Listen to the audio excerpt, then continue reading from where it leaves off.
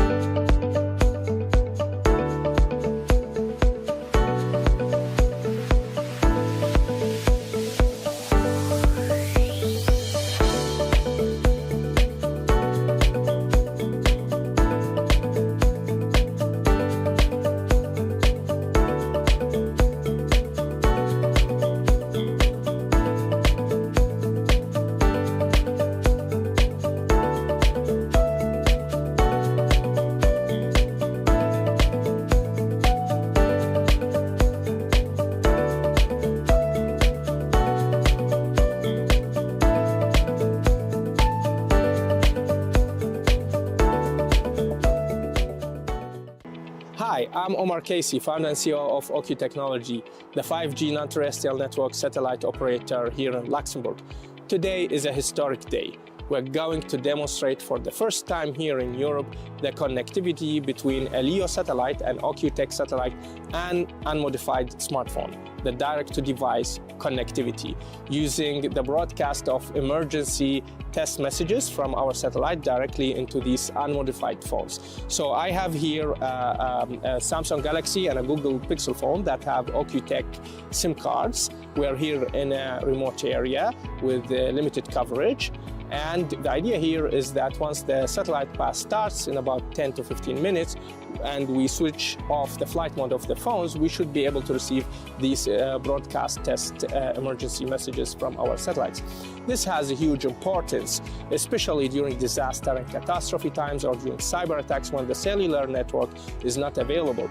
Our satellites could be used to broadcast emergency messages to communities, first responders, and also people in areas where there's no coverage. We're very happy to have achieved that as the first European company to achieve direct-to-device connectivity over full sovereign European infrastructure. So let's wait for the pass, and then we will show you the demo. So the satellite pass has started now, and we should be receiving on the phones the emergency test messages. So we have the two phones now, the Google Pixel and the Galaxy, in flight mode, and I'm gonna disable the flight mode now and both phones, and we should be shortly receiving. As you see, we start receiving on the Galaxy the emergency message. Now also we got it on the second phone.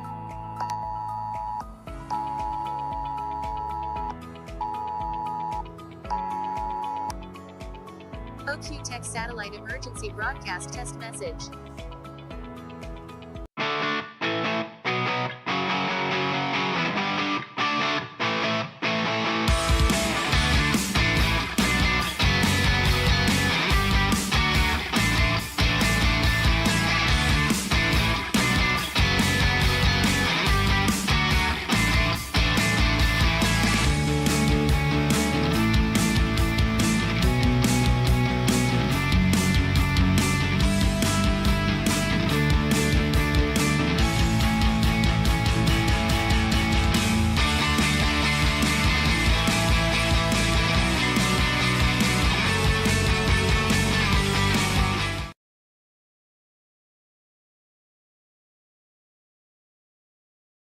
Hi, I'm Omar Casey, founder and CEO of OQ Technology. Today, we will be demonstrating a video feed from a small drone transmitted directly through our European low Earth orbit satellite constellation using a 3GPP compliant non-terrestrial network in MSS S-band spectrum. What's different about this is the direct-to-device approach. Instead of using big, power-hungry and expensive traditional satellite terminals mounted on a drone or connected indirectly to a drone by backhauling data, we're actually using a compact, low-cost OQ modem that is integrated directly into the drone platform. This significantly reduces cost, size, and power consumption, making satellite communication practical even for small and low-cost drones. We'll be demonstrating three use cases: infrastructure monitoring, traffic surveillance, and autonomous guided drone towards a designated destination, all connected through our satellite network. So let's see that in action.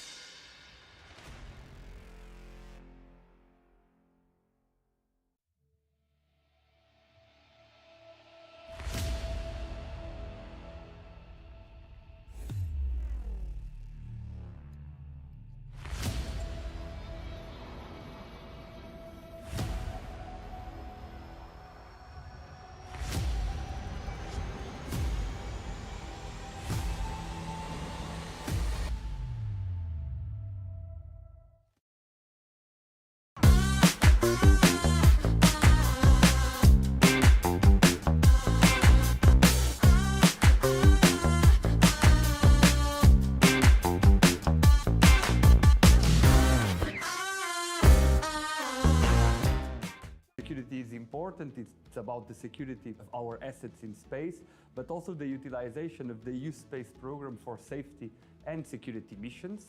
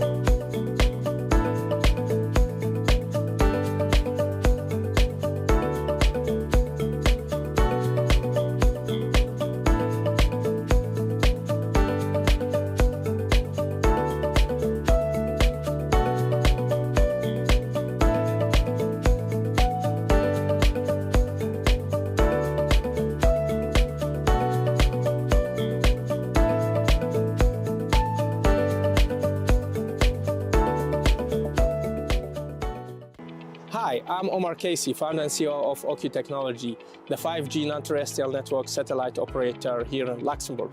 Today is a historic day. We're going to demonstrate for the first time here in Europe the connectivity between a LEO satellite, an OQ Tech satellite, and unmodified smartphone, the direct-to-device connectivity, using the broadcast of emergency test messages from our satellite directly into these unmodified phones. So I have here a Samsung Galaxy and a Google Pixel phone that have OQ Tech SIM cards. We're here in a remote area with limited coverage. And the idea here is that once the satellite pass starts in about 10 to 15 minutes and we switch off the flight mode of the phones, we should be able to receive these broadcast test emergency messages from our satellites. This has a huge importance, especially during disaster and catastrophe times or during cyber attacks when the cellular network is not available. Our satellites could be used to broadcast emergency messages to communities, first responders, and also people in areas where there's no coverage. We're very happy to have achieved that as the first European company to achieve direct-to-device connectivity over full sovereign European infrastructure. So let's wait for the pass and then we will show you the demo. So the satellite pass has started now and we should be receiving on the phones the emergency test messages. So we have the two phones now, the Google Pixel and the Galaxy, in flight mode, and I'm gonna disable the flight mode now and both phones, and we should be shortly receiving. As you see, we start receiving on the Galaxy the emergency message. Now also we got it on the second phone.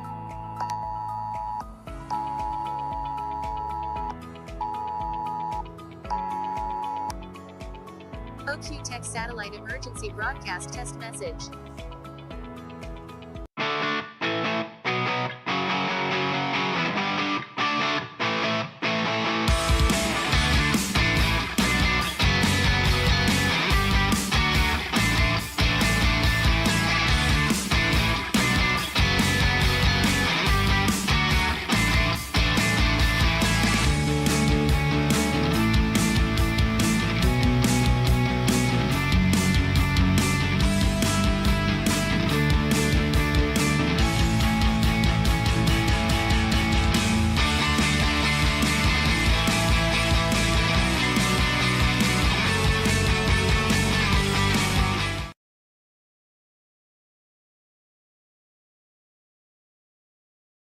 Hi, I'm Omar Casey, founder and CEO of OQ Technology. Today, we will be demonstrating a video feed from a small drone transmitted directly through our European low Earth orbit satellite constellation using a 3GPP compliant non-terrestrial network in MSS S-band spectrum.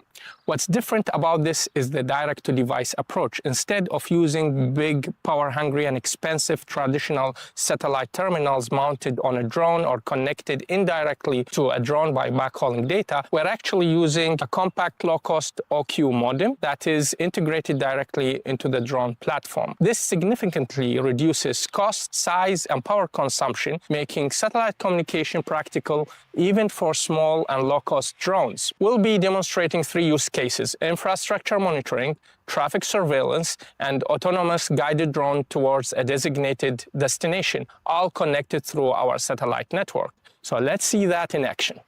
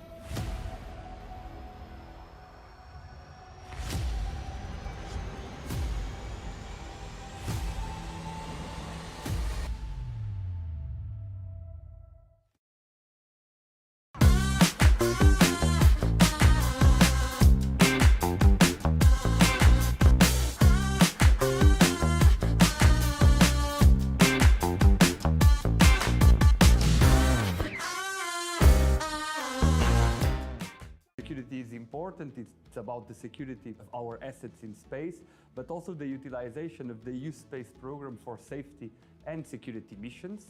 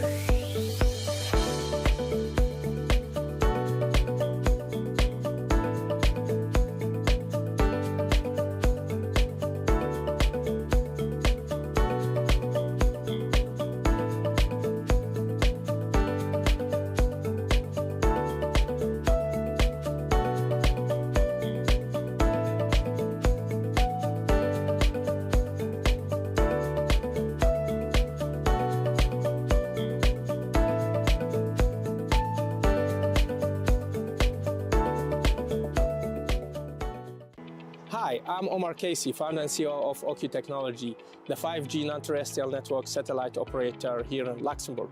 Today is a historic day.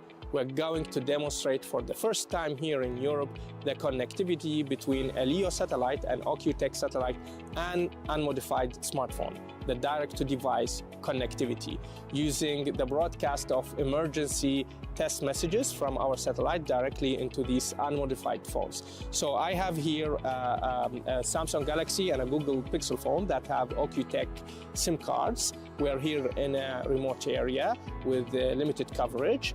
And the idea here is that once the satellite pass starts in about 10 to 15 minutes, and we switch off the flight mode of the phones, we should be able to receive these broadcast test emergency messages from our satellites. This has a huge importance, especially during disaster and catastrophe times or during cyber attacks when the cellular network is not available. Our satellites could be used to broadcast emergency messages to communities, first responders, and also people in areas where there's no coverage. We're very happy to have achieved that as the first European company to achieve direct-to-device connectivity over full sovereign European infrastructure. So let's wait for the pass and then we will show you the demo. So the satellite pass has started now and we should be receiving on the phones the emergency test messages. So we have the two phones now, the Google Pixel and the Galaxy, in flight mode, and I'm gonna disable the flight mode now and both phones, and we should be shortly receiving. As you see, we start receiving on the Galaxy the emergency message. Now also we got it on the second phone.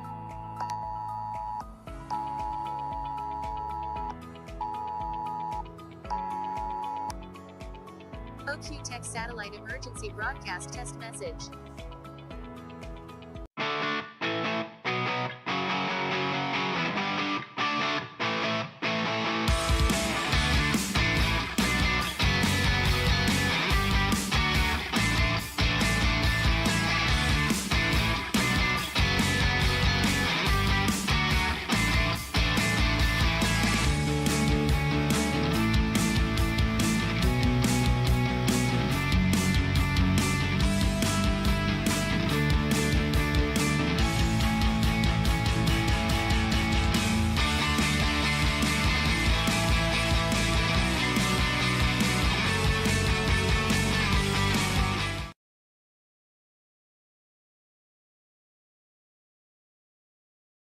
Hi, I'm Omar Casey, founder and CEO of OQ Technology. Today, we will be demonstrating a video feed from a small drone transmitted directly through our European low Earth orbit satellite constellation using a 3GPP compliant non-terrestrial network in MSS S-band spectrum.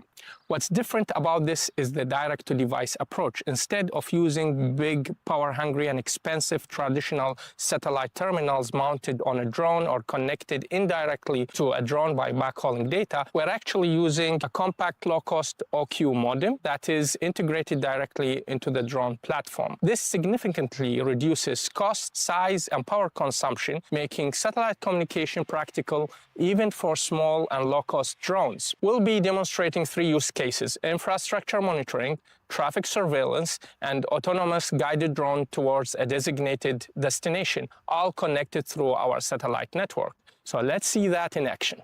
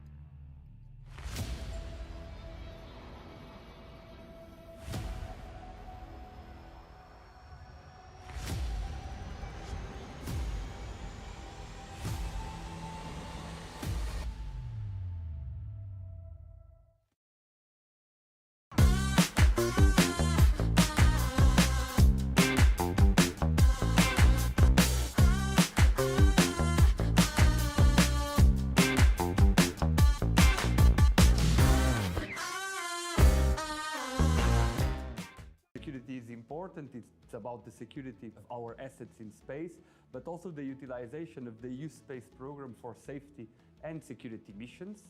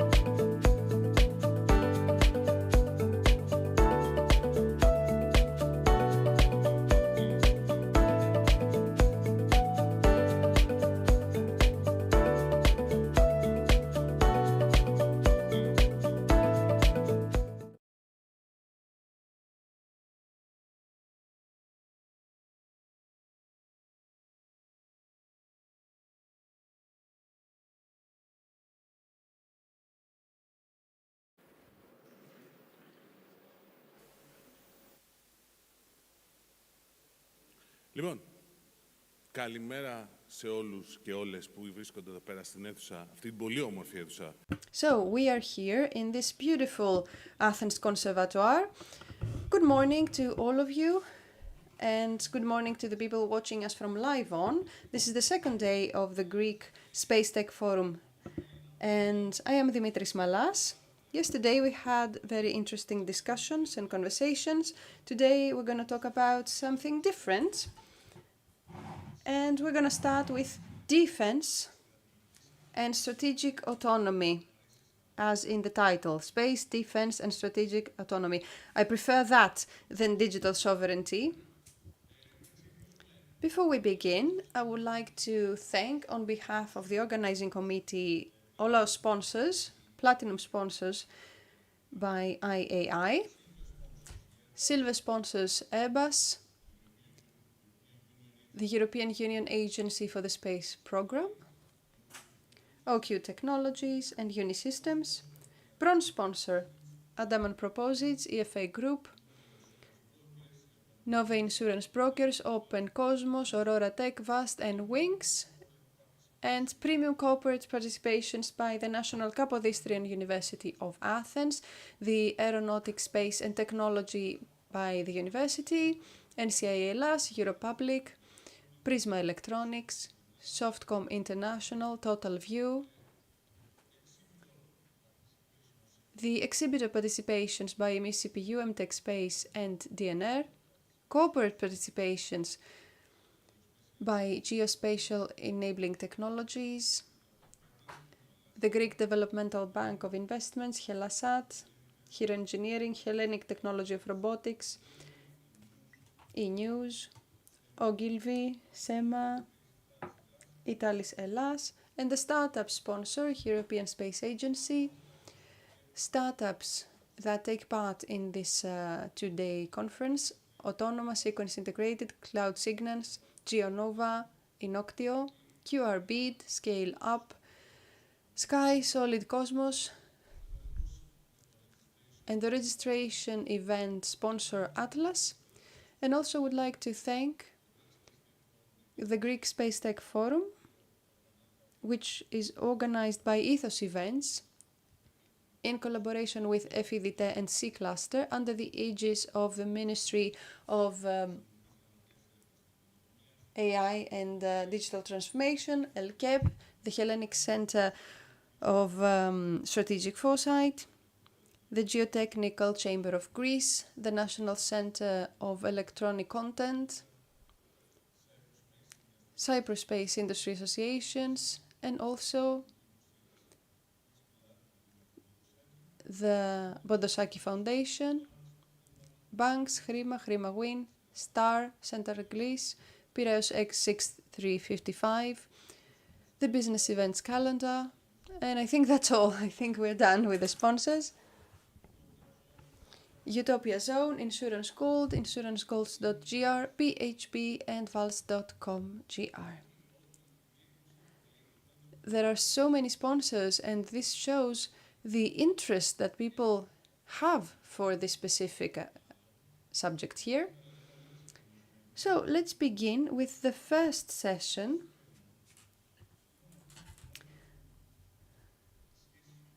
Like we said, we're going to talk about defense and strategic autonomy. The Special Secretary for Strategic Foresight, Mr. Yannis Mastrogeorgiou, was supposed to be here, but he is unfortunately sick. I think it would be interesting to hear the strategy of the government.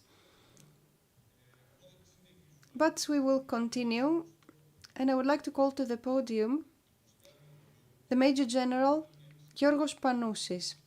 I'm very sure that I really worry about the titles, actually. He's the director of the 6th branch of the Hellenic National Defense General Staff. I'm done with the army for a very long time, so I didn't know the title. He is responsible for the entire branch of innovation in the army. General.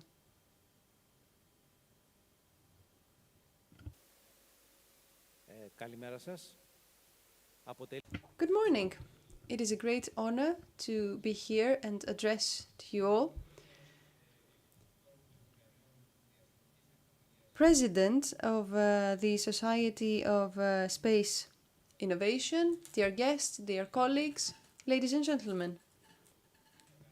It is my pleasure and honor to be here with you today, here in the podium of Greek Space Tech Forum 2026.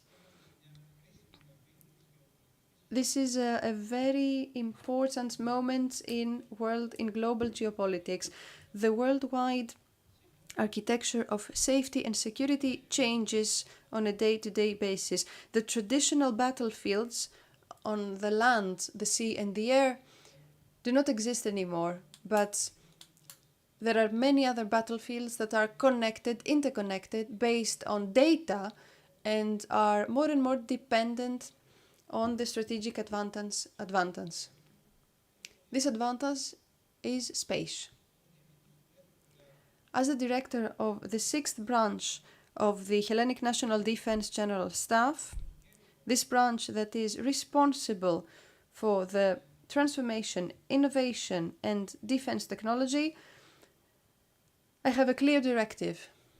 We ought to secure that the Greek armed forces will not just adapt to the future, but will try to lead it, to shape it. In the past, space was considered by many as a luxury and a scientific field, clearly. But today, it is an operational need. The real strategic autonomy for Greece does not stop within its geographical borders, but is now in orbit. This current year, 2026, is a milestone because we celebrate 20 years since the first time Greece became a full-fledged member of the European Space Association. In these 2 decades, we managed to build a developed ecosystem of scientists, engineers, but also businessmen. In 2026, we have the implementation of all these things. We are witnessing right now the development of the national program of microsatellites. This project is not just a triumph of Greek engineering, but it is an upgrade of the infrastructure for our national security. For Greek armed forces, these microsatellites change everything. And they give us constant monitoring of the Earth.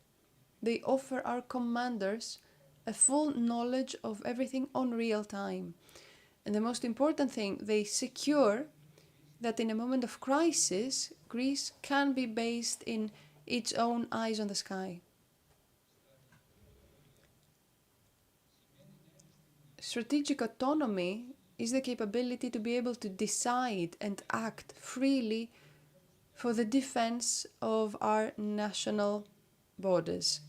In these modern times, we cannot have strategic autonomy if we are completely dependent by satellite data of third parties or foreign commercial networks.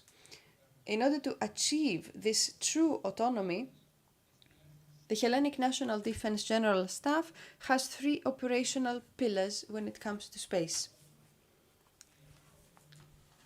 Data sovereignty. We prioritize the dual-use technology. Space is a debatable field. We know very well the threats of an electronic war, of interference, on GPS, jamming, spoofing, and all that, and of course cyber attacks. This is why we invest in safe, encrypted data exchange. Our networks must remain operational, even under the most difficult situations. Third, allies. we do not need to be isolated. A Greece with strong space capabilities will support the alliance in NATO. It makes the European Union more effective and safeguards our area in the Mediterranean so that we can operate as a trustworthy pillar of stability for all the other countries. Now, in order to do that, we need to fundamentally change the way that armed forces interact with the private sector. We all know that and we recognize that. Those slow circles of defense are not enough anymore. Innovation is moving really quickly. And now regarding startups, the researchers and the leaders of the defense industry that are here in this room today with us, allow me to say that the armed forces are not just monitoring your work. We want to be your basic partner.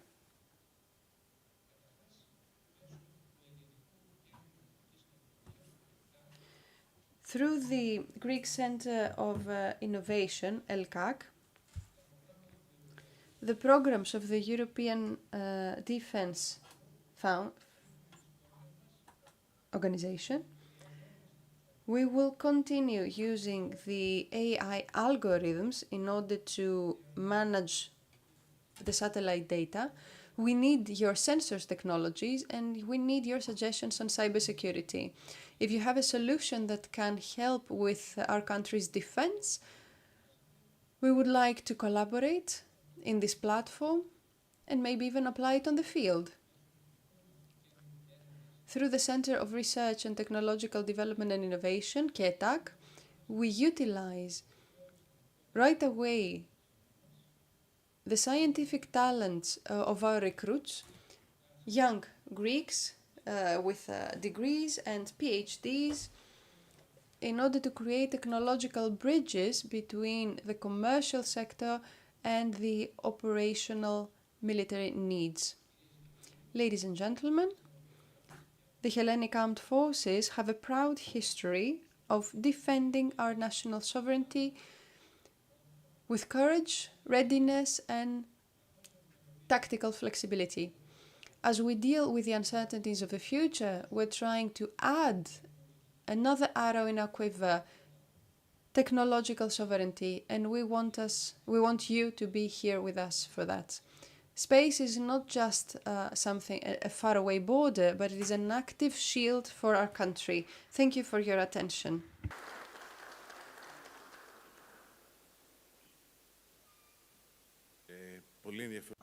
Very interesting speech. I think that we're now in the right mood, in the right context. And I also took some notes because that's what I like. And next speaker is Major General Ioannis Bouras, who is the General Director of the General Directorate for Defense Investments and Armaments. I hope I've got it right. Thank you very much for this invitation. Dear President of the Union of Hellenic Armament and Space Applications Union. Ladies and gentlemen, it is my great and particular pleasure to be with you today in a forum that is devoted to a sector which until very few years ago was a research context. Today, things have changed. Space is regarded as communication space and also navigation, research, early warning, and very important for defense, but also for economic development and technological innovation. This coexistence of technical and economical applications makes space one of the most important spaces of development of our era. The same satellite that may help to tackle a fire may also be used to observe and monitor an area of interest at sea. It can support administration and control over air forces. The AI that it is used for navigation or agriculture can also be used to limit time between information and taking a strategic decision based on that information. And of course, the monopoly that was based on the fact that years were needed to use very costly applications has long gone by. For Greece, this is very important. Our geography, the fact that we have a lot of extensive sea area, our needs for civil protection and defense also requirements create the need for reliable space services. Let us not forget that we have been for 20 years now members of ESA. During these 20 years, we have acquired return for every year that we have invested in this participation. Our participation in ESA is a very strong vote for confidence for our capabilities, both engineering capabilities and space capabilities. Let us not forget that we have a very strong space ecosystem in Greece, constantly developing and growing. The ESABIC a incubator has been receiving new scientists in recent years, providing them with investment and allowing them to implement their ideas worldwide. In the academic space, we have programs such as the National University problem, the National Polytechnic School problem also, used for technical and economic purposes. Generally, we have been developing a network of academia, scientists, and research centers. But the critical question is not whether Greece should go into space or not, but how we are going to develop our capabilities and transform it into realistic, applications. The needs are constantly more connected to strategic sovereignty and also other capabilities, and this of course creates a new field for business and industry, because we're not talking only about satellites but software, data,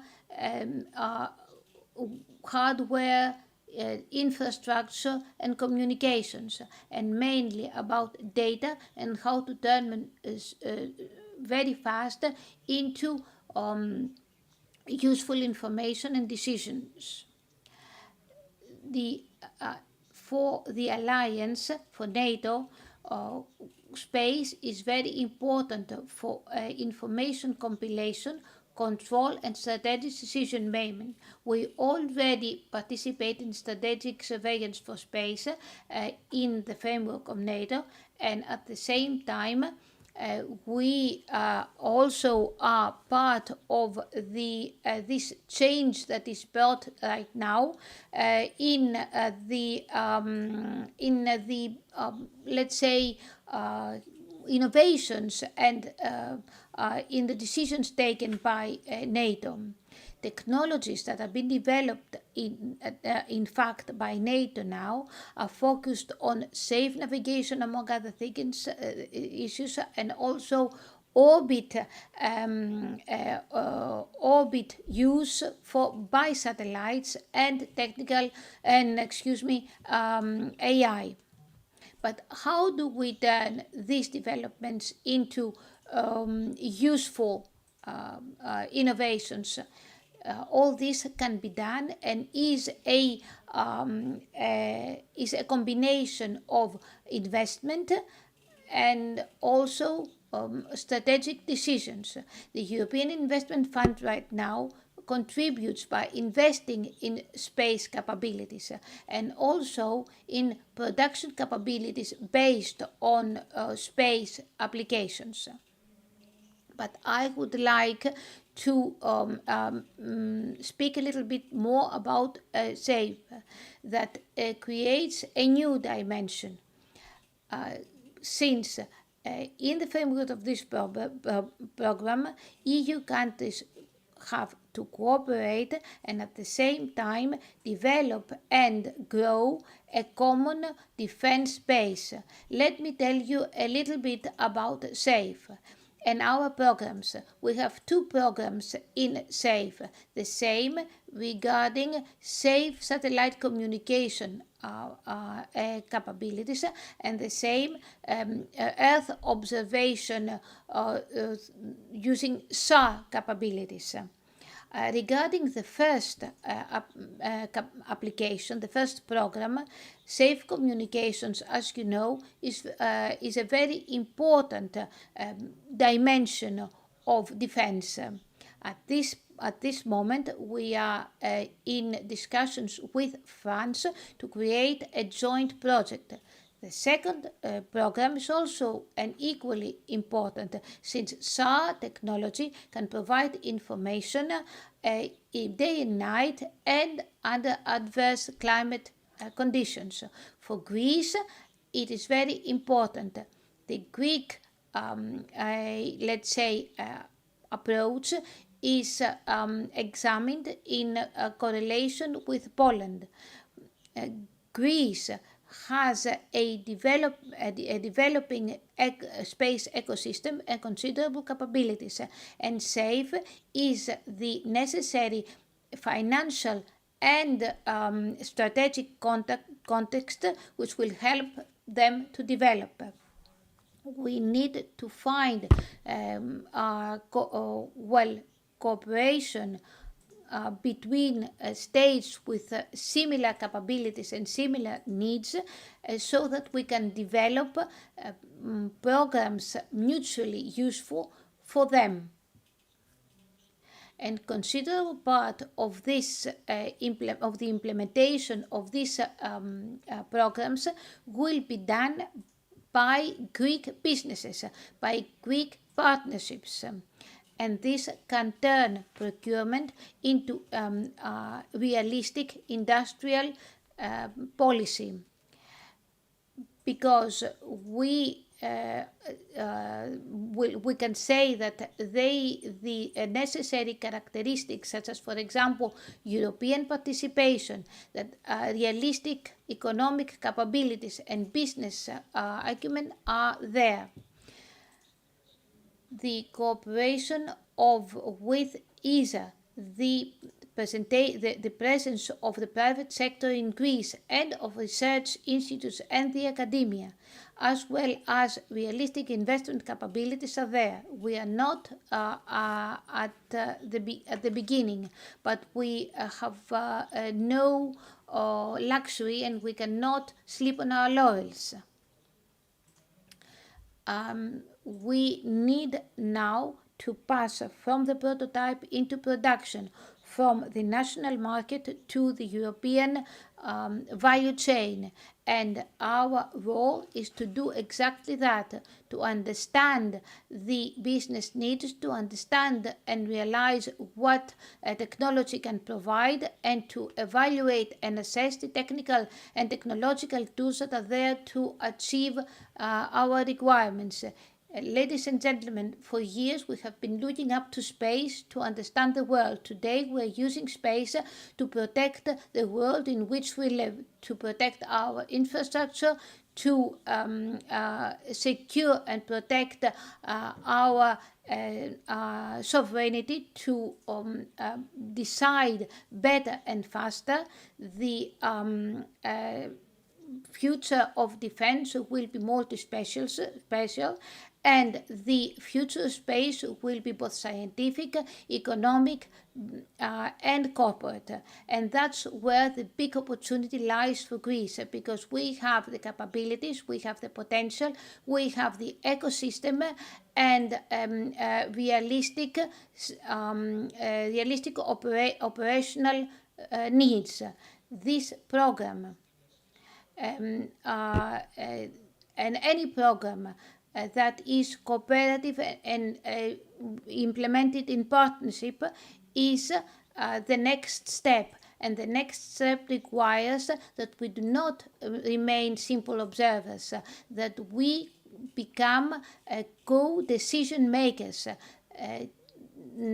providing products that are exported abroad, so that we can prove that investment in space and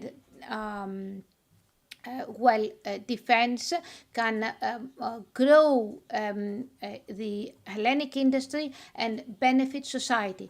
This is the challenge of the next day, and I hope that we can respond to it together. Thank you.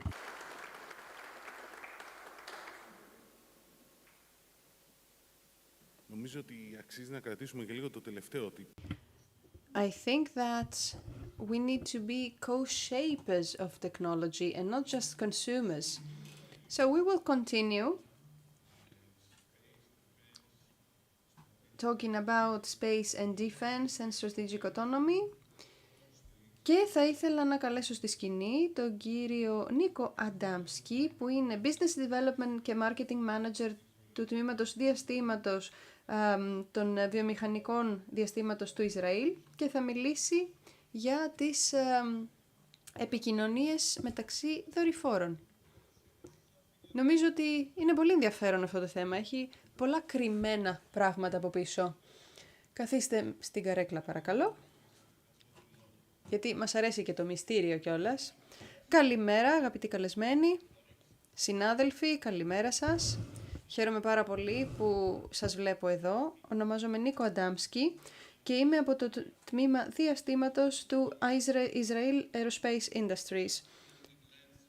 Για αρχή να σας παρουσιάσω στα γρήγορα, για αυτούς που δεν γνωρίζουν την IAI, είμαστε η μεγαλύτερη εταιρεία αμυντικών συστημάτων διαστήματος στο Ισραήλ και είμαστε ο βασικός εθνικός συνεργάτης για το διαστημικό πρόγραμμα του Ισραήλ εδώ και 4 δεκαετίες, οπότε έχουμε σίγουρα ένα γερό περιβάλλον και έχουμε αποδείξει τις ικανότητές μας στην τεχνολογία διαστήματος.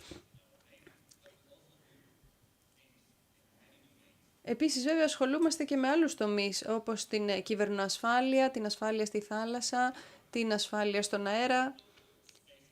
Έχουμε αρκετούς πυλώνες σχετικά με το διάστημα. Ξεκινάμε από το έδαφος, όπου κατασκευάζουμε τα κέντρα διαχείρισης που ελέγχουν τα διαστημόπλια, το προσωπικό, αλλά και διαχειρίζονται και τα δεδομένα.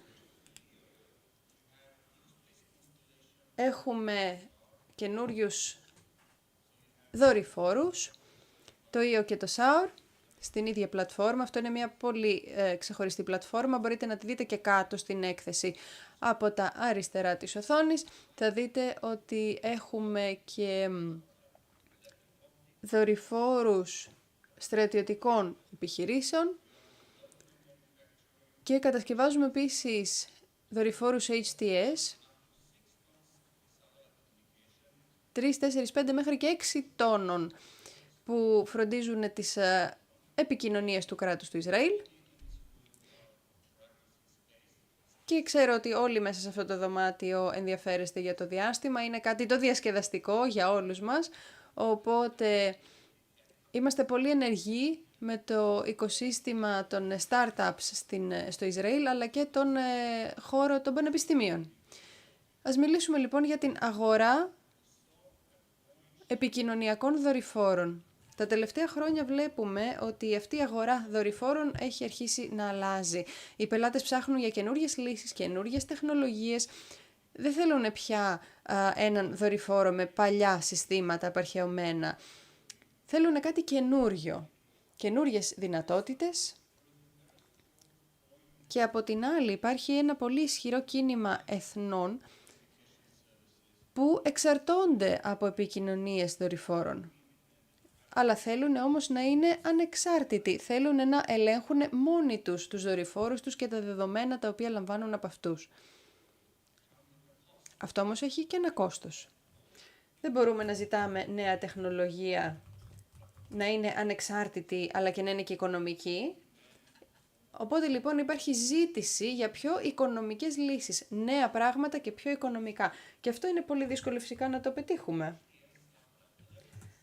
Ο HTH Satellite έχει αποδειχθεί ένας πολύ καλός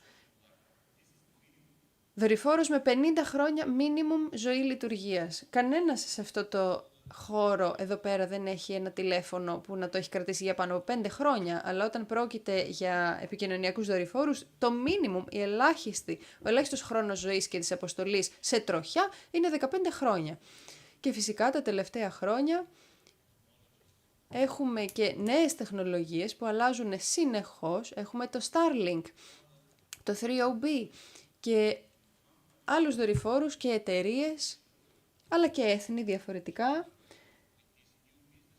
που θέλουν να χρησιμοποιήσουν αυτό το επιχειρηματικό μοντέλο, αλλά πρέπει όμως να κάνουν αλλαγές. Πριν από λίγα χρόνια λοιπόν, αποφασίσαμε στην IAI να πάρουμε ένα διαφορετικό δρόμο. Εφόσον, όπως είπαμε, υπάρχει μεγάλη ζήτηση για επικοινωνιακούς δορυφόρους, η αγορά ζητάει κάτι άλλο, κάτι καινούργιο, το οποίο δεν υπάρχει αυτή τη στιγμή στην αγορά. Γι' αυτό λοιπόν εμείς αναπτύξαμε τους mini επικοινωνιακούς δορυφόρους.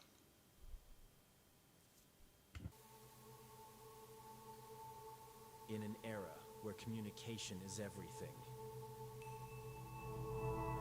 IAI presents MCS, a mini communication satellite that delivers advanced global connectivity.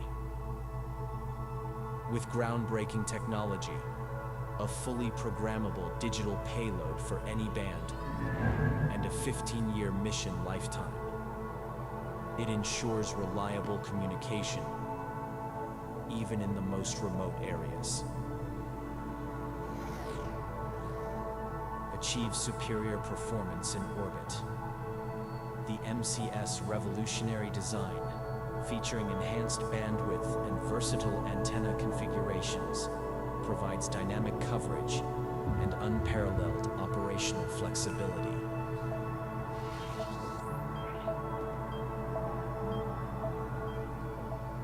IAI, leading the future of connectivity from space.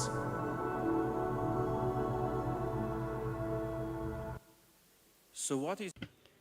Τι είναι λοιπόν αυτή η mini επικοινωνιακή δορυφόρη? Οι legacy δορυφόροι που χρησιμοποιούσαμε ως τώρα είχαν πολύ καλή απόδοση και μεγάλη διάρκεια ζωής. Αποφασίσαμε λοιπόν να κρατήσουμε αυτά τα χαρακτηριστικά, τα καλά χαρακτηριστικά από τους μεγάλους επικοινωνιακούς δορυφόρους και να τους βάλουμε σε μια μικρότερη πλατφόρμα, μικρότερη χωρητικότητα. Μπορώ να πάω στη δουλειά μου με το αυτοκίνητό μου ή με το λεωφορείο. Εάν πάω με το αυτοκίνητό μου, είναι πιο οικονομικό για μένα από το να αγοράσω ολόκληρο το λεωφορείο.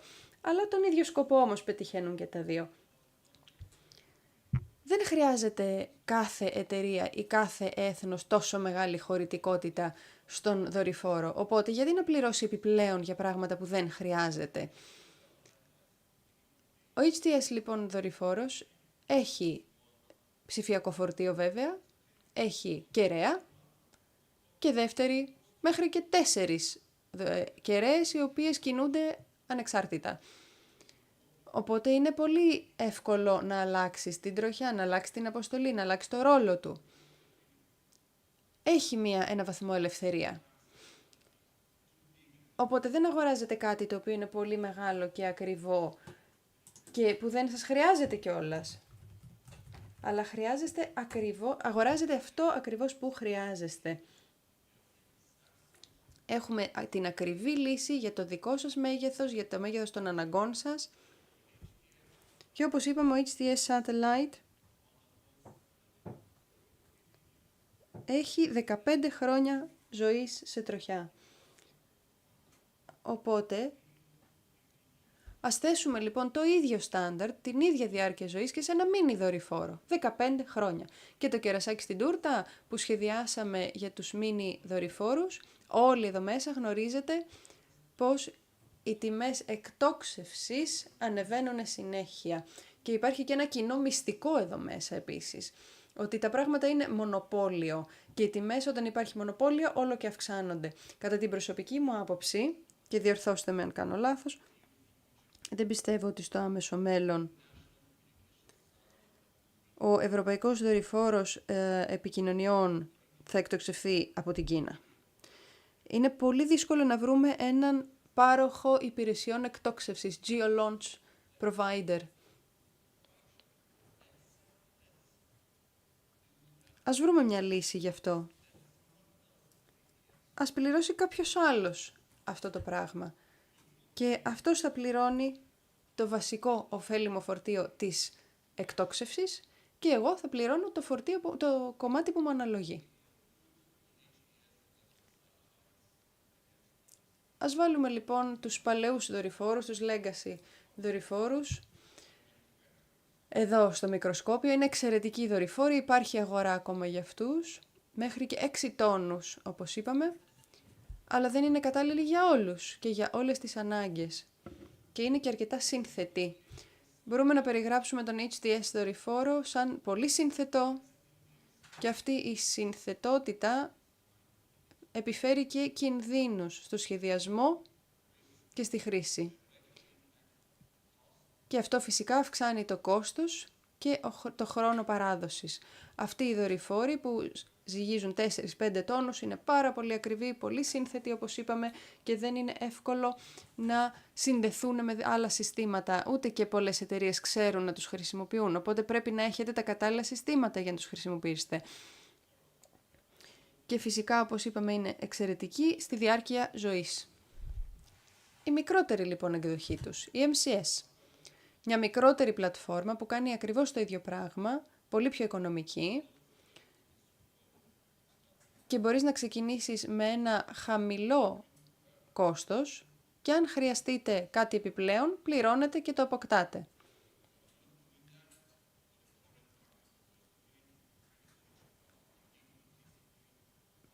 Πρέπει να προβλέψετε την μελλοντική αγορά. Ποιες θα είναι οι επιχειρικές σας ανάγκες.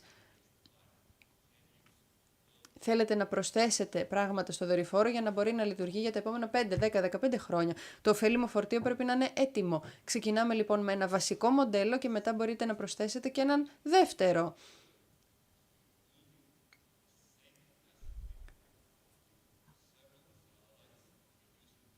Οπότε λοιπόν μειώνετε το ρίσκο και αν ένας μεγάλος legacy δορυφόρος μπορεί να χρησιμοποιεί το Globand, το Triband, το MCS μπορεί επίσης σε μικρότερη πλατφόρμα. Οπότε λοιπόν για να κλείσω, η αγορά όπως είπαμε αλλάζει πολύ γρήγορα. Υπάρχει μεγάλη ζήτηση για διαφορετικές λύσεις στο διάστημα, αυτό είναι πάρα πολύ καλό βέβαια γιατί μας κάνει να δουλεύουμε σκληρά για να βρούμε νέες τεχνολογίες και να αναπτύξουμε νέες ιδέες. Και η ιδέα του MCS, της IAI, μπορεί να καλύψει θέματα εθνικής άμυνας, επικοινωνίας και με χαρά σας λέω σήμερα ότι ο MCS δεν είναι απλά στα χαρτιά, έχει γίνει ένα πλήρες πρόγραμμα στην IAI και σήμερα παράγουμε αυτούς τους δορυφόρους, τους MCS και σας ευχαριστώ πάρα πολύ που με ακούσατε.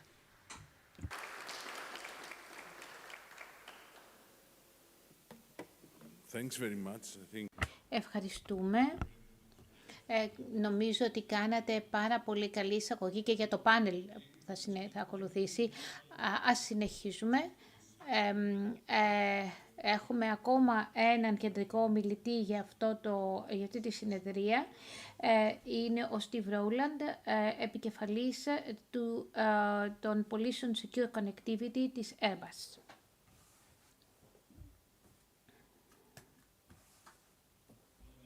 Καλημέρα κυρίες και κύριοι.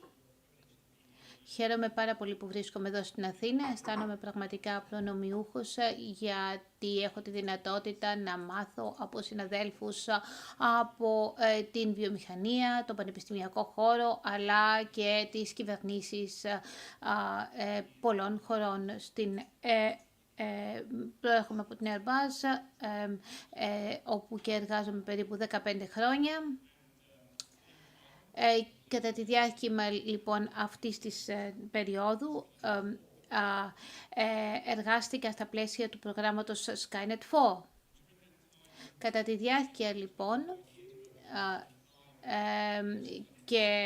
διάρκεια λοιπόν αυτής της περίοδου εργάστηκα και το Skynet 4, μετά αφιέρωσα, στην αρχή της καριέρας μου θα ήθελα να πω, μετά αφιέρωσα μια ακόμα 20 ετία περίπου για να δουλέψω στους διαδόχους αυτών των προγραμμάτων.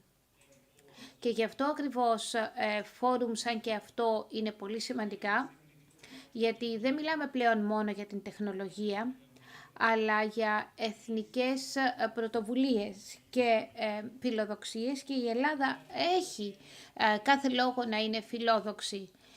Είπα χθες και αναφέρθηκε σήμερα το πρωί ότι υπάρχει ένα ελληνικό οικοσύστημα πάρα πολύ δυναμικό, με πάρα πολλές δυνατότητες.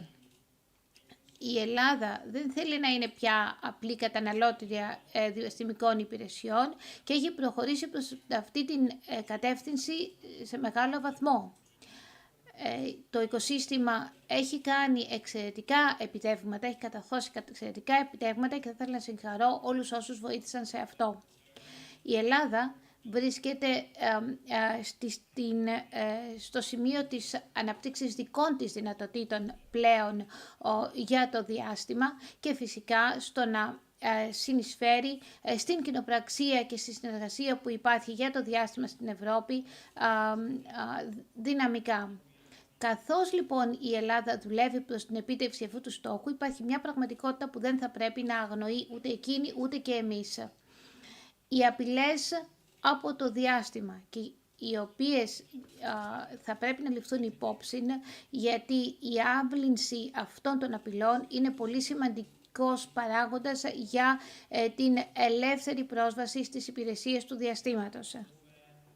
Ο ηλεκτρονικός πόλεμος πλέον είναι κάτι πολύ συνηθισμένο και εδώ και πολλά χρόνια το έχω δει εγώ προσωπικά στο Ηνωμένο Βασίλειο, στα κέντρα επιχειρήσεων στα οποία εργαζόμουν. Δεν πρόκειται για κάτι θεωρητικό πλέον, είναι απόλυτα επιχειρησιακή πραγματικότητα. Αυτό βεβαίως αλλάζει εντελώς τον τρόπο με τον οποίο η Airbus προσαρμόζει το σχεδιασμό της στις νέες αλλαγές. Γιατί θα πρέπει να βοηθήσει τα κράτη να διατηρήσουν τις επικοινωνίες τους στο επιχειρησιακό πεδίο και να παραμείνουν ανεξάρτητοι. Εδώ βλέπουμε τις ανάγκες που υπάρχουν για να επιτευχθεί η ανεξαρτησία αυτή. Βλέπουμε ότι οι εμπορικές λύσεις μπορούν να προσφέρουν και κάλυψη και δυναμικότητα και κινητικότητα.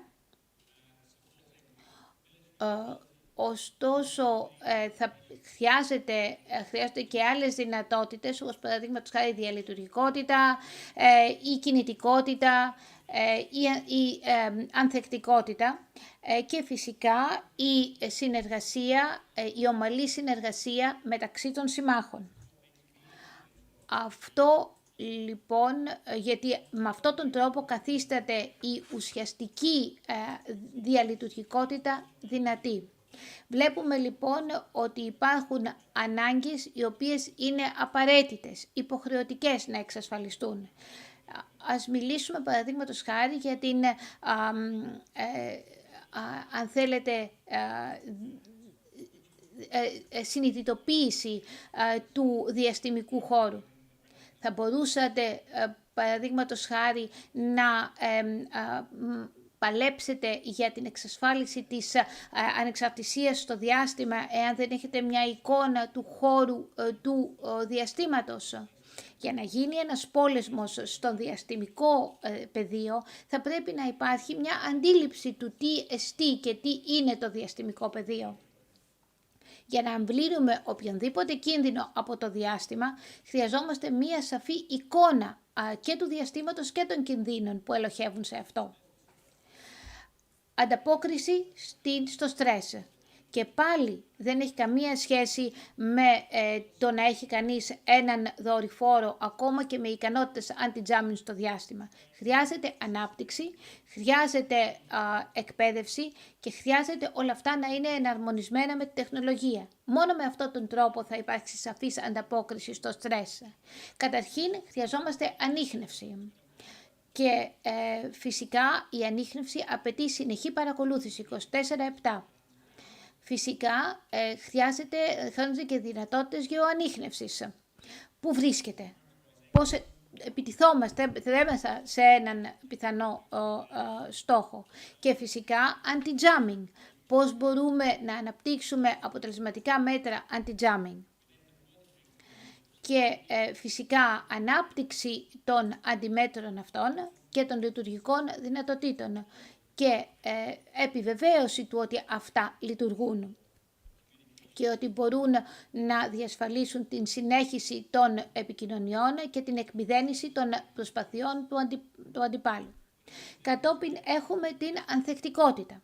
Η ανθεκτικότητα είναι κάτι πάρα πολύ σημαντικό, ειδικά για την εξασφάλιση της ανεξαρτησίας και των ανεξάρτητων ικανοτήτων. Φυσικά όμως η λέξη δεν καλύπτει την πλήρη εικόνα, γιατί στο διάστημα η ανθεκτικότητα βασίζεται σε αυτούς τους 4 πυλώνες. Πρώτα στην αξιοπιστία. Δεύτερον, στην στεναρότητα.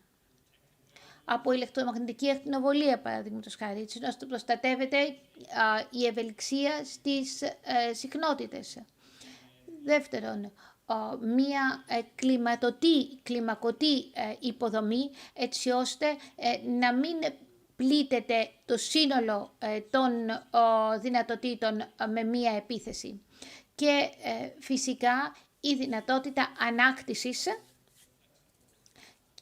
που πάλι βασίζεται σε σε έναν ευέλικτο φόρτο δορυφορικό. Θα πρέπει όλα τα συστήματα και στη γη και στο νερό και στον αέρα να είναι συντονισμένα και φυσικά θα πρέπει η προσέγγιση να είναι ολιστική και διαλειτουργική. Οι πολυχωρικές, αν θέλετε, προσεγγίσεις είναι απαραίτητες και όπως είπαμε η διαλειτουργικότητα είναι απαραίτητη και η Airbus έχει μία σειρά και εξατομικευμένων δυνατοτήτων άμυνας που στηρίζονται και εκμεταλλεύονται όλους αυτούς τους πυλώνες και τις δυνατότητες που μόλις περιέγραψα.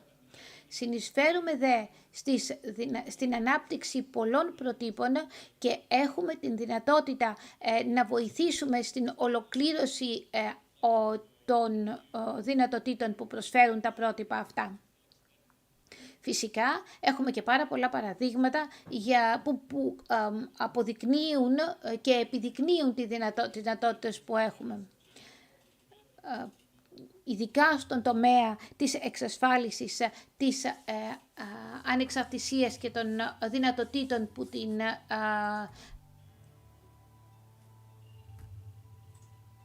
αποτελούν.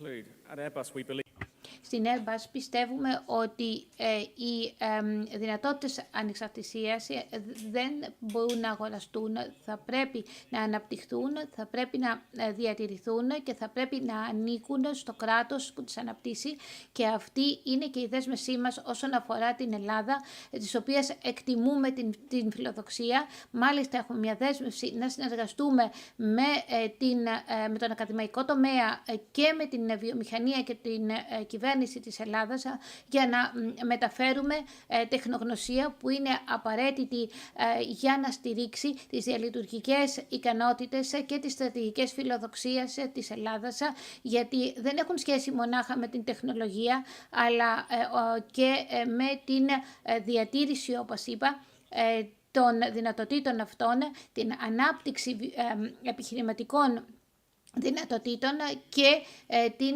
διατήρησή τους στα πλαίσια εταιρικών σχέσεων.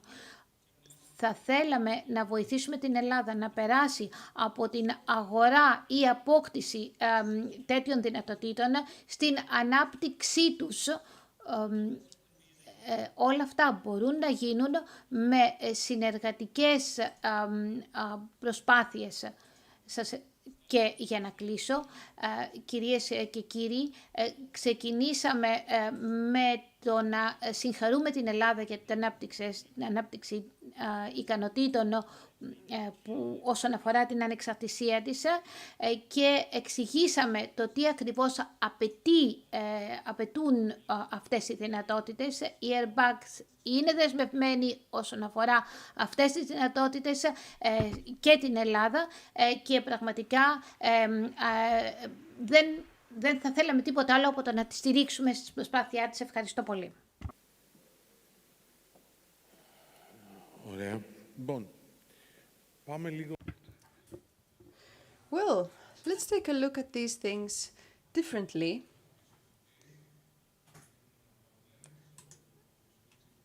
Θα μιλήσουμε λοιπόν στα ελληνικά, το πάνελ θα είναι στα αγγλικά. Οπότε λοιπόν εγώ θα είμαι ο συντονιστής του πάνελ, θα ήθελα να καλέσω λοιπόν στη σκηνή τον κύριο Αντάμσκι, που τον είδαμε και πριν, τον κύριο Θωμά Καλαμάρη, Ground Segment and Mission Operator Architect στο EFA Group. Αυτή η θέση για μένα. Την κυρία Σοφία Μητουλάκη, Technical Sales Lead στην ICI Ελλάς. Τον κύριο Αντώνη Βαβουλιώτη, CEO και συνιδρυτής της Adamant Composites. Και την κυρία Μπέτη Χαραλαμποπούλου, Διευθύντρια του ERSC, Πρόεδρος και Διευθύνουσα Σύμβολος της Geosystems Ελλάς.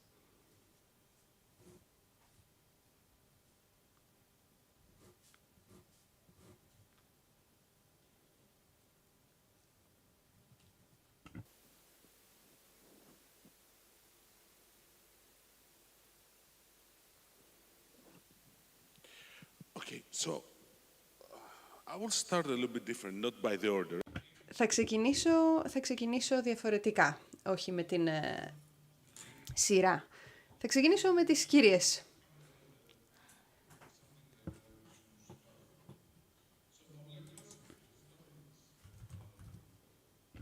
We often say that data is the new oil. Λοιπόν, τα δεδομένα είναι το καινούριο πετρέλαιο, ας το πούμε έτσι, στο διάστημα. Ποια είναι η αξία λοιπόν που παίρνουμε από αυτό, από τους δορυφόρους, από τα δεδομένα και τις υπηρεσίες τους? Είναι μεγάλη ιστορία για αρχή αυτό, αλλά θα ήθελα να σας πω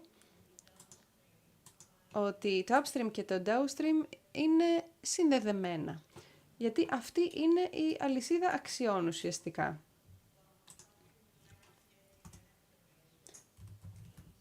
Είναι αυτό που θα θέλαμε σχετικά με την παρακολούθηση της γης. Καλά δεδομένα από την τροχιά για να παραδώσουμε ένα προϊόν το οποίο θα μπορεί να χρησιμοποιηθεί μέσα από αυτά τα δεδομένα. Αυτή λοιπόν η αλυσίδα αξιών είναι ο μόνος τρόπος να το κάνουμε με σωστό τρόπο. Και επίσης τα τελευταία χρόνια βλέπουμε την τεχνητή νοημοσύνη, είναι συστήματα ενσωματωμένα στο διάστημα, τα οποία μπορούν να παράξουν μικρές υπηρεσίες. Οι καινούργιοι δορυφόροι είναι οι LEO Satellites και μπορούν να παραδώσουν προϊόντα τα οποία ανταποκρίνονται σε συγκεκριμένες ανάγκες. Οπότε, κατά αυτόν τον τρόπο, μπορούμε να δούμε ότι η αλυσίδα αξιών βελτιώνεται σιγά σιγά, γιατί οι τεχνολογίες βελτιώνονται και αυτές και κατά αυτόν τον τρόπο αυτή η αλυσίδα αξίας είναι για το διάστημα. Τώρα, κυρία Μητουλάκη,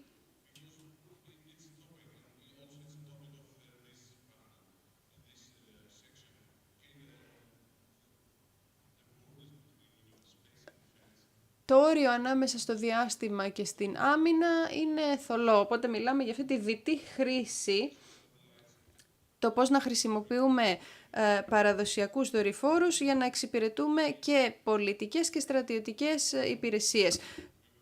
Η εταιρεία σας τι ρόλο παίζει σε αυτό το καινούριο τοπίο? Τα όρια δεν είναι απλά θολά, δεν υπάρχουν. Αυτή είναι η καινούρια πραγματικότητα, αυτό είναι το καινούριο λειτουργικό μοντέλο, είναι μια πραγματικότητα που πρέπει να αποδεχτούμε. Οι παλαιότερες κατηγορίες ήταν οι πολιτικοί δορυφόροι, οι εμπορικοί δορυφόροι, οι αμυντικοί δορυφόροι. Αλλά αυτό όμως δεν ήταν θέμα τεχνολογίας, είχε να κάνει με τον πελάτη. Ό,τι ήθελε ο πελάτης ουσιαστικά. Ποιος είναι ο πελάτης? Ακριβώς. Η εικόνα είναι η ίδια, το διαφορετικό είναι αυτός που παίρνει την απόφαση. Φανταστείτε μία εικόνα με μία ακτή που έχει πλημμυρίσει. Μπορεί να χρησιμοποιηθεί για αμυντικούς σκοπούς, μπορεί να χρησιμοποιηθεί από τους διασώστες ή από αυτούς που θα βγάλουν τις ασφάλειες για την περιοχή. Λίγο πιο κοντά το μικρόφωνο σας παρακαλώ, είναι σαν τους τραγουδιστές. Οπότε λοιπόν, όπως είπαμε ότι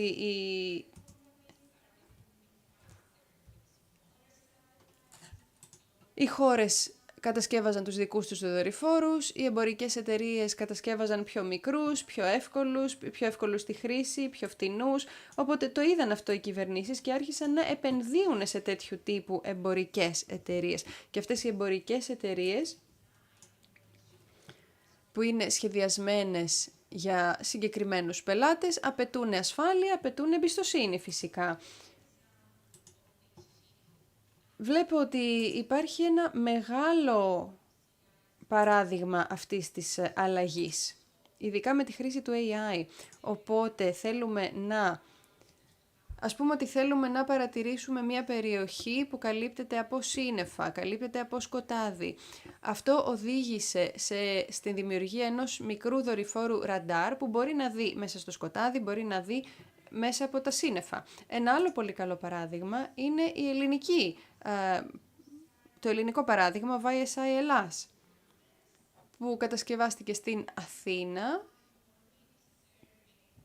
εκτουσεύτηκε τον Νοέμβριο και αυτή τη στιγμή χρησιμοποιείται και για την ναυτική ασφάλεια και για την ασφάλεια της γης, αλλά και για την άμυνα της χώρας. Η καλύτερη απάντηση ήταν αυτή που είπατε, ότι τα σύνορα δεν υπάρχουν πλέον, δεν είναι απλά γκρίζα, αλλά δεν υπάρχουν. Και αυτό μου δίνει την πάσα, ας το πούμε έτσι, να μιλήσουμε εδώ να μιλήσω με τον κύριο Ντάμσκι. Από τη δική σας προοπτική, ο ρόλος της τεχνολογίας του διαστήματος πώς έχει αλλάξει, πώς έχει εξελιχθεί σχετικά με την άμυνα της χώρας, πώς μπορεί να καλύψει αυτές τις ανάγκες? Κατά τη δική μου άποψη, το διάστημα έχει γίνει το σημείο έναρξης. Και οι στρατηγοί σίγουρα θα συμφωνήσουν μαζί μου ότι είναι το σημείο έναρξης για όλα αυτά. Και μια πολύ καλή απεικόνηση είναι μια πρόσφατη παρατήρηση που έγινε από τον πρόεδρο του Ευρωπαϊκού Επιτελείου Άμυνας, που είπε πως οι καινοτόμες επιχειρήσεις ξεκινούν στο διάστημα. Πριν καν το πρώτο αεροσκάφος απογειωθεί, πριν καν ο πρώτος στρατιώτης κάνει ένα βήμα. Αυτή η ικανότητα να βλέπουμε, να συνδεόμαστε και να κατανοούμε το επιχειρησιακό περιβάλλον από το διάστημα είναι αυτό που μας επιτρέπει αποτελεσματικά να δράσουμε στη θάλασσα, στη γη και στον αέρα. Οπότε κατά την προσωπική μου άποψη το διάστημα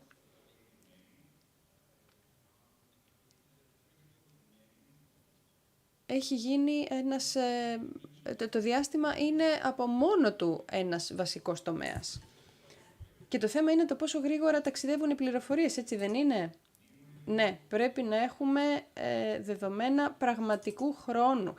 Γιατί θέλω να ρωτήσω τον κύριο Καλαμάρη γι' αυτό, που πιστεύω ότι έχει αντιμετωπίσει πολλές προκλήσεις. Ο χρόνος λοιπόν που χρειάζεται για την πληροφορία να μεταφερθεί από το πεδίο της μάχης, στο επιτελείο, στα κεντρικά γραφεία. Πώς λοιπόν μπορούμε να αντιμετωπίσουμε αυτή την πρόκληση και τι διαφορά μπορεί να μας κάνει στις αμυντικές ικανότητες της Ευρώπης? Ευχαριστώ κι εγώ. Όπως είπαμε, ο χρόνος είναι κάτι το πάρα πολύ σημαντικό, σας το λέω από εμπειρία.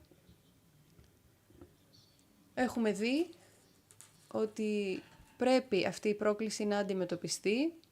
Χρειάζεται πολύ χρόνο όντως για να μεταφερθεί η πληροφορία μέχρι να γίνει κάποια δράση. Καμιά φορά πρέπει να μιλάμε για δευτερόλεπτα, μιλισεκόντ. Κι όμως ναι, έτσι είναι. Ταυτόχρονα όμως πρέπει να πάρεις την απόφαση, πρέπει να σκεφτείς το πεδίο.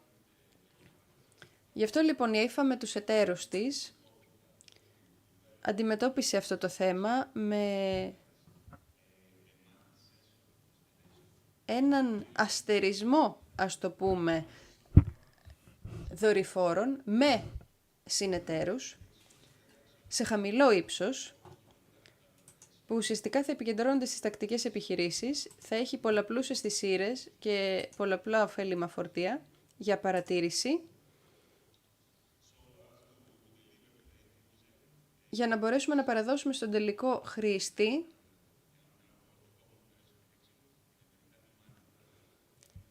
με τον κατάλληλο χρόνο, στον κατάλληλο χρόνο που χρειάζεται. Και αυτό θα αποτελέσει τη ραχοκοκαλιά της Ευρωπαϊκής Αεράμινας. Για να καταλάβω, αυτό δεν το έχω ξανακούσει. Για να το καταλάβουμε λοιπόν, θα εκτοξεύσετε έναν αστερισμό μικροδορυφόρων για επικοινωνίες εντός Ευρώπης, ώστε να καλύψουν τις ανάγκες των στρατιωτικών δυνάμεων στην Ευρώπη, έτσι? Ναι. Θα σχεδιάσουμε όλα αυτά με την EFA Group, ακριβώς μαζί με τους εταίρους μας. Οι εταίροι είναι Έλληνες από την Ελλάδα. Οι εταίροι είναι από την Ελλάδα και από την Ευρώπη.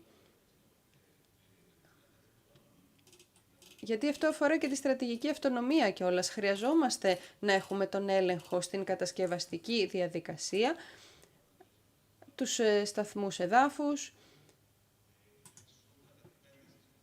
για να μπορέσουμε να μην υπάρχει εξάρτηση από άλλες χώρες και άλλες εταιρείες. Αυτό πρέπει να το σημειώσω, είναι σπουδαίο. Κύριε Βαβελιώτη, αλλάζω τώρα το θέμα λίγο. Εσείς προέρχεστε από έναν άλλο χώρο αυτής της βιομηχανίας. Τα υλικά δεν είναι κάτι που το βλέπουμε πάρα πολύ στις ειδήσεις. Αλλά πιστεύω όμως ότι χωρίς τα υλικά δεν θα μπορούσαμε να έχουμε πλατφόρμες δορυφόρων στο διάστημα. Αυτά λοιπόν τα καινούργια σύνθετα υλικά που έχετε, πώς θα βοηθήσουν στην καινούργια αυτή χρήση των δορυφόρων?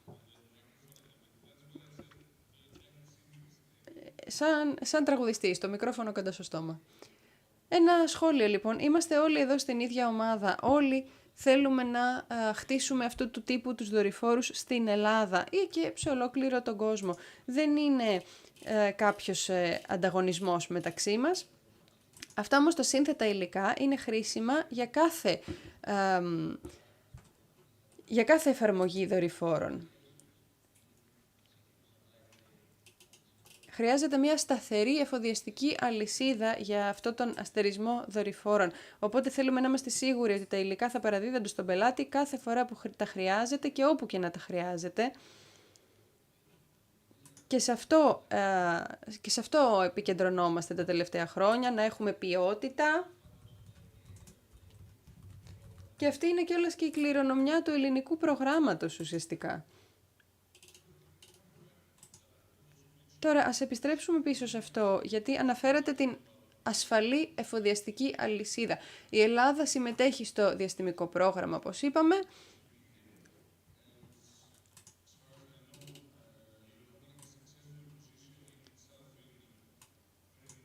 Ξέρω ότι έχετε εργαστεί σε πολύ απαιτητικά διαστημικά προγράμματα. Μία ελληνική εταιρεία Deep Tech, λοιπόν, τι χρειάζεται να κάνει για να γίνει μέλος της διεθνούς εφοδιαστικής αλυσίδας του διαστήματος?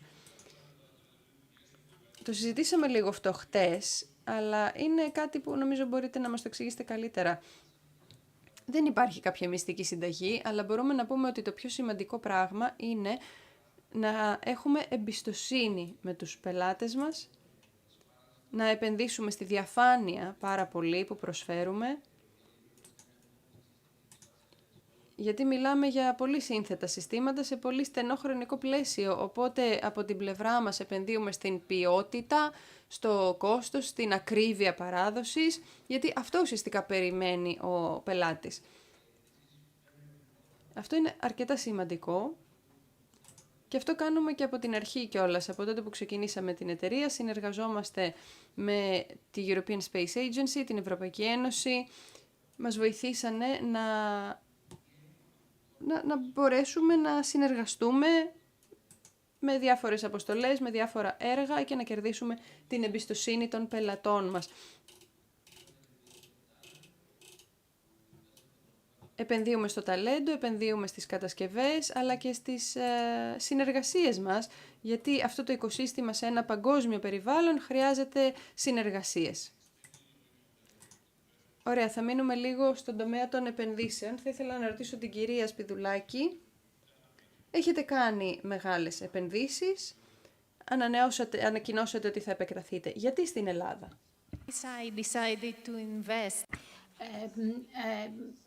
Πέρα από την επένδυση στην Ελλάδα, θα πρέπει να πω ότι αποφασίσαμε με βάση την μακροπρόθεσμη δυνατότητα της ελληνικής αγοράς και τα ταλέντα που υπάρχουν στην Ελλάδα και τα οποία είναι πραγματικά πρωτοφανή. Η Ελλάδα έχει δύο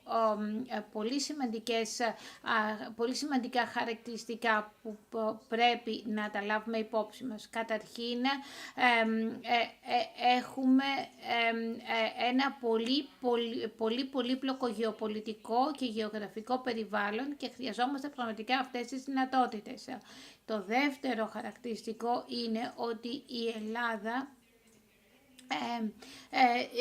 βρίσκεται στο κέντρο της Μεσογείου και αποτελεί σύνδεσμο ανάμεσα στην Αφρική, στην Ασία, Μέση Ανατολή και στην Ευρώπη. Και αυτό είναι πάρα πολύ σημαντικό γιατί προσφέρει σύνδεση με αγορές που έχουν άμεση ανάγκη από αυτό το είδος διαστημικών υπηρεσιών. Φυσικά η κατασκευή είναι η βάση. Θα έλεγα ότι αυτή τη στιγμή έχουμε εδραιωθεί στην Ελλάδα, η παρουσία μας έχει αναγνωριστεί, προσφέρουμε υπηρεσίες παραγωγής και μηχανικής διαστημικής, όλα αυτά από την Ελλάδα. Ένας μεσοπρόθεσμος στόχος μας είναι να κατασκευάσουμε δορυφόρους στην Ελλάδα, πράγμα που θα αλλάξει πραγματικά άδεινε την θέση της Ελλάδας στην διεθνή αγορά, μια που από καταναλωτής θα γίνουμε κατασκευαστής, σχεδιαστής και εξαγωγός και στην αγορά της Μεσογείου και των Βαλκανίων και πέρα από αυτήν. Μιλάμε πολύ για την συνεργασία. Θα ήθελα να ρωτήσω λοιπόν τον κύριο Αντάμσκι γιατί η συνεργασία είναι τόσο σημαντική, που θεωρείτε ότι βρίσκονται οι σημαντικότερες δυνατότητες για συνεργασία για εταιρείες από την Ελλάδα και το Ισραήλ. Κατά τη γνώμη μου, το Ισραήλ διαθέτει μια μοναδική επιχειρησιακή εμπειρία και φυσικά ταχύτατη καινοτομία και ανάπτυξη στις διαστημικές τεχνολογίες. Η Ελλάδα πάλι έχει να προσφέρει στρατηγική γεωγραφία, πολύ δυνατές βιομηχανικές δυνατότητες και πολύ δυνατότητες από πλευράς πανεπιστημιακής αριστείας, με μια φιλοδοξία που πραγματικά είναι σταθερή και υποστηρίζεται για την δυνατότητα να γίνει ένας περιφερειακός κόμβος. Οι πραγματικές ευκαιρίες βρίσκονται όσον αφορά την ανάπτυξη συνεργασιακών και αλληλοσυμπληρούμενων δυνατοτήτων. Νομίζω φυσικά ότι η ανάπτυξη καλύτερων δορυφόρων είναι πολύ σημαντική, αλλά πέρα από αυτό η ανάπτυξη νέας τεχνολογίας είναι κάτι ακόμα πιο σημαντικό. Να αναπτύξουμε μαζί πράγματα τα οποία δεν έχουν ξαναγίνει, είναι πρωτοφανή, αλλά αυτό απαιτεί ανάπτυξη από κοινού της στρατηγικής μας συνεργασίας. Για να αλλάξω λίγο το θέμα, γιατί θα πρέπει να καλύψουμε και κάτι άλλο. Κυρία Χαραλαμποπούλου, μιλάμε για τις ευκαιρίες. Πολλά δεδομένα προέρχονται από τους δορυφόρους. Εκμεταλλευόμαστε όλες αυτές τις δυνατότητες που μας δίνουν οι δορυφόροι ως χώρα. Τι άλλο θα μπορούσαμε να κάνουμε? Νομίζω ότι και ως Ευρώπη αλλά και ως Ελλάδα, οι Έλληνες μηχανικοί και οι Έλληνες μηχανικοί, ειδικότερα οι Έλληνες μηχανικοί intelligence, θεμάτων δηλαδή ασφάλειας, συνεργάζονται ήδη από την εποχή των Ολυμπιακών Αγώνων, γιατί η ασφάλεια των Ολυμπιακών Αγώνων υπήρξε, αν θέλετε, μια αφετηρία. Από τότε είχαμε και αναπτύξαμε και υλοποιήσαμε το έργο Ήλιος και κατόπιν μια άλλη σειρά ευρωπαϊκών προγραμμάτων της ΕΖΑ που αφορούσαν την ανταπόκριση σε στιγμές κρίσης. Τώρα τα πράγματα αλλάζουν, κυρίως εξαιτίας της γεωπολιτικής κατάστασης και στην Ευρώπη και στην Ελλάδα. Εκείνο που χρειαζόμαστε τώρα είναι μετατροπή εικονών σε πληροφορία σε μηδενικό χρόνο, όπως επίσης και σωστή, αν θέλετε, κατανόηση και εκμετάλλευση των πληροφοριών που έχουν να κάνουν με την γεωτοποθέτηση και που πάλι αφορούν την αναγνώριση, την παρακολούθηση και πάλι σε μηδενικό χρόνο. Υπάρχουν ευρωπαϊκά κονδύλια για τον τομέα αυτό που ενισχύουν τις διμερείς συνεργασίες. Υπάρχει μια ελληνική πρωτοβουλία που συζητήθηκε στο Ντουμπρόβνικ από τον κύριο Τασούλα και υπό την αιγίδα του, και το οποίο έχει να κάνει με τροχιακές υπηρεσίες από την Πολωνία ως την Ελλάδα, έτσι ώστε να δημιουργηθεί η δυνατότητα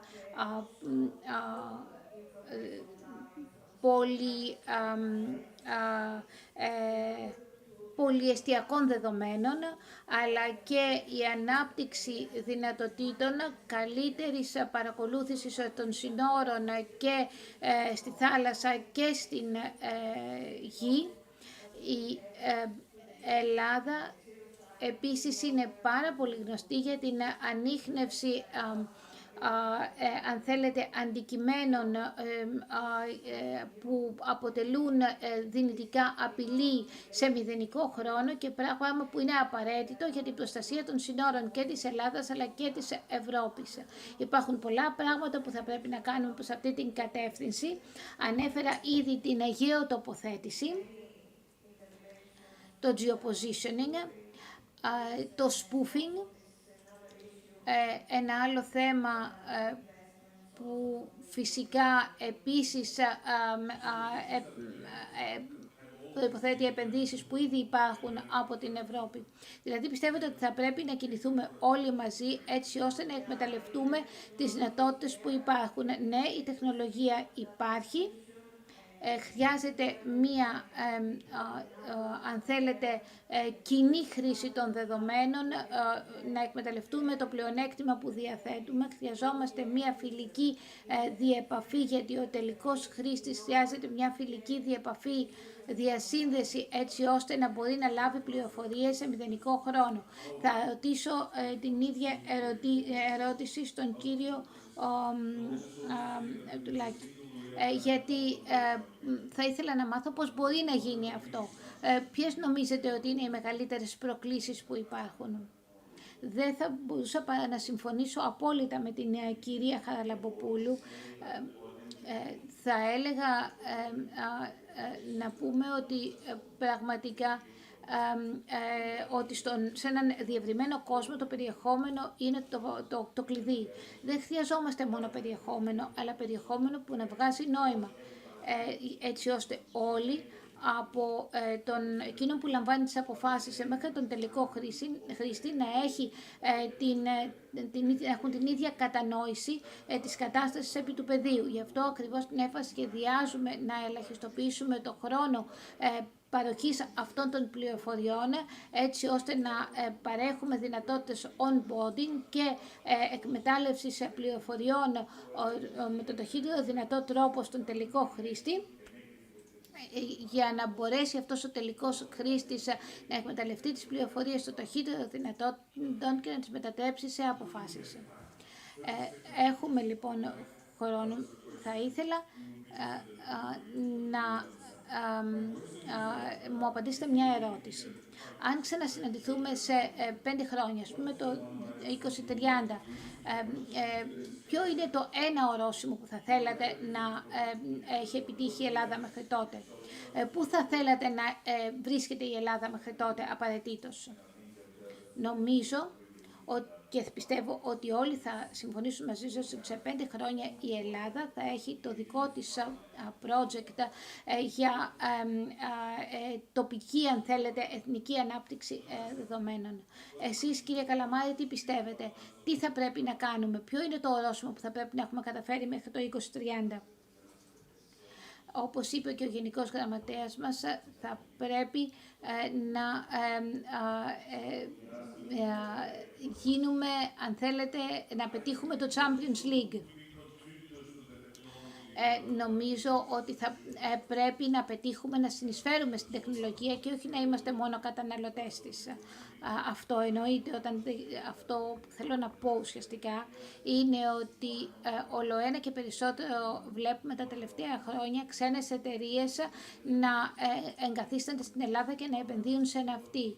Βλέπουμε εταιρείες να αναπτύσσουν διαστημικού επίπεδου υλικά. Εκείνο νομίζω ότι πρέπει να πετύχουμε, να δούμε την Ελλάδα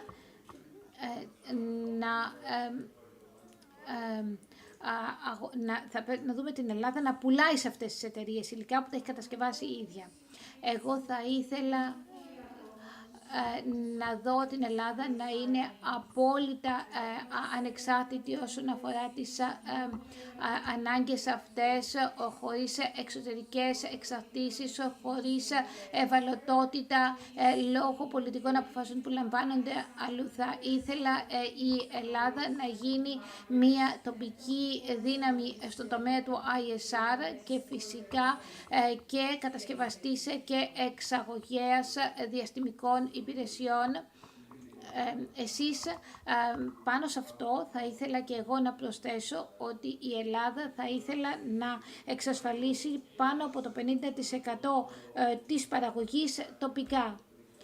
Και μιλάμε και για κρίσιμο υλικό το οποίο χρησιμοποιείται σε όλη την αλυσίδα αξίας.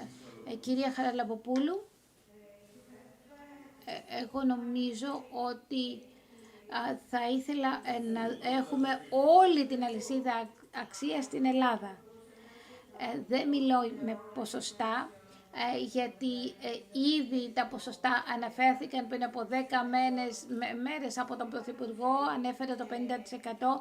Εγώ θα ήθελα όλη την αλυσίδα αξίας και μία βιώσιμη διαδικασία η οποία παρέχει πρότυπα προϊόντα, τυποποιημένα προϊόντα, γιατί το ΕΣΑΡ θέλει πρότυπα και τυποποιημένα προϊόντα και οι μηχανικοί μπορούν να το παρέχουν στην Ελλάδα.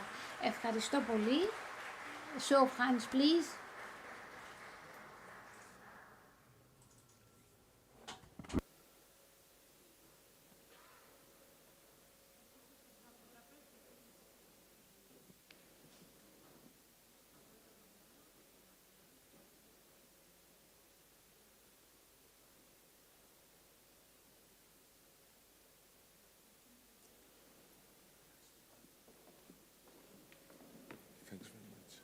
Λοιπόν, συνεχίζουμε. Πάμε τώρα στην επόμενη ενότητα.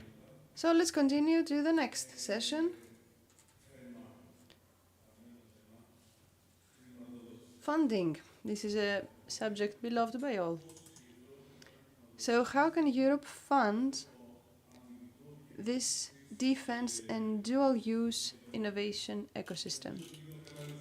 I think we have the appropriate person here with us to start this discussion. We have Mr. Pantelis Georgakis, who is the CEO for the Hellenic Center for Defense Innovation. Welcome him. Show of hands, please. And he has a lot of interesting things to say.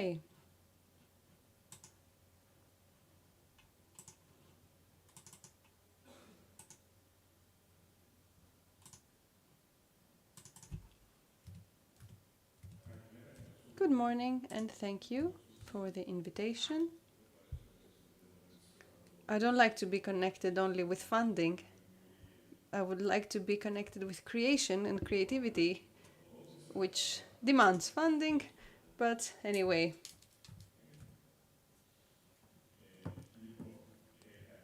So, good morning. Dear colleagues and friends, it is a great pleasure to be here with you today in this forum, whose title pinpoints the exact transition that is taking place in our country right now. For many years, space was considered as a scientific sector and practically as a privilege of only developed and financially strong countries. Today, this has changed. Space is not only something far away, but it's something right next to us. It's not mandatory. It is mandatory. It is a basic pillar of resilience, of defense, of information, connectivity, and strategic autonomy.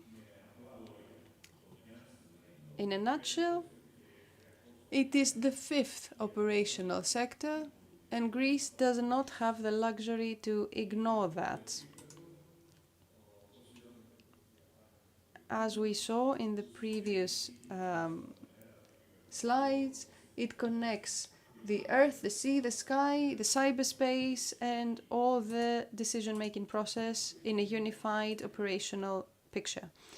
This is very important for Greece. We are a nautical country, an insular country, a country that has extensive borders, and a European country that is in one of the most demanding, strategically speaking, areas of the world in Eastern Mediterranean. So we could say that our country, Cyprus, Israel, are the borders of the Western world when it comes to the rest of Europe. For Greece, space is not a luxury. It does not only concern the satellites, but also the shipping protection, civil protection against floods, fires, and extreme weather phenomena. It has to do with communication safety and the protection of energy networks, islands, infrastructure, and military infrastructure as well. Above all, it has to do with the transformation of data and information to readiness and situation awareness. The Hellenic Center for Defense Innovation has been around just for a couple of years, actually. And our role can be easily described, but it is hard to implement. We connect the operational needs with technological talent. We bring together armed forces with startups, SMEs, the world of industry, the world of academia, research centers, and European tools. We are not here just to fund interesting ideas, but we're here to help the technology become an original, become a test subject, and then become operationally ready. Because when we talk about dual-use innovation, a good idea is not enough. A prototype is not enough. Funding even is not enough. What matters is if a solution can be tried, can it inspire trust, and can it be used?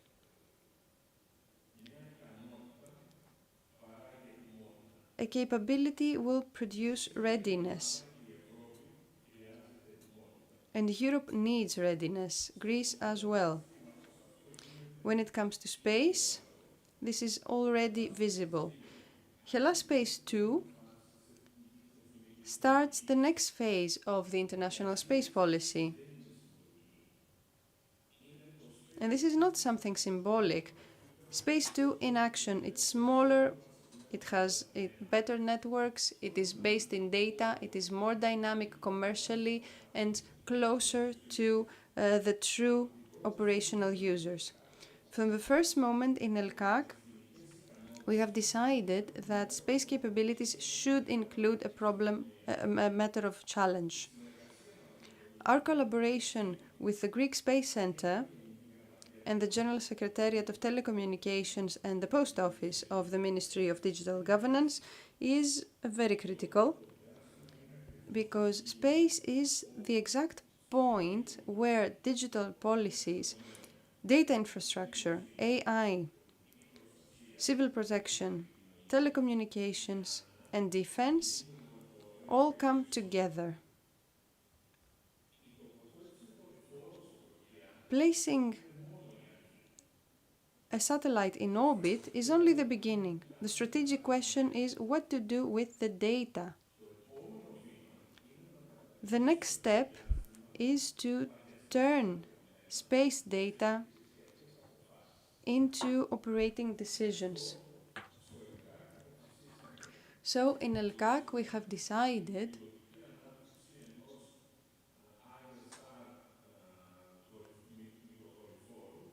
to create an ISR microsatellite with a radar, a SAR satellite, but not just a simple technological option. It is a capability to make a decision.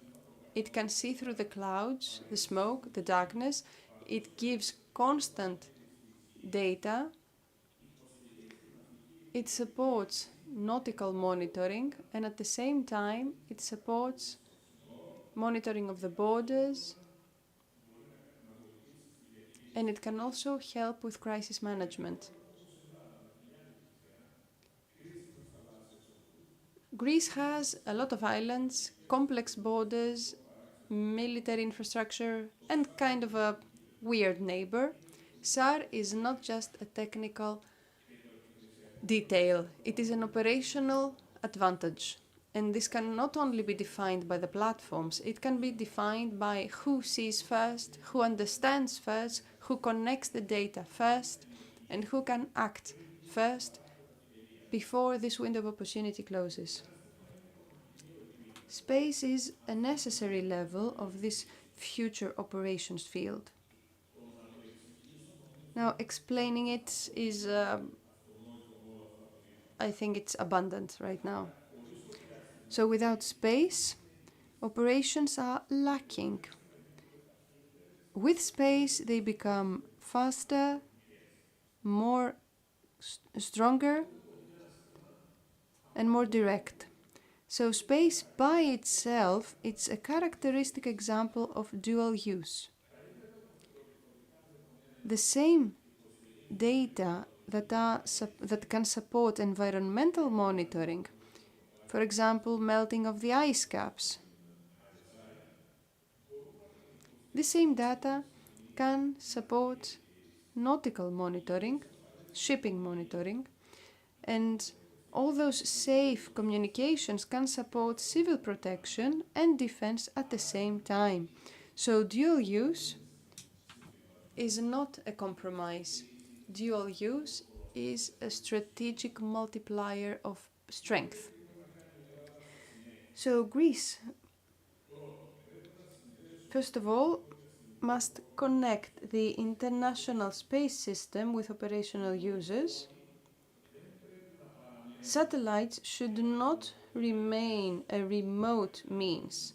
They should be a part of the workflow, of exercises, of the operating centers, the operational design. Second, we have to build the data. We do all of that for data. Space capability is not just a satellite. It is AI, it is the management of data, interoperability, connection with the user. If we cannot control this data flow, we will never be able to have the opportunity to move forward. And third, we have to organize the ecosystem. Greek startups and SMEs, research centers, universities, laboratories, they have amazing talent when it comes to sensors, data science, AI, safe communications, autonomy, quantum technology, and monitoring applications regarding those systems. But this dynamic force does not create capability. We need to connect it with real missions and try them out in real situations. So this is where we play an important role. As a national representative of the country in EDF, EDA, and NATO STO, we can help so that Greek technologies and Greek teams are connected with funding, experimentation, failure also,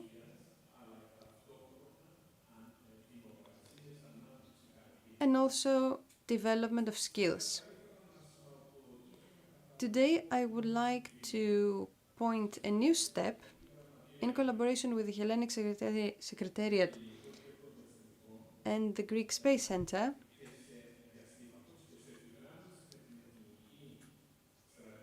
and in alignment with the Greek strategy. We have an invitation going out of innovation for dual use. From space data to strategic decisions, that's the title. The goal is to mobilize Greek startups and SMEs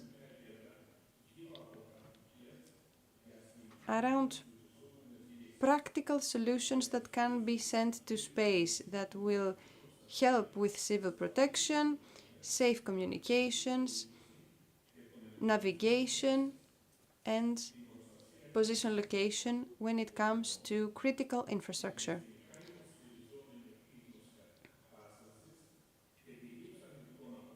In order to make the best decisions. This will not be another theoretical exercise. We need solutions that need to be tested. We need real users. We need operational value. And we want to connect Greek teams with European teams and allied teams through EDF, ADA, and through NATO.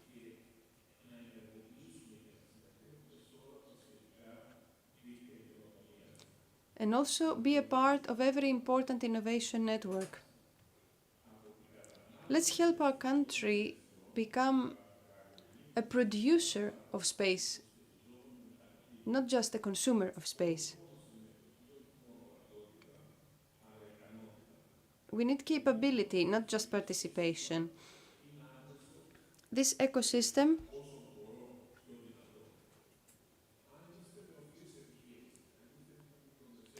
well, if you are an SME, a research team,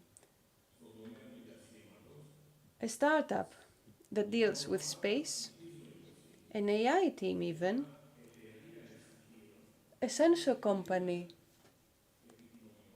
a communication company, or an investor that is interested in dual-use technologies, come closer to us. Register to this ecosystem. Become a part of our webinars, of our pitch events. Bring us solutions that can be tried and evaluated and connected with real users. Greek innovation must not be local, it must be European. And when we can, we need to export it. Let me give you a number that justifies everything that I'm saying regarding the capability that we have in our country to produce intelligence.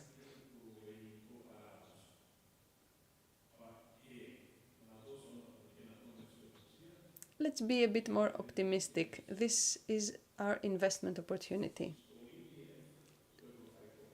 In EDF, the European Programme of 2025, 550 projects were submitted from Europe. In Brussels, there was the selection process, and out of those 550 projects, 55 of them were funded, 10%. Out of those 55 projects, we had 35 projects where Greeks participated. In 35 consortia, we had a Greek company participating. This shows that we have the brains, we have the capability, we can be competitive, and we can help the rest of Europe. We just need better connections with operational needs of armed forces, civil protection, etc. And also, how will we be able to utilize this thing and turn it into operational advantage. Θα ήθελα να κλείσω και ουσιαστικά να Now, I would like to urge you to transform space into resilience, operational advantage, national capability, connect, try, and escalate, so that we can help Greece make space into a strategic footprint. Thank you.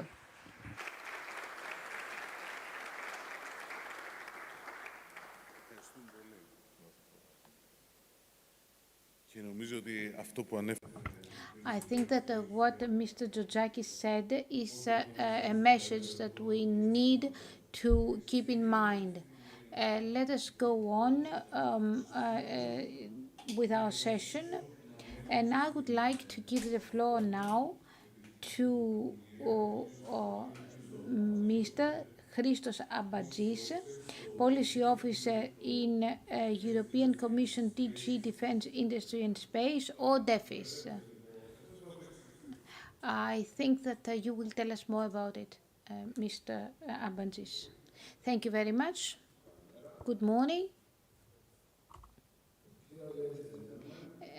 Κυρίες και κύριοι, είναι τιμή και χαρά να βρίσκομαι εγώ μαζί σας σε αυτή την εκδήλωση που συνδυάζει τις αμυντικές ικανότητες και το διάστημα.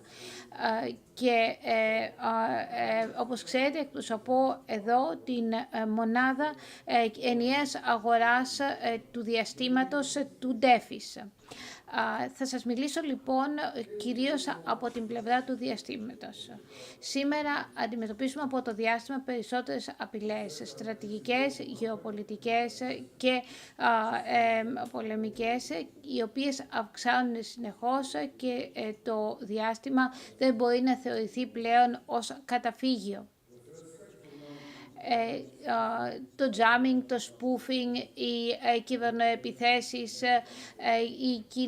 τα κινητικά διαστημικά όπλα και άλλα πολλά είναι ανάμεσα στις σημερινές απειλές που έρχονται από το διάστημα, πράγμα που σημαίνει ότι και οι Ευρωπαίοι μπορούν να αποτελέσουν στόχους. Ταυτόχρονα,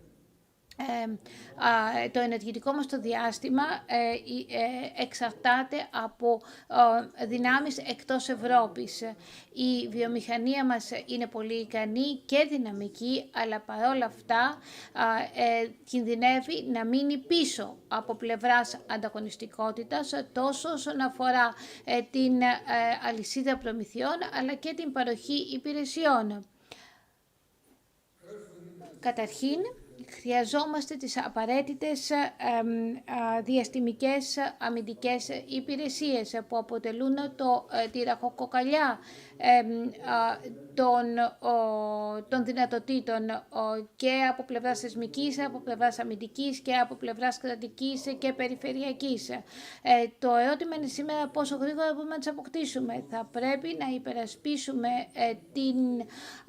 τις δυνατότητες της Ευρωπαϊκής Ένωσης σε όλο το φάσμα των διαστημικών δυνατοτήτων και υπηρεσιών. Παραδείγματος χάρη, συμπεριλαμβανομένης της αποκρυπτογράφησης, της παρακολούθησης, αλλά και του εντοπισμού και της, αν θέλετε, ανίχνευσης απειλών από το διάστημα. Ταυτόχρονα, τα κράτη-μέλη της Ευρωπαϊκής Ένωσης θα πρέπει να αναπτύξουν τις ικανότητες που είναι απαραίτητες για την δράση στο διάστημα, έτσι ώστε να μπορούν να εκμεταλλευτούν δυναμικά και ενεργητικά, προενεργητικά τις ικανότητες που διαθέτουν στο διάστημα. Χρειάζεται να προστατεύουν με κάθε τρόπο το ενεργητικό τους και στον ιδιωτικό και στο δημόσιο τομέα. Και φυσικά αυτό αποτελεί συζήτηση με τα κράτη-μέλη της Ευρωπαϊκής Ένωσης σε πολυμερές επίπεδο και στοχεύει και μεμονωμένα τις πρωτοβουλίες που λαμβάνουν τα κράτη-μέλη και γενικότερα την Ευρωπαϊκή Ένωση. Από τον Μάρτιο του 2026 διοργανώνουμε ειδικά επικεντρωμένα εργαστήρια στα οποία συμμετέχουν και ο ιδιωτικός τομέας και οι επιχειρήσεις, δηλαδή και οι ακαδημαϊκός τομέας και οι κυβερνήσεις, για να συζητήσουν τέτοια πράγματα. Πλέον η ανεξαρτησία στον τεχνολογικό τομέα είναι πάρα πολύ σημαντική, καθώς η Ευρώπη δεν μπορεί να μείνει πίσω και να χάσει το τεχνολογικό πλεονέκτημα ή και να αναπτύξει κάποιες στρατηγικές ευαλωτότητες. Σε αυτό το πλαίσιο, το παρατηρητήριο ευρωπαϊκών κρίσιμων τεχνολογιών υπάρχει και λειτουργεί από το 2023. Δημιουργήθηκε δε από την Επιτροπή για να αναπτύσσει και να παρατηρεί τέτοιες τεχνολογίες και σε περίπτωση κινδύνου να αναπτύσσει μέτρα άμβλυνσης. έχει ως στόχο την ανάπτυξη κάποιων, αν θέλετε, χαρτών πλοήγησης για την προστασία των ευάλωτων τεχνολογιών και ιδιαίτερα των τεχνολογιών του διαστήματος. 3 είναι οι χάρτες που έχει συντάξει μέχρι τώρα και θα αναπτυχθούν και άλλες. Πολλά από αυτά τα μέτρα έχουν ήδη περάσει στον τομέα της εφαρμογής και έχουν ως στόχο την προστασία των τεχνολογιών με ταυτόχρονη ανάπτυξη της ανταγωνιστικότητας. Η τεχνολογία ωστόσο από μόνη δεν αρκεί. Είναι πάρα πολύ σημαντικό να αναπτυχθούν και ανεξάρτητες και κυριαρχικές δραστηριότητες. Το διάστημα, όπως ξέρετε, είναι ένας τομέας ο οποίος αυτή τη στιγμή βρήθη δραστηριοτήτων και κυριαρχικών από ανεξάρτητα κράτη, αλλά και από συνεργασίες. Η Ευρωπαϊκή Επιτροπή έχει ως στόχο να αναπτύξει μία πιλωτική δράση μέχρι το 2030 σε συνεργασία με την Ευρωπαϊκή Υπηρεσία Διαστήματος, όπως επίσης τον Ευρωπαϊκό Οργανισμό Διαστήματος, όπως επίσης και με μονομένα κράτη, με στόχο την παροχή εξατομικευμένων υπηρεσιών που προέρχονται από το διάστημα. Και χαίρομαι πάρα πολύ ότι, να αναπνέωσω πρόσφατα, ότι η Ελλάδα προσυπέγραψε το ISOS μαζί με άλλα κράτη-μέλη, πράγμα που, αν θέλετε, επικυρώνει τη δέσμευσή της σε αυτό τον τομέα.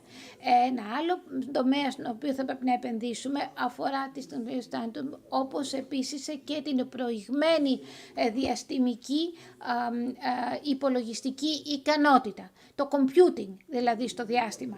Αυτό είναι κρίσιμο όχι μόνο για τις αναδυόμενες εμπορικές δυνατότητες εν ώψη της οικονομίας του διαστήματος, η οποία βρίσκεται αυτή τη στιγμή σε διαδικασία ανάπτυξης, αλλά και για την ταχύτατη ανάλυση των δεδομένων που προέρχονται από το διάστημα. Η καινοτομία δεν αφορά μόνο το τι, αλλά και το πώς. Στην ψηφιοποίηση, όπως έλεγα, βλέπουμε ότι θα μπορούσαν σε αυτό τον τομέα να υπάρξουν πολλές ΣΔΙΤ. Και φυσικά δεν μιλάμε μόνο για φιλοδοξίες, μιλάμε και για συγκεκριμένες προτάσεις τις οποίες έχει υποβάλει στα πλαίσια του επόμενου πολυετούς πλαισίου ανάπτυξης η Ευρωπαϊκή Επιτροπή. Όλα αυτά φυσικά αναπτύσσονται στο πολιτικό, αν θέλετε, πλαίσιο. Ωστόσο, θα πρέπει να θυμόμαστε ότι υπάρχουν και αμυντικές ανάγκες. Και ότι αυτές οι διαστημικές τεχνολογίες έχουν διπλό χαρακτήρα. Θα πρέπει λοιπόν ο διπλός αυτός χαρακτήρας να αναπτύσσεται ταυτόχρονα, έτσι ώστε να υπάρχει δυνατότητα κοινής ταυτόχρονης εκμετάλλευσης αυτών των τεχνολογιών. Τέλος, θα πρέπει να υπάρχει και εθνική πρωτοβουλία σε όλη την Ευρώπη. Η Ελλάδα έχει να λάβει πάνω από 300 εκατομμύρια αυτή τη στιγμή στα πλαίσια του νέου χρηματοδοτικού πλαισίου, πράγμα που νομίζω ότι συμβαδίζει απόλυτα και με τις δυνατότητες που έχει, αλλά και την δέσμευση που έχει εκφράσει όσον αφορά τις τεχνολογίες του διαστήματος. Είναι απλά τα πράγματα, κυρίες και κύριοι. Η Ευρώπη θα πρέπει να αναπτύξει υπηρεσίες και δυνατότητες, αλλά και προϊόντα διαστημικά για το μέλλον, αλλά και τις ικανότητες να προστατεύσει το ενεργητικό της και τα περιουσιακά της στοιχεία. Θα πρέπει φυσικά αυτό να γίνει στα πλαίσια ανταγωνιστικών προϊόντων στην παγκόσμια αγορά. Και φυσικά όλα αυτά στα πλαίσια των ίσων ευκαιριών. Ευχαριστώ πολύ. Ευχαριστούμε πολύ. Thank you. And let's continue with Mrs. Eleni Patouni. from the European Defence Agency. She is the Project Officer for Space Technologies and CapTech Space Moderator as well. I like this title.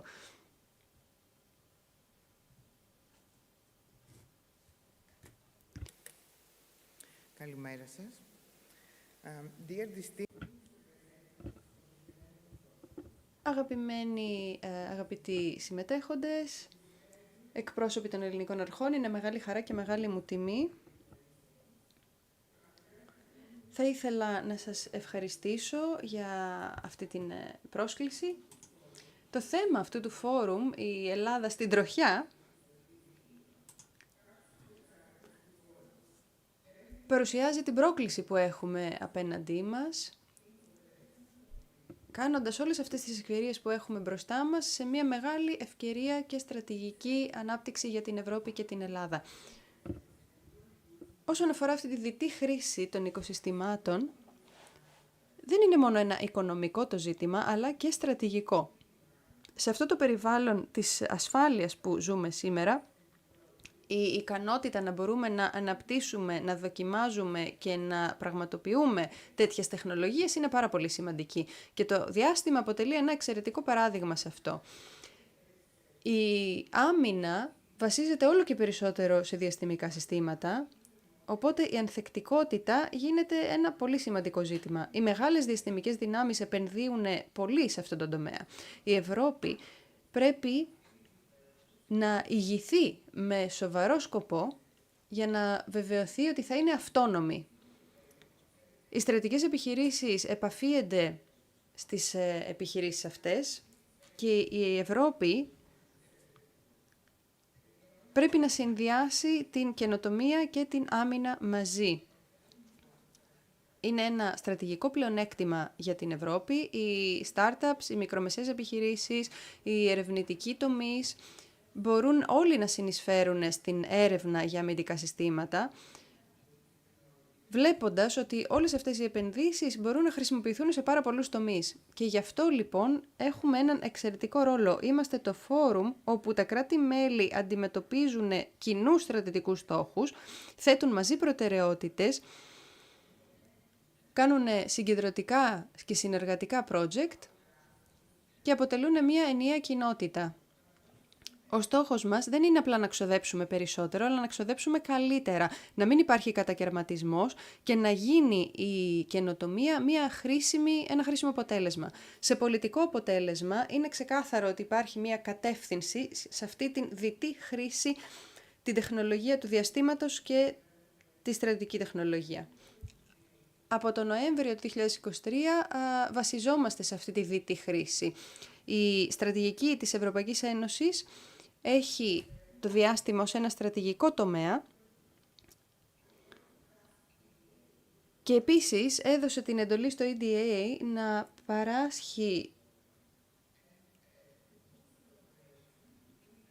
παράσχει βοήθεια στα κράτη-μέλη και στις βιομηχανίες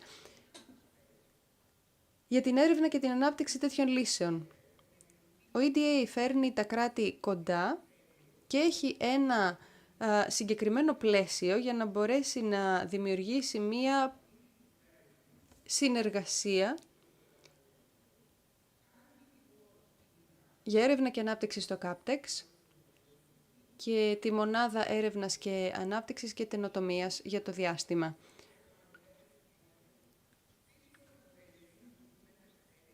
Αυτή η συνεργασία ανάμεσα στα κράτη-μέλη και την βιομηχανία αφορά την άμυνα, έρευνα και ανάπτυξη για διαστημικές υπηρεσίες, τεχνολογίες για παρατήρηση SATCOM, SSA,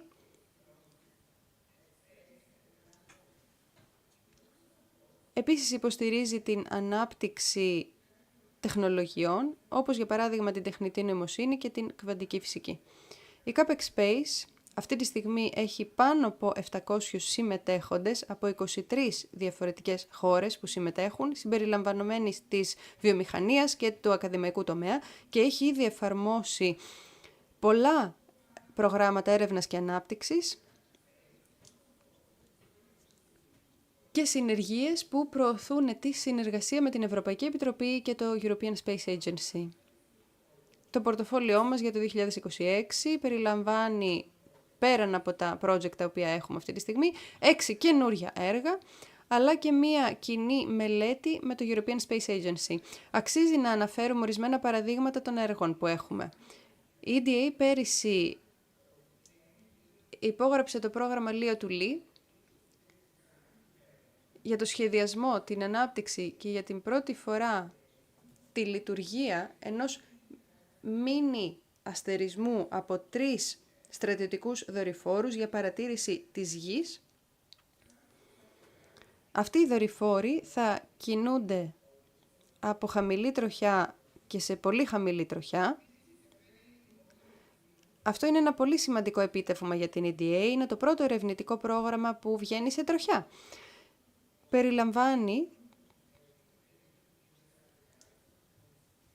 Περιλαμβάνει και στρατιωτικές και αμυντικές καινοτομίες. Ένα από τα άλλα έργα τα οποία προετοιμάζουμε είναι το Remundo, το πρόγραμμα κατηγορίας Β.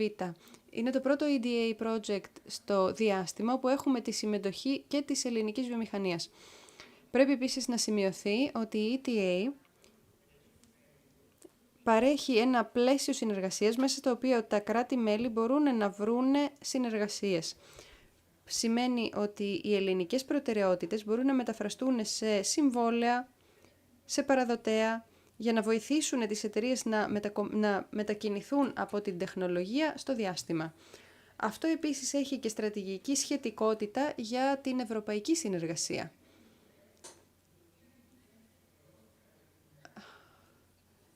Μία στρατιωτική και διαστημική βάση στην Ευρώπη χρειάζεται πάρα πολύ για την αυτονομία. Η Ατζέντα Στρατηγικής του 2025 περιλαμβάνει τη Λευκή Βίβλο για την Ευρωπαϊκή Ετοιμότητα του 2030. Έχει ένα ξεκάθαρο όραμα.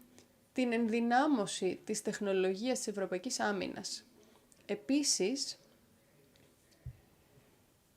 ενθαρρύνει τα στρατηγικά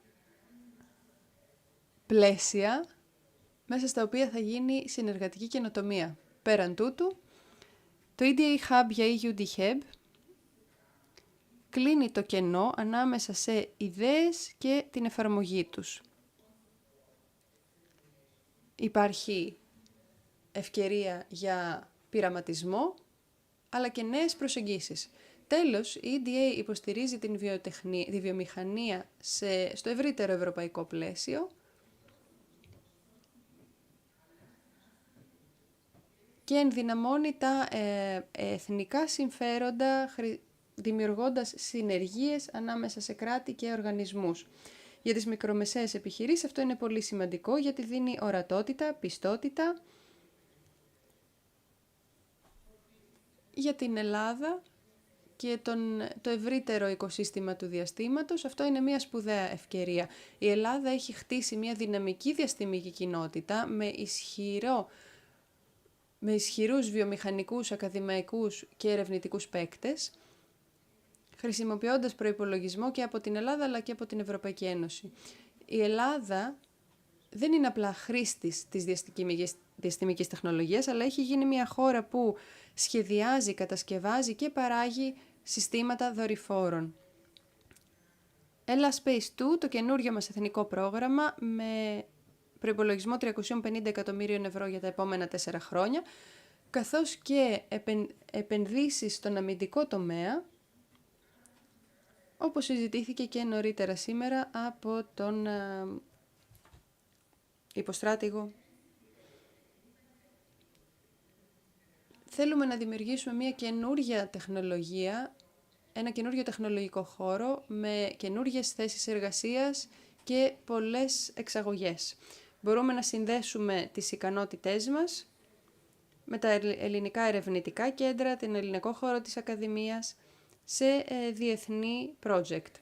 Αυτή η συνεργασία με την ESA, την Ευρωπαϊκή Επιτροπή, είναι απαραίτητη. Όλοι αυτοί οι θεσμοί έχουν ένα διαφορετικό ρόλο, αλλά οι στόχοι μας είναι η ενδυνάμωση της ανθεκτικότητας, να μειωθεί η εξάρτηση από τις άλλες χώρες και να καλύψουμε και τις ανάγκες του ιδιωτικού τομέα, του δημόσιου τομέα, του αμυντικού και του πολιτικού τομέα. Συνεχίζουμε να παρατηρούμε την γη από τους δορυφόρους.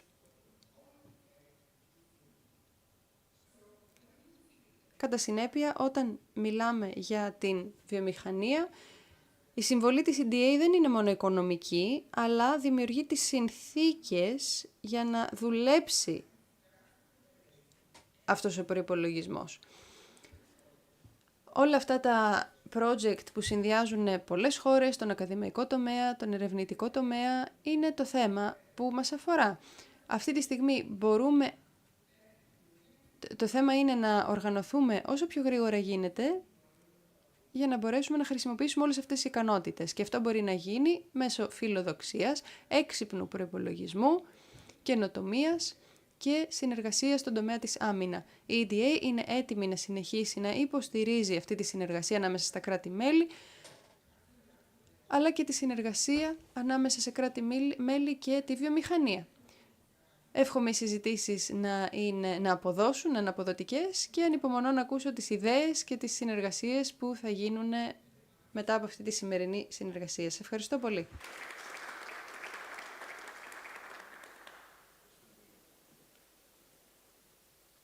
Ωραία. Πάμε να κλείσουμε. And let us now close this session with a panel that will be coordinated by Mrs. Maria Mavridaki, EU Policy Governmental Affairs Analyst, with the participation of Mr. Pantelis Tsotsakis, Mr. Christos Ampatsis, Mrs. Eleni Patouni, you have to get up now, and Mr. Stelios Bolanos from the CEO of Planet Ekelas.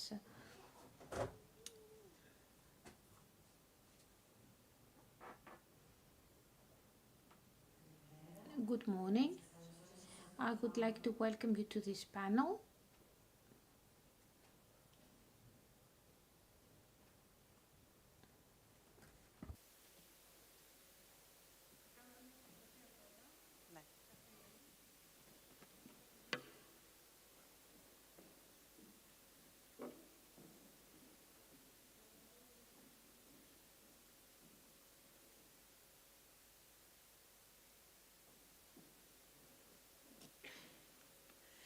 Καλημέρα σας. Good morning again. Today I have the pleasure to coordinate the panel regarding the financing of the European defense ecosystem, and I would like to welcome without further ado our distinguished participants, the CEO of the Hellenic Center of Defense Innovation, Mr. Pantelis Tsotsakis, Mr. Ampatsis from the European Commission, Mrs. Patouni from EDA, and Mr. Stelios Bolanos, the CEO of Planet Ekelas, who will be the representative of the Hellenic space industry today. Let us start with the context.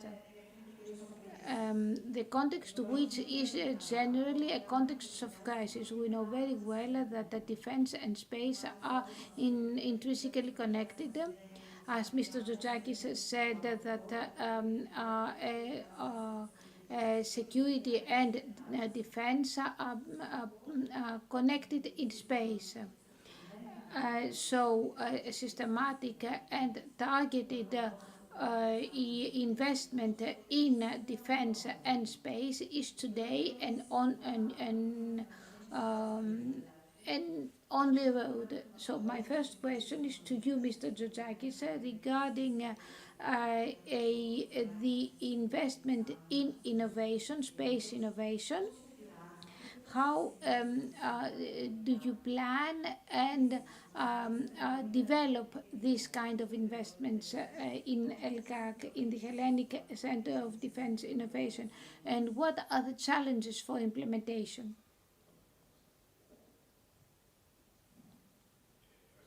Thank you very much for this question. I will try to be brief. So what we have been doing in the Hellenic Center for Defense Innovation is to be part of the 12, let's say, modules that we have. We actually get the initiatives from the Hellenic General Headquarters, from the Hellenic Army, and are turning them into strategic plans. We have already let's say, tendered a number of projects, including a SAR aided Greek satellite. At the same time, we finance projects including the naval battle radars, including sensors, C2 battle and special forces projects. We finance USV and UAV independent systems, autonomous systems, in the context of making space, turning space into a vital ingredient of interconnectivity. So we believe that space is not an independent, isolated component, but something that correlates and interconnects with the rest of the defense ecosystems. So also with EDF we have a cooperation. In fact, we participate in EDF working groups for new programs, new program planning, and then to provide initiatives to the Greek ecosystems to also participate in these developments. Our objective is, together with EDA, to start a maturation program in an important area which I would not like to mention now. So we are a relatively new organization, just 18 months, but we have managed to already map 600 businesses regarding the readiness levels, the investment scope, and their aims. So using these tools, including RFPs, TRL 7 and above, that are used in formal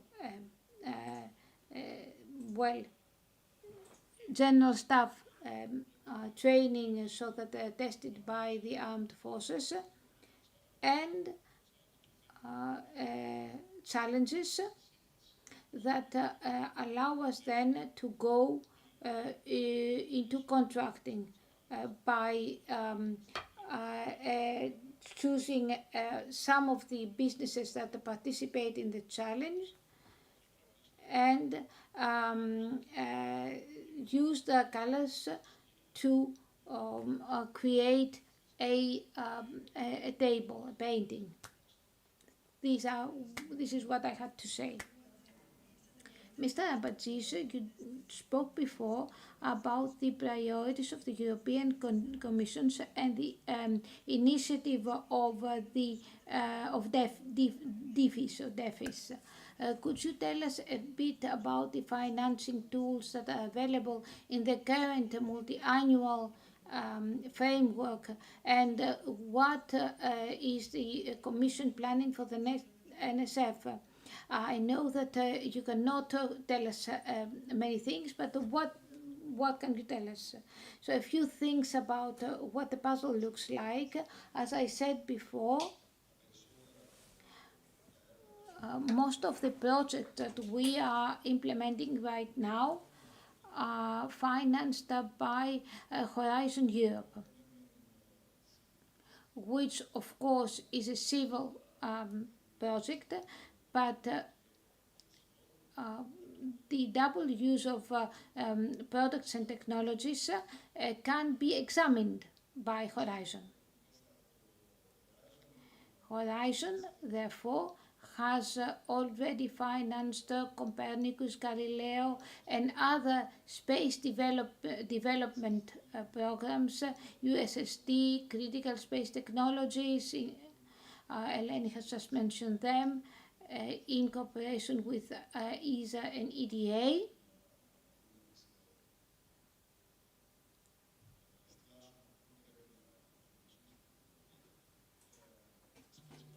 Space partnership, which is also very important,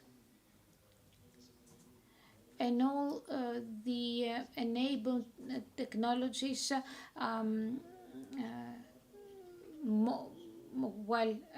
extremely new technologies. Also, we have the European Innovation Council, which as of this year accepts calls for dual technology projects, which is something completely new, also for EDA. And of course, the EDF capabilities that were explained beforehand in detail, and that relate to services and technologies for specifically the defense sector. I cannot tell you much about the future because we're still in negotiations with member states. What I could say is that the expectations and ambitions are very high,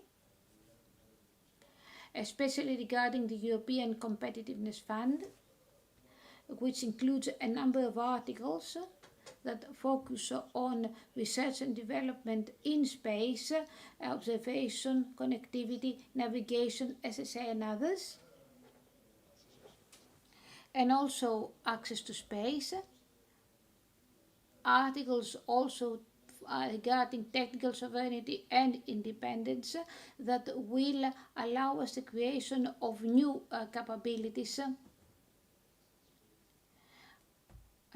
that will contribute to protecting space environment. Thank you very much. Mrs. Patouni, you represent European Defence Agency, and I would like you to explain how EDA supports research and development for space defence and how the industry can exploit these programs. Could you give us some examples of programs that you've been financing and especially in relation to CAPTEX phase, which is the biggest forum for research, development and innovation in defense in Europe. What projects do you have right now in the pipeline under the aegis or under the umbrella, if you wish, of CAPTEX? In EDA, we have the so-called capability technology working space with the participation of all member states that have expressed interest to participate, also businesses and the academia from various countries. We have more than in this and 700 participants all in all. CAPTEX base is practically gathering the priorities of all its members according to consultation and prioritize them. we focus on space awareness, space innovation awareness in communication, in the protection of satellite communication systems. Launch systems are also a very important priority. And we also incorporate new technologies, for example, quantum technologies and AI technologies. Based on this agenda, which of course reflects the priorities of member states, we try to help member states to cooperate to well, let's say, match these technologies, fit them into projects, and also find out whether companies can invest in them. Our companies, our enterprises that participate in CAPTEX have opportunities to participate in CAPTEX projects and in smaller research projects. Also, there's a lot of networking for other opportunities. And what is also very important is that we do not work only for member states, but that we have a very good partnership and cooperation with all European institutions, including European Space Agency, and especially as far as the European Commission is concerned, we actually help to shape EDF projects. I am delegated, for example, in one of them. So we try to synchronize all these priorities with the European projects actually in existence, so that there are no overlaps in financing. Right now, we have already running 4 projects that are financed by member states, including one that I mentioned in my speech, that will launch low and very low orbit satellites, 3 of them, and another which is a defense satellite in very low orbit that we started today.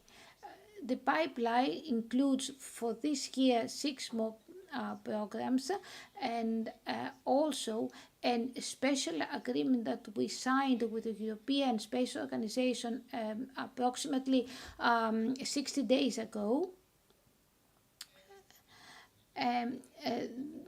that will cover needs regarding space, taking, of course, into consideration other parallel initiatives by EDA and the European Space Organization.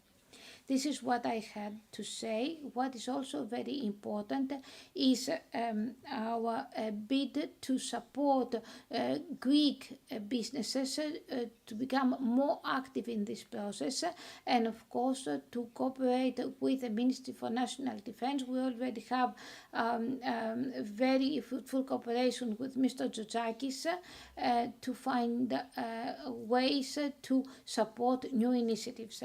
Thank you very much, Mrs. Patouni. Mr. Bolanos, Planet Hellas has a number of important achievements in upstream space missions and in downstream orbit data analysis. So we have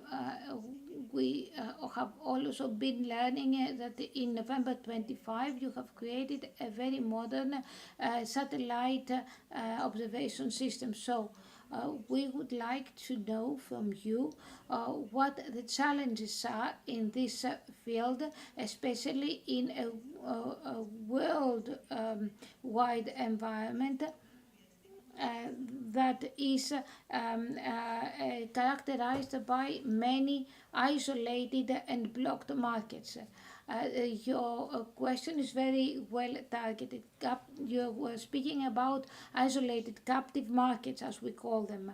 It is true that space is a very closed market because it requires a lot of specialization, which means that small actors have to become very competitive in each of the sections of the value chain.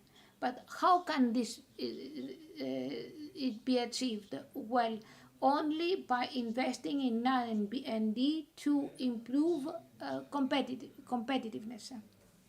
And of course, these investments have to be targeted. As Mr. Abadzis and Mrs. Patouni said before, in joint programs that actually show the way for the future. This is one thing. The second is there's another way for small actors to become present is consolidation, which means partnerships between smaller organizations. We are an example of that. In recent years, we cooperated with Eurobit, another relatively small space company that actually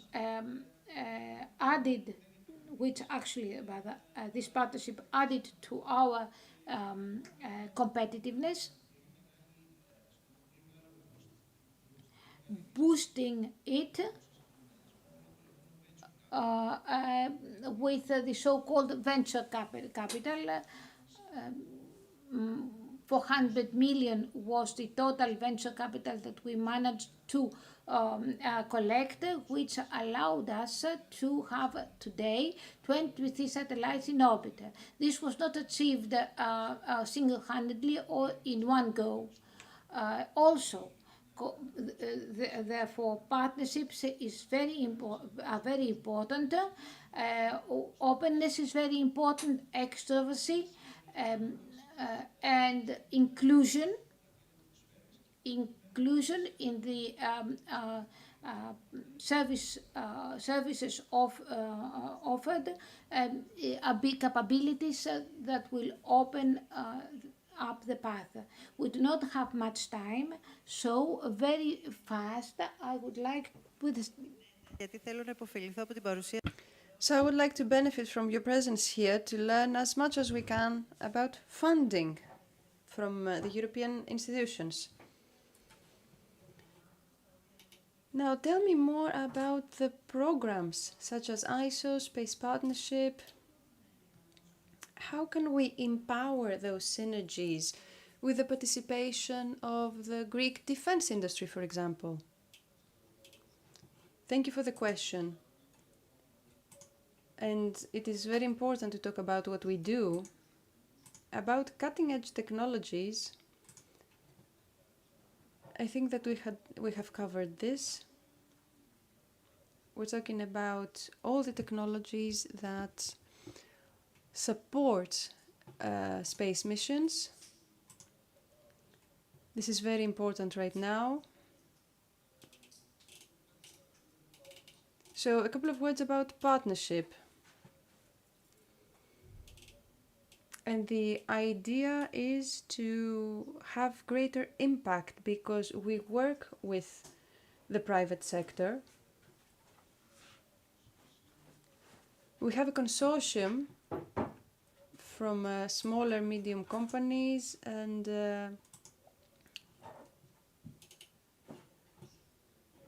when it comes to context, I would like to focus on something that is revolutionary, actually, in space computing.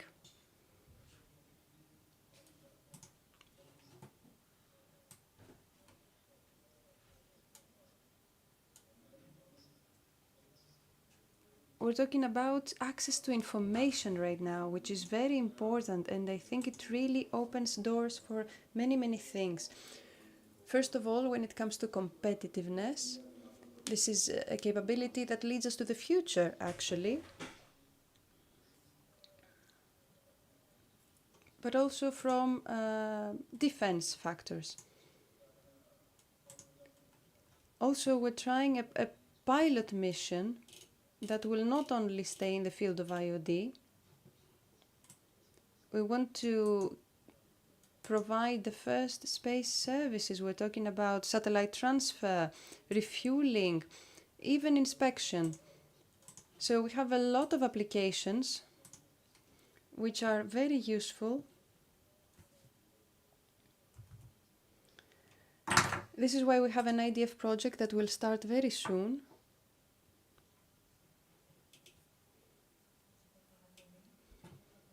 Thank you, Mrs. Patouni.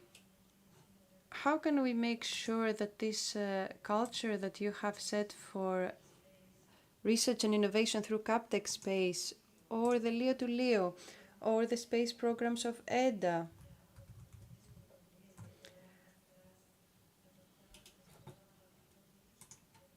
how can we translate all those things to the things asked by the European Union? How can our industry transform the technological readiness to technological readiness?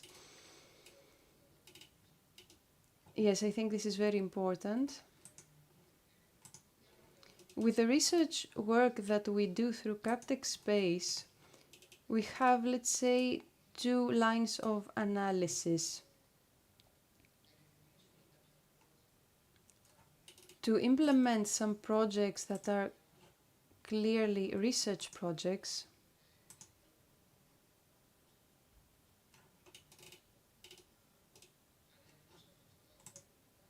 but also we would like to have an impact. And impact has to do with projects, with pre-operational capability, to be used by the member states.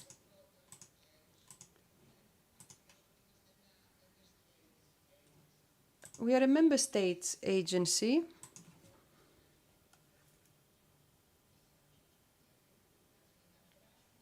And transform them into projects because they are pre-operational projects. This is a subject that we discuss with the states that participate, and we have reached the conclusions that some clearly research projects are needed. And I do not like to call them research firewall projects. These are projects that will carry on. And in order to do that, we need the participation of companies and their commitment so that the work that they do has some specific elements. It should be interoperable, it should have certifications, it should be implemented easily, and if all those standards are met, then we have the framework and the tools to support these companies.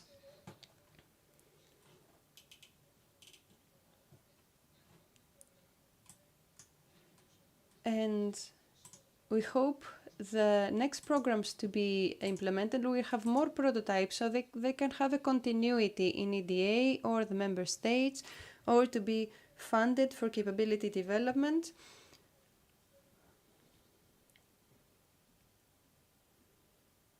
This is also an option. Thank you. Now, one last comment by Mr. Bolanos, and we will close with Mr. Georgakis, and one last comment based on what was discussed so far.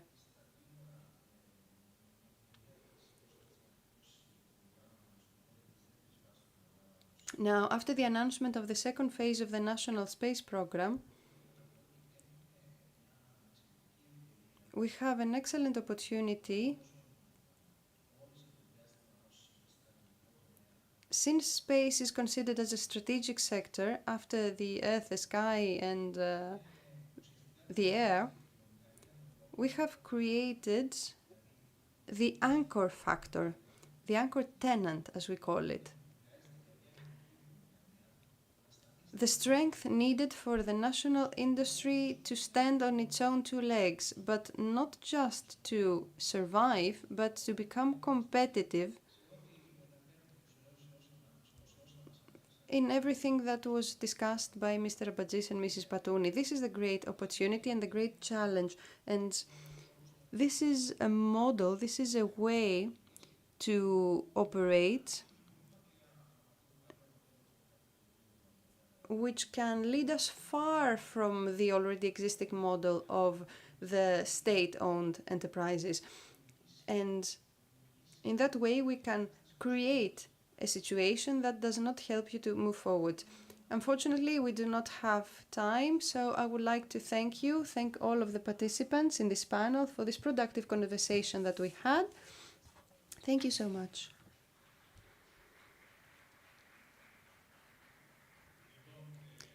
So,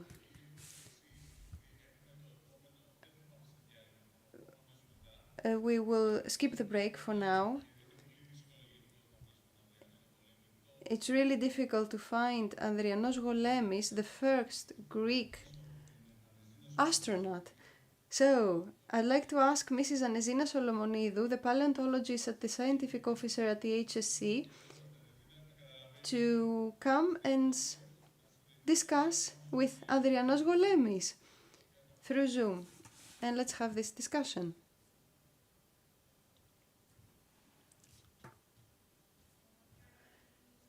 Good afternoon. Good afternoon. It is my great pleasure to be here with you today. This is Andrianos Golemis. We have a presentation. Can we pull up the presentation, please?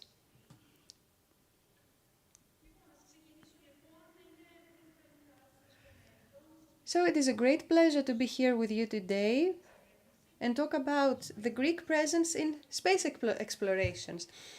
When we talk about space exploration, okay, this is the presentation.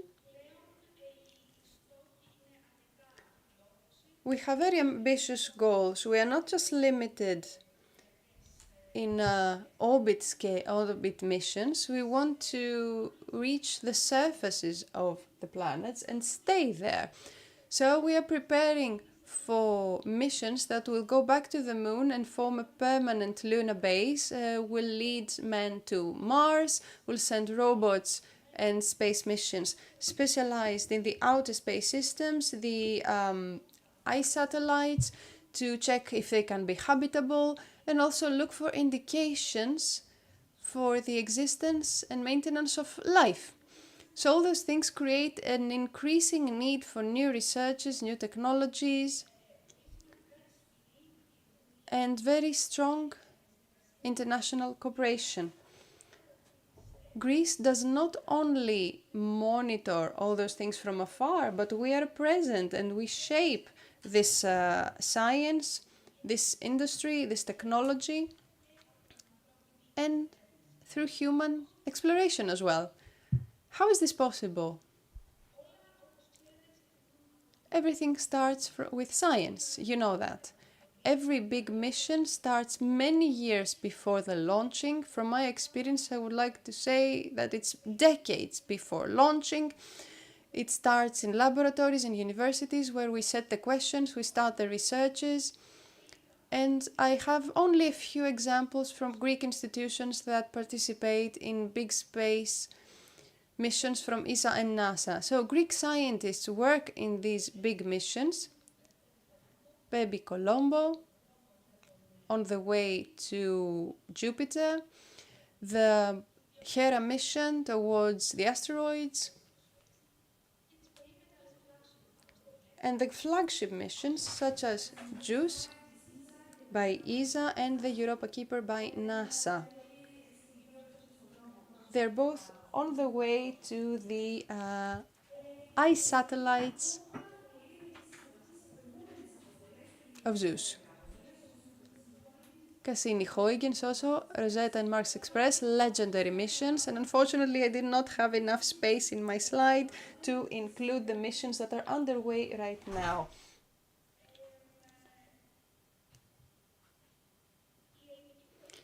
All those Greek institutions, the researchers, have a question for us. What do we need to explore? Well, as researchers, this is what we do. We explore. And the answer comes from technology, the way in which we can do that. And I'm very happy because the last few years we see a constant increase of Greek companies and Greek research centers that participate in the development of technologies for European and not only space missions. We develop robotic systems for the Moon and Mars, new solutions of mobility through this impressive Greek ecosystem. Technologies that can support future human presence in space, innovative technologies, and participation in software and hardware level when it comes to big, important missions. These are only a few examples of the companies that participate in these great missions. So we see an ecosystem connects industry with big space missions. This is where ELKEP is found. We have a role to connect, to perform this interconnection of these two parts. But before we send these technologies to space and before we send people to space, we need to examine them, to explore them and do as many tests as possible. And this is where Greece comes in. We have a very unique test trend due to the geomorphology that we have. And ELKED supports the characterization of specific areas as earthly analogues, such as Milos. The island of Milos, for example, can be a multiplanetary analog. Eos, the satellite of Jupiter. Santorini, which is a very good Martian analog for the Mars rover and with easy access.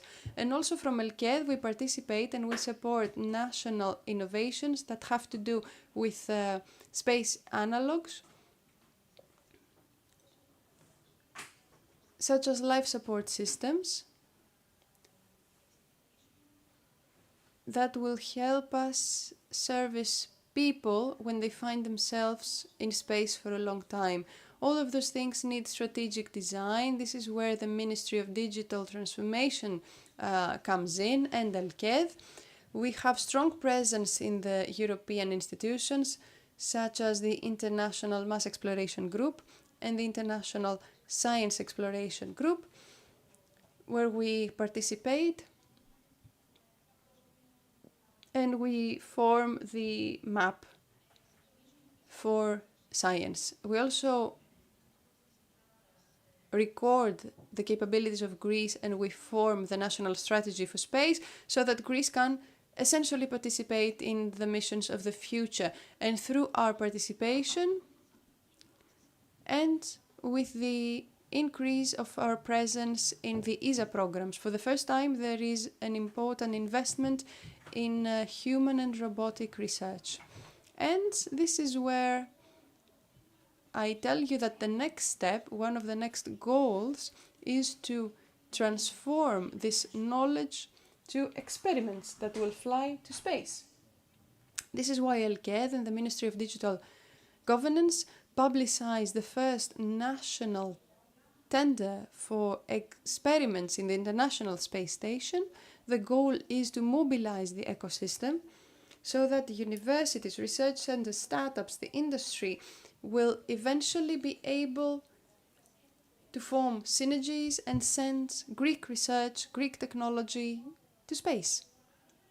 At the same time, the Greek government has announced, and we're very happy about that, its intention to send the first Greek astronaut to the International Space Station within the next 2 years.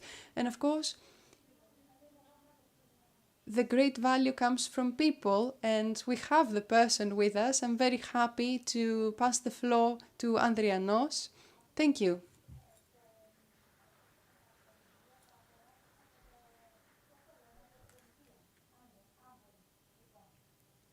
Thank you. I hope that you can all hear me. Yes, Adriane, we can. First of all, it's very important. I don't think that I'm as difficult to find, but I participate in the astronaut training, so we have a very small launch window, but it's a great pleasure. Thank you for the invitation in this celebration of space in our country. I have a little slide that shows some of our experiences. You can see some of the training that we do. We do scuba diving in order to feel what it's like to move when there's no gravity.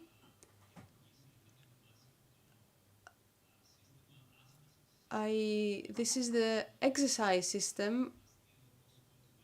How can you lift weights when there's no gravity? It's a funny thing to do. How can we exercise our muscles against the pumps and stuff like that? And some other activities that we do.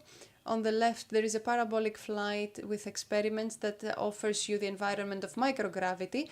And the most important thing has to do with classes, actually. I went back to school in order to learn in depth about technology and science. And on the right, there is a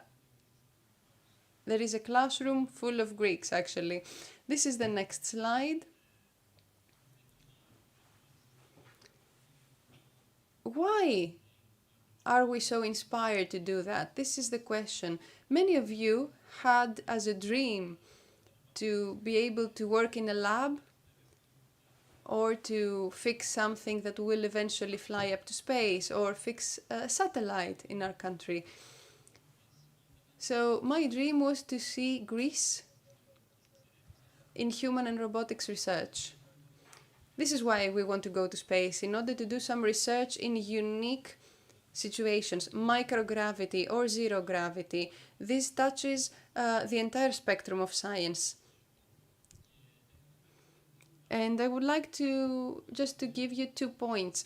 As Mrs. Olomonidou said, there is an open call for experiments and other activities from Greece to the ISS. There is a call for interest, and I really hope that sometime in the future we will be able to increase our presence, the Greek presence in that. And the second thing is that we're not just talking about natural research, we're talking about companies of Fortune 500, such as Adidas, Procter & Gamble, for example, pharmaceutical companies that have actually perfected their products thanks to what they realized from research in microgravity. This is why they do tech research in space. This is a very dynamic sector, and I'm happy that our country is taking an extra step in that. This slide. This slide may have too much information. I would like you to remember 2 things, that in Europe, for space exploration, we have approximately 3 to 4 rate return, which means that for €1 we get 4 back. In the States, the return is even higher, but I think that we're going to go there too. As Anezina said also, that big companies really know everything about research, including the fact that also startups can profit. As we already have information about companies that actually went into research and development for space and managed to get return for investment much faster. We also know that space economy will increase, that the private sector will soon be highly interested. We are already seeing that in robotics, and that new countries will also get into the context, into the framework, with new opportunities for cooperation for the entire ecosystem. Next slide, please. let us not forget also that there are tangible and also indirect or benefits. As opposed to indirect benefits, these markers, and I had the honor to being his doctor, his physician, during his mission in space. And I remember that he told me that supported his mission, because it would be an opportunity for the next generation to dream, to plan, and to produce not only space technicians, but space artists, as he told me, that would take space exploration one or two or even further steps into the future. Then we have the so-called spin-offs. We know why we're going into space, but we know what the benefits of going into space are, but there are also unexpected benefits. There are technologies that we not expect would be useful and that are now being implemented on Earth, such as, for example, technologies of sustainability. I, for example, saw, that the International Space Station, one of the panels, on the solar panels of the space of this International Space Station was partly destroyed from a meteorite. And I think that our country can offer space services to fix these panels. This is one of the resources that we can develop here in Greece. Thank you very much for listening to me.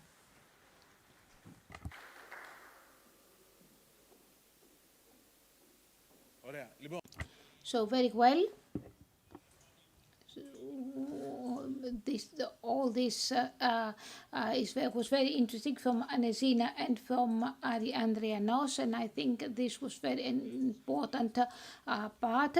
And now we're going to break for 20 minutes only, and we will go on with the next session.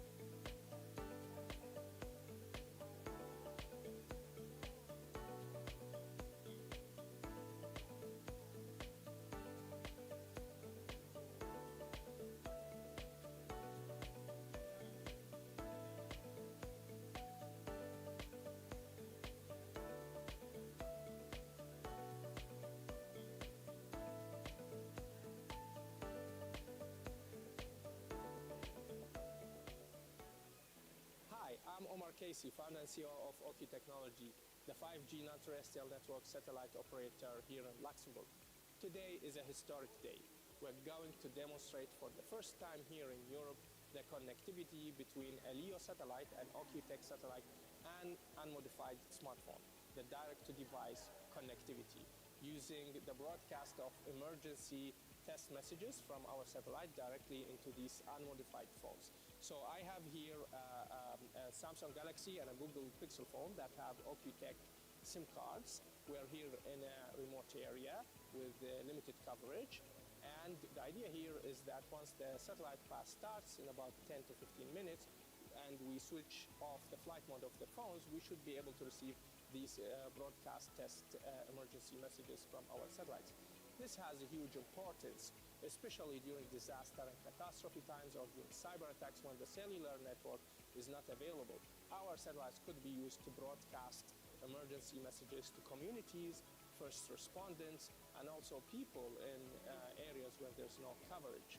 We're very happy to have achieved that as the first European company to achieve direct-to-device connectivity over full sovereign European infrastructure. So let's wait for the pass, and then we will show you the demo. Can you show me? So the satellite pass has started now, and we should be receiving on the phone the emergency test messages. So we have the two phones now, the Google Pixel and the Galaxy, in flight mode, and I'm gonna disable the flight mode now and both phones, and we should be shortly receiving. As you see, we start receiving on the Galaxy the emergency message. Now also we got it on the second phone.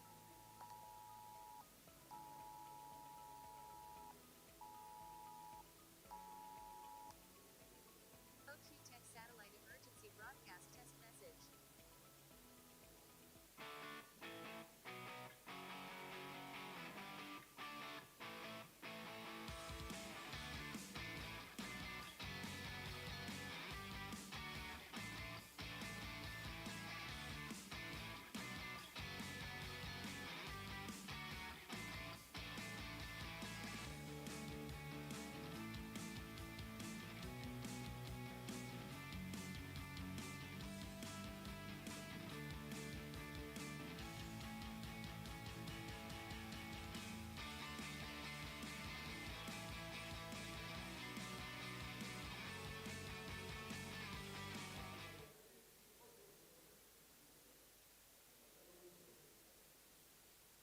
Hi, I'm Omar Casey, founder and CEO of OQ Technology. Today, we will be demonstrating a video feed from a small drone transmitted directly through our European low Earth orbit satellite constellation using a 3GPP compliant non-terrestrial network in MSS S-band spectrum.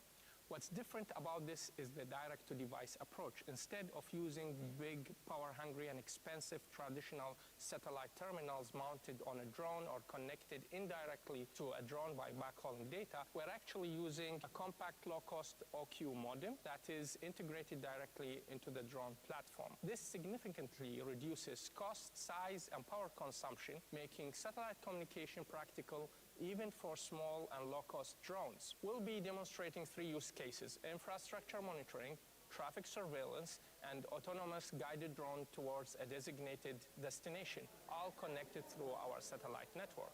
So let's see that in action.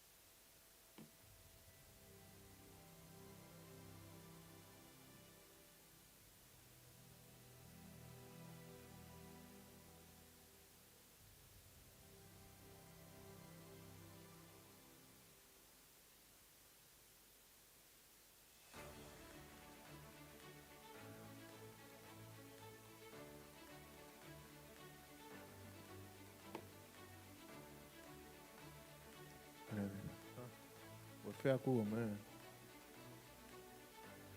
Ορφέα, έλα να μιλήσεις μαζί μου. Αφού είμαστε ντουέτο.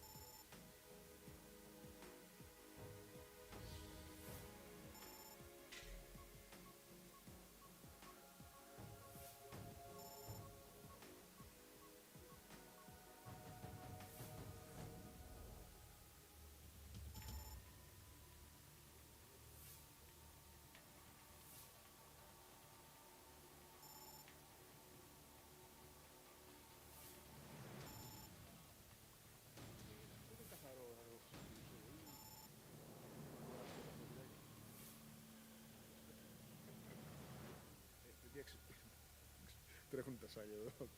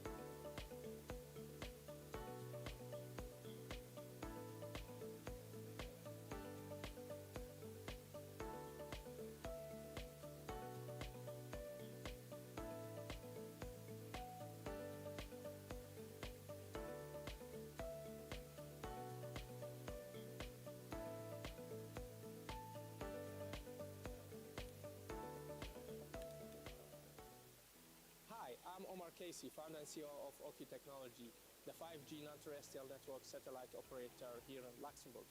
Today is a historic day.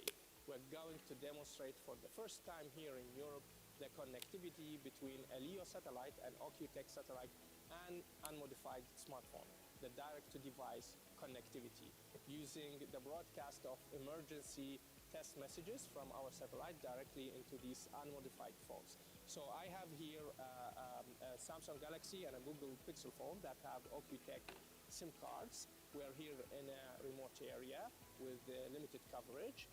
And the idea here is that once the satellite path starts in about 10 to 15 minutes, and we switch off the flight mode of the phones, we should be able to receive these broadcast test emergency messages from our satellites. This has a huge importance, especially during disaster and catastrophe times or during cyber attacks when the cellular network is not available.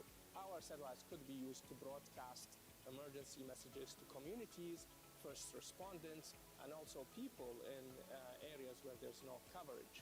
We're very happy to have achieved that as the first European company to achieve direct-to-device connectivity over full sovereign European infrastructure. So let's wait for the pass, and then we will show you the demo. So the satellite pass has started now, and we should be receiving on the phones the emergency test messages. So we have the two phones now, the Google Pixel and the Galaxy, in flight mode, and I'm gonna disable the flight mode now and both phones, and we should be shortly receiving. As you see, we start receiving on the Galaxy the emergency message. Now also we got it on the second phone.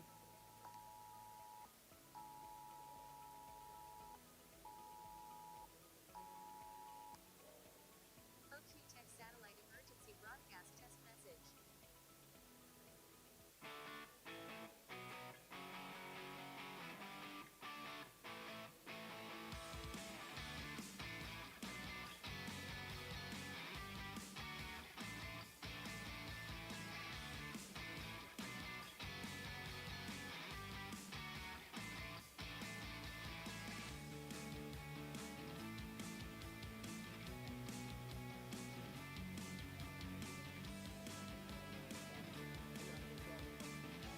Ωραία.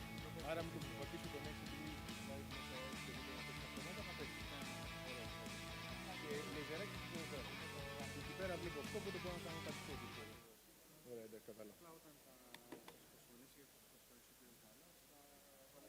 Hi, I'm Omar Casey, founder and CEO of OQ Technology. Today we will be demonstrating a video feed from a small drone transmitted directly through our European low Earth orbit satellite constellation using a 3GPP compliant non-terrestrial network in MSS S-band spectrum. What's different about this is the direct-to-device approach. Instead of using big, power-hungry and expensive traditional satellite terminals mounted on a drone or connected indirectly to a drone by backhauling data, we're actually using a compact, low-cost OQ modem that is integrated directly into the drone platform. This significantly reduces cost, size, and power consumption, making satellite communication practical even for small and low-cost drones. We'll be demonstrating three use cases: infrastructure monitoring, traffic surveillance, and autonomous guided drone towards a designated destination, all connected through our satellite network. So let's see that in action.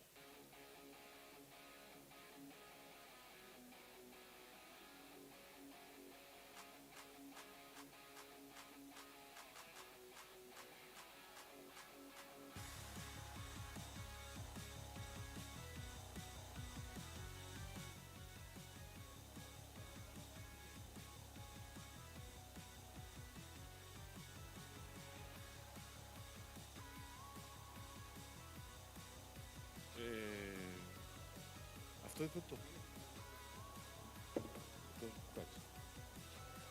Λοιπόν, να ξεκινάμε... Ναι. Are we ready to start?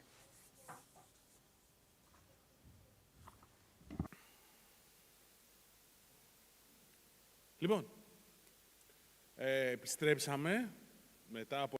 So we are back after a bit longer pause, but I think that we are going to have a lot of very interesting things to say and hear.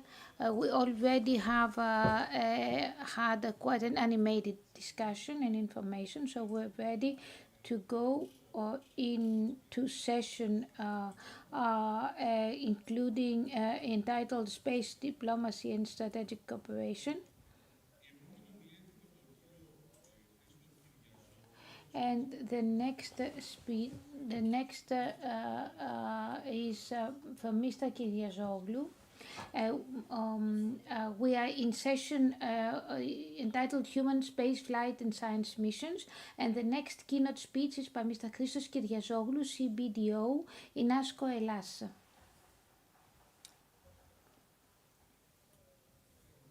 Good afternoon. Thank you very much for this invitation. I'm Christos Kyriazoglou, representing here in ASCO Hellas, that is specialized in satellite platform manufacturing. Mainly focusing on Hellenic upstream technologies for planetary exploration and space science missions. And we have a big planetary exploration design projects. I would like to note here that we are very advanced in space maturity and especially in space readiness. I will speak about big ESA missions that will cater for dual use, both defense and business needs. The first is the Plato mission. The so-called is the exoplanet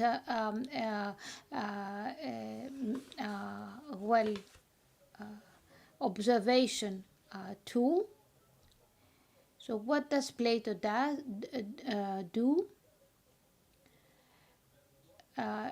It is planned to study and observe approximately 200,000 stars, approximately 5% of the visible sky, to find exoplanets using the cameras that are attached to the orbital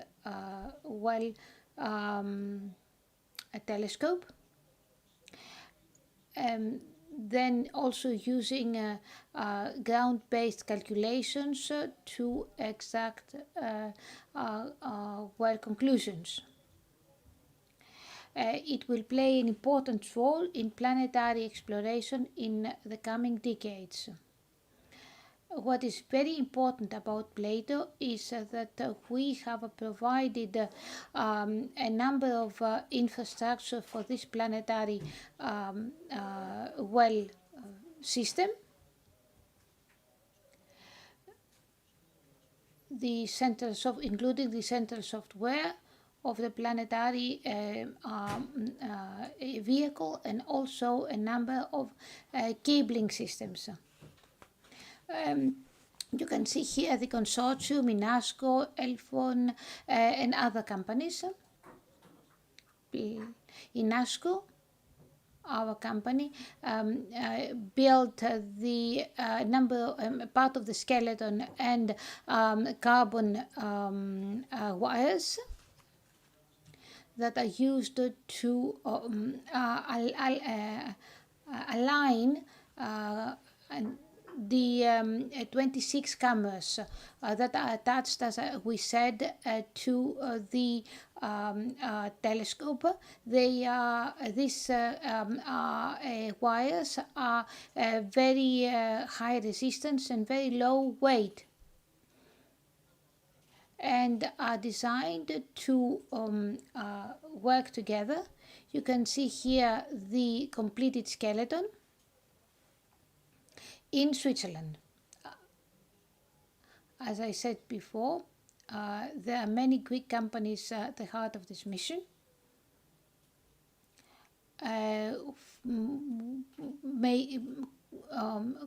Elpen, for example, built the structured wirings and cabling. These are some of the pictures from the unit that builds these cables. SV built the central flight software, and Teletel designed and developed the specialized system, which is a specialized cabling system. So where is Plato right now? Plato is in the heart of ESA, at the center of ESA in Switzerland. It has already passed all the required tests with considerable success. These are pictures from the so-called vibration system. The whole system is placed on a vibration table and subjected to vibrations. So it was very successful. The test was very successful. This is so-called the LSS test. The vehicle is placed into the chamber and pressure is applied to it. This test was also successful, and now Plato is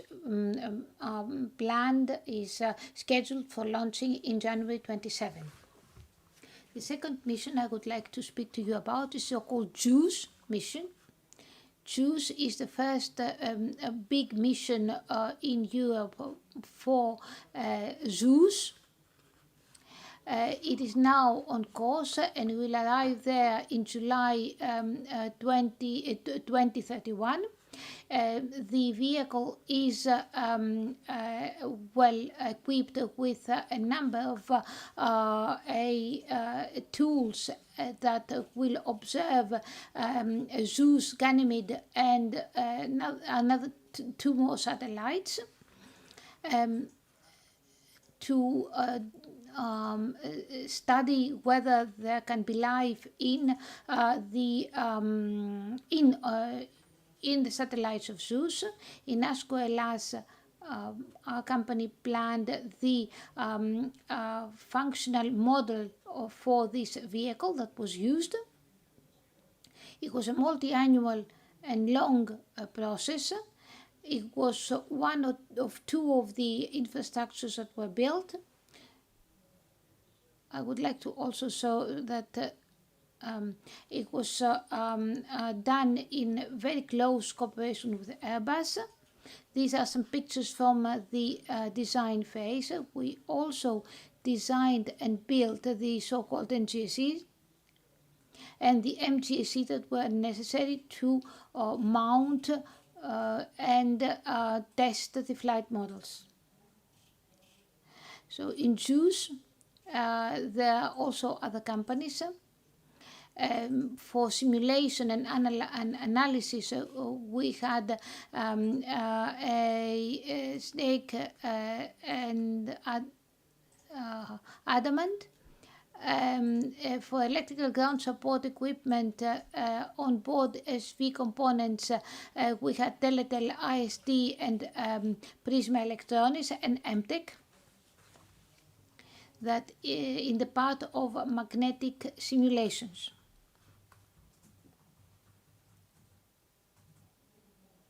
So the next mission is a so-called Solar Orbiter, another space vehicle that observes and monitors our star. we build the flight center software, the HDSC, and electronic cables and wirings. We're talking about IST, Teletel, and Prisma Electronics. These are the companies that participated. And then in Exxon and Discover, we also had participation by IST and Heron Engineering in the construction. Euclidis, and a space telescope that monitors the dark space. We had IST, Teletel, and Prisma Electronics that actually built spacecraft, SV, ESG, the software, among other things. And let me speak to you also about Bob Boudet, the first worldwide mission that uses satellites with high accuracy information. And INASCO actually built the algorithms, the compression unit for the data, for the vehicle data. You can see here two typical photos from the sun's corona. And we have also, of course, and should not forget, Envision. That is important, cooperation between NASA and ESA that will closely monitor Aphrodite, a very mysterious planet, from its historical core to from its internal core to the outer surface. We had participation by Teletel, INASCO, ELAS, and IST that built a number of components, the AMGC system and navigation checkout system. And last but not least, we should not forget the LISA mission. It is the third biggest mission for the detection of barytic waves in space. We have IST and telephone to build the central SV system, power, SCOE systems, and others. So to close, Greece is also innovating an innovator in upstream, in the upstream segment of the market. And I think that Anezina already mentioned a number of missions. We have proved that we are both mature and ready to participate in space exploration missions and contribute in the production of the required systems. We would like to have the support of, as we already have, of the Greek government, of ESA and other stakeholders, which we would like to thank. And I think that we're ready now to exploit the experience that we have gained, this heritage that we have acquired, and move forward into the future. Thank you very much for your attention.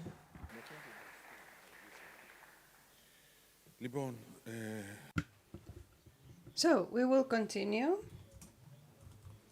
με ακόμα μια ομιλία σε αυτό το θέμα σχετικά με τις διαστημικές επιστημονικές αποστολές και θα ήθελα να καλέσουμε στη σκηνή τον κύριο Τζόρτζιο Σακότσια, ο πρόεδρος του European Operations στη VAST.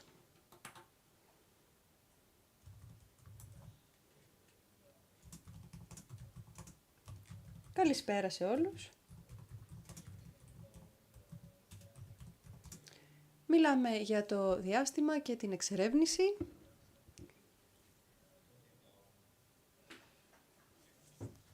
Συζητήσαμε λοιπόν για το πώς μπορούμε να πάμε στο διάστημα ως άνθρωποι και πώς η Ελλάδα θα καταφέρει να γίνει μέλος αυτού του κλαμπ, του πολύ ιδιαίτερου κλαμπ ανθρώπων που έχουν πάει στο διάστημα. Στο άμεσο μέλλον θα έχουμε τη δυνατότητα να στείλουμε κάποιον αστροναύτη σε χαμηλή τροχιά. Η VAST, η εταιρεία την οποία εκπροσωπώ, εργάζεται ακριβώς για αυτό.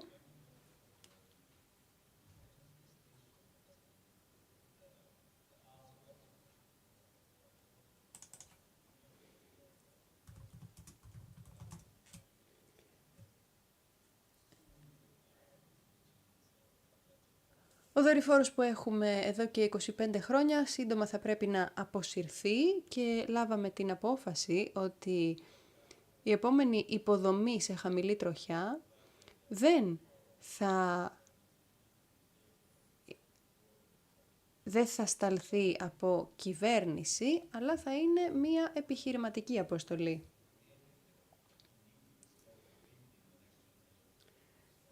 Έτσι λοιπόν χτίζουμε την επόμενη γενιά των διαστημικών υποδομών. Είμαστε μια εταιρεία που λειτουργεί εδώ και 3-4 χρόνια ουσιαστικά, αλλά έχει μεγαλώσει πάρα πολύ. Έχουμε πάνω από 12.000 άτομα προσωπικό, μεγάλες υποδομές.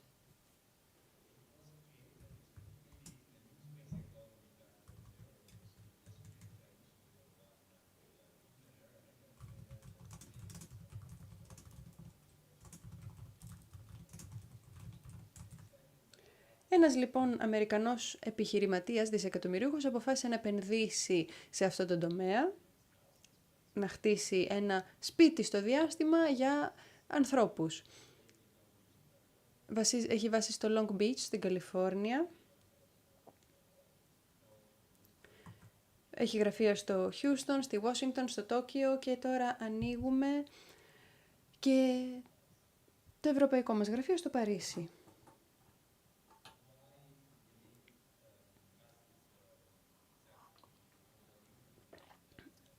Εμείς λοιπόν λειτουργούμε κάπως διαφορετικά από άλλες εταιρείες.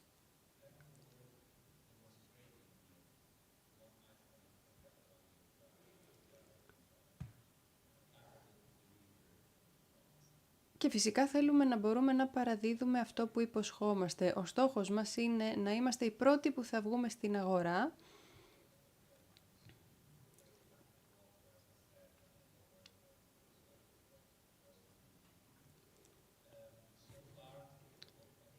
έως τώρα η εταιρεία έχει στόχο να είναι γρήγορη, να είναι οικονομικά βιώσιμη, οπότε δουλεύουμε σε μία κάθετη φάση.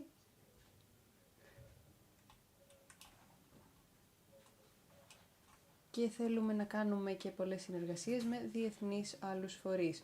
Κατά την άποψή μου, το κλειδί είναι θα παρουσιάσω σε λίγο τον τρόπο της εργασίας μας που αποτελεί και το κλειδί της φιλοσοφίας μας.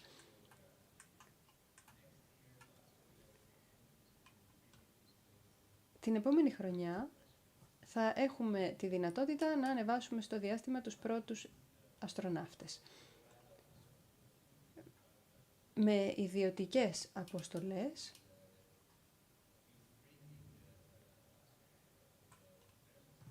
που θα φέρουν αστροναύτες στο Διεθνή Διαστημικό Σταθμό. Η VAST ήταν η νικήτρια του συμβολέου της αποστολής PAN-6 που θα πετάξει τον Ιούλιο του χρόνου. Και οι αστροναύτες θα μείνουν 2 εβδομάδες εκεί στο διάστημα, χάρη σε αυτή την ευκαιρία και ταυτόχρονα του χρόνου επίσης.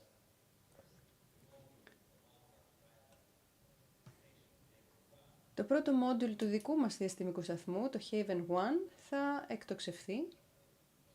Είναι και αυτό ιδιωτική πρωτοβουλία.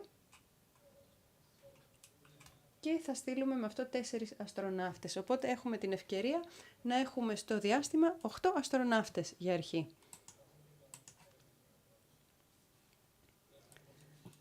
Αυτή είναι η προσέγγισή μας. Θέλουμε να δείξουμε ότι δεν σχεδιάζουμε απλώς, αλλά μπορούμε και να ολοκληρώσουμε την αποστολή. Η εταιρεία αποφάσισε πριν από λίγο καιρό ότι ήθελε να επιδείξει τις τεχνολογίες που είναι σημαντικές και απαραίτητες για τη λειτουργία ενός διαστημικού σταθμού. Όλη η τεχνολογία που υποστηρίζουν τη ζωή στο διάστημα. Έχουμε λοιπόν αυτό το δορυφόρο, τον Evendaimon.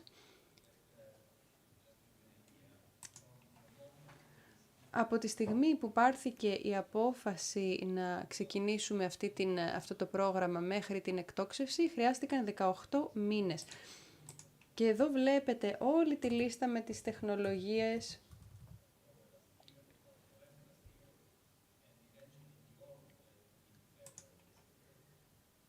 που χρειάστηκαν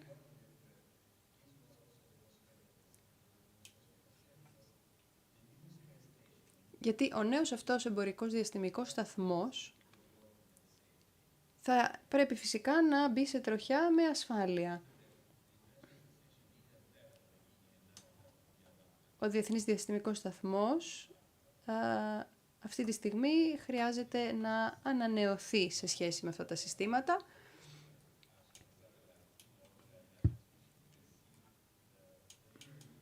Βλέπετε εδώ το μικρό φεγγαράκι κάτω από τον ορίζοντα. Αυτός είναι ο δορυφόρος μας. Η αποστολή είχε πλήρη επιτυχία και μας έδωσε πάρα πολλά στοιχεία και αυτοπεποίθηση για τα επόμενα στάδια. Αυτό είναι το κέντρο επιχειρήσεων.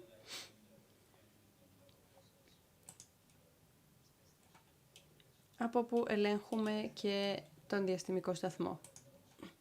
Το επόμενο βήμα λοιπόν είναι να εκτοξεύσουμε το Heaven 1, το Heaven 1.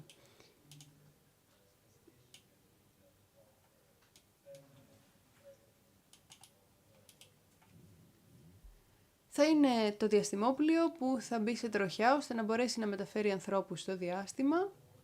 Θα έχει πλήρωμα 4 άτομα για 2 εβδομάδες. Θα εκτοξευθεί του χρόνου όπως είπαμε. Στην αρχή μη επανδρωμένο, θα κάνει 6 εβδομάδες αποστολή και μετά ο Dragon της SpaceX θα ανεβάσει πάνω το πλήρωμα.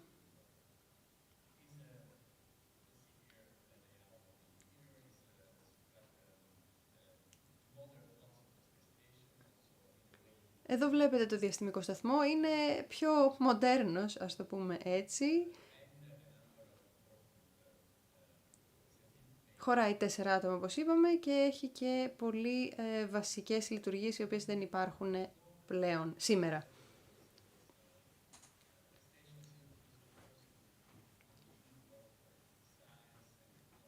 Ο σκοπός είναι να συνεχίσει να κάνει πειράματα επιστήμης και τεχνολογίας σε τροχιά.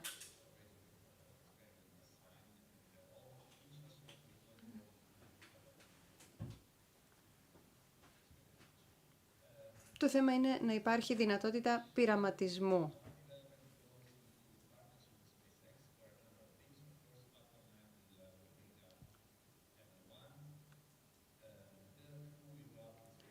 Το πλήρωμα θα πάει πάνω, όπως είπαμε, με το Dragon του SpaceX.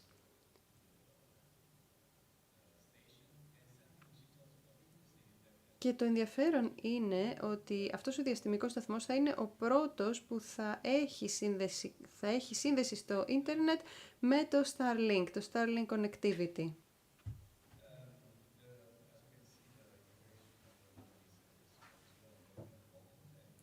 Το σχέδιο προχωράει αυτή τη στιγμή και είμαστε σίγουροι, πιστεύουμε ότι θα μπορέσουμε να προλάβουμε το πρόγραμμά μας.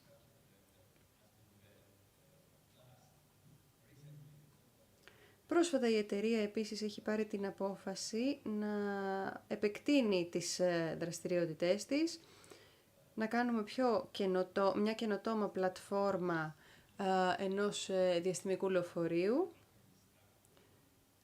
το οποίο θα είναι ευέλικτο και θα μπορεί να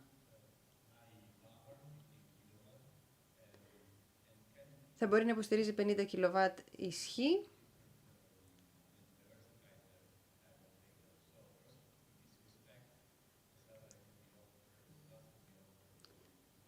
και μπορεί φυσικά να εξυπηρετήσει πάρα πολλούς πελάτες, συνεταίρους.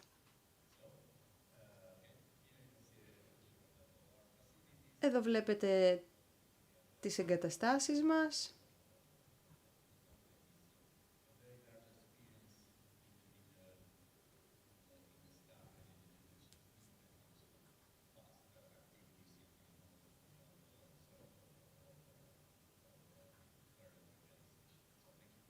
Σας ευχαριστώ λοιπόν για το χρόνο σας.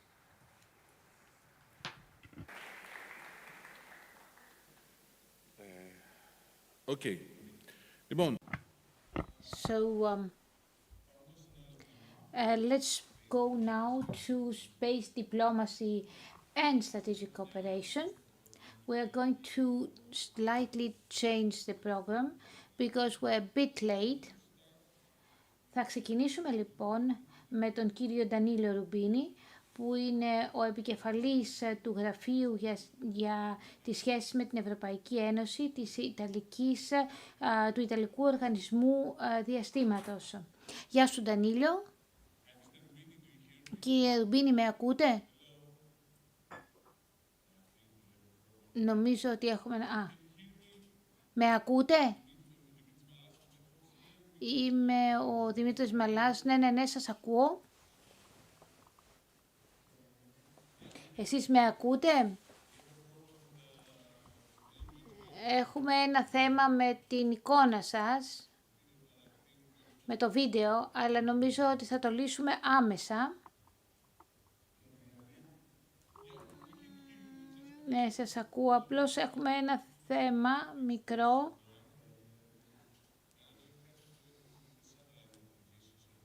Δεν ξέρω αν έχει σχέση με τις δορυφορικές επικοινωνίες, αλλά ελπίζω πως όχι. Δεν ξέρω καν αν έχουμε δορυφορική επικοινωνία εδώ. Μπορείτε όμως να το προσφέρετε. Είμαι σίγουρος ότι κάτι θα μου λέγατε.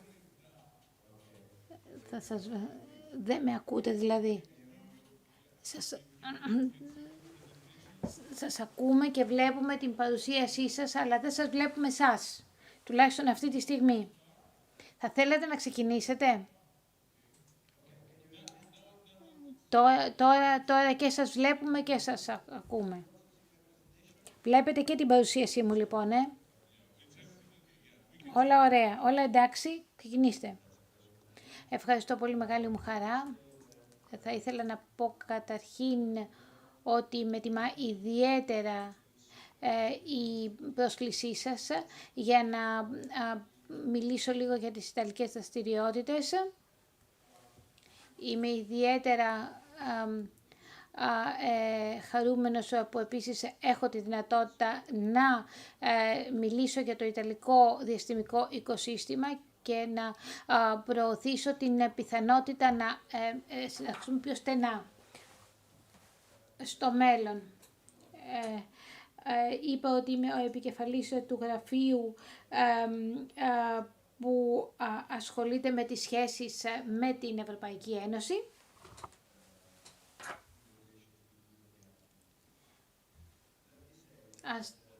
Επιτρέψτε μου να πω ότι μιλώντας για την Ιταλική διακυβέρνηση του διαστήματος, οι δραστηριότητες αυτές βρίσκονται υπό την ευθύνη του Πρωθυπουργού ή του επιτετραμένου του βοηθού, του Υπουργού Ανευχαρτοφυλακίου θα λέγαμε, που είναι αρμόδιος για αυτά.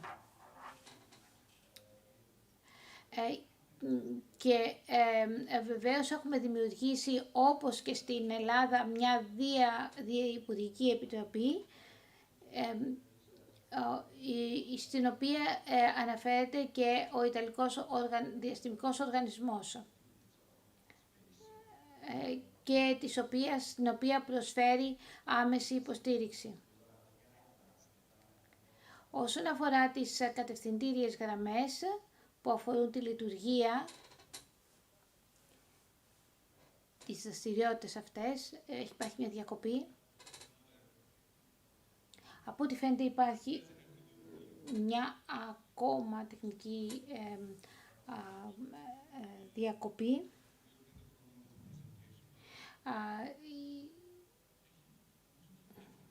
I think that it's very interesting for me to speak in Greek and in English. Alternatively, I think that Mr. Rubini will be back very soon. Με ακούτε, κύριε Ρουμπίνη? Προσπαθούμε να επαναφέρουμε την παρουσίασή σας.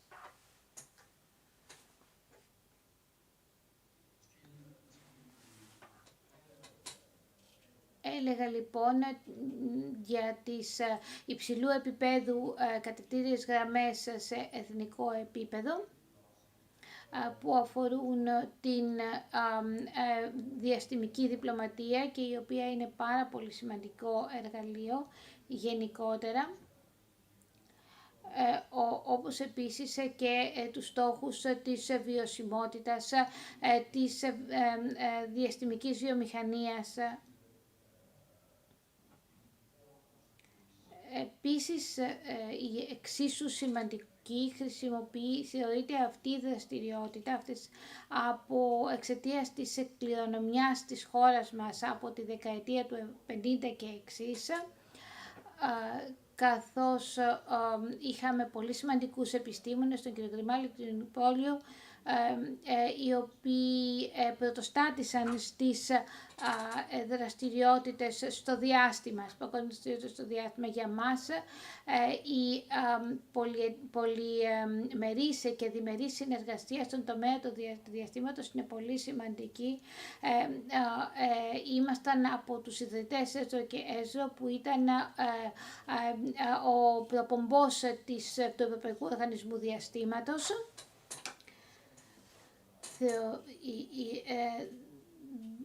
Είμαστε ανάμεσα από τις πρώτες χώρες που έστειλαν το 1964 δορυφόρο στο διάστημα.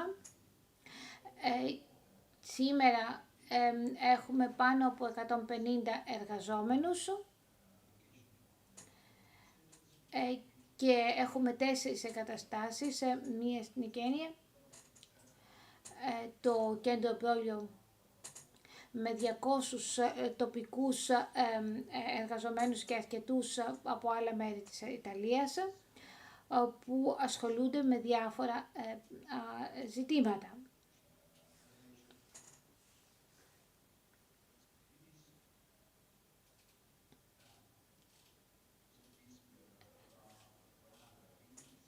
Εξαιτίας αυτών των δραστηριοτήτων και στα πλαίσια αυτών έχουν υπογραφεί τουλάχιστον 100 συμβάσεις και συμφωνίες με άλλους φορείς στο διάστημα.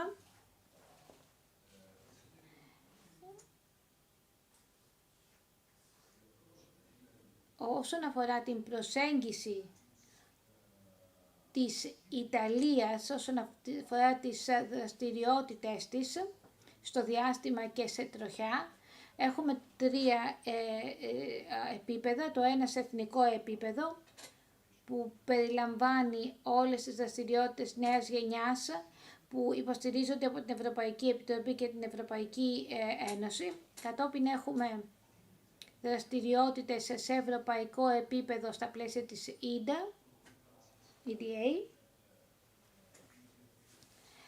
σε διάφορα πλαίσια, και κατόπιν έχουμε πολυμερείς και διμερείς πρωτοβουλίες σε ευρωπαϊκό και διεθνές επίπεδο, μεταξύ άλλων και συνεργασίες με την NASA και άλλους διεθνούς φορείς.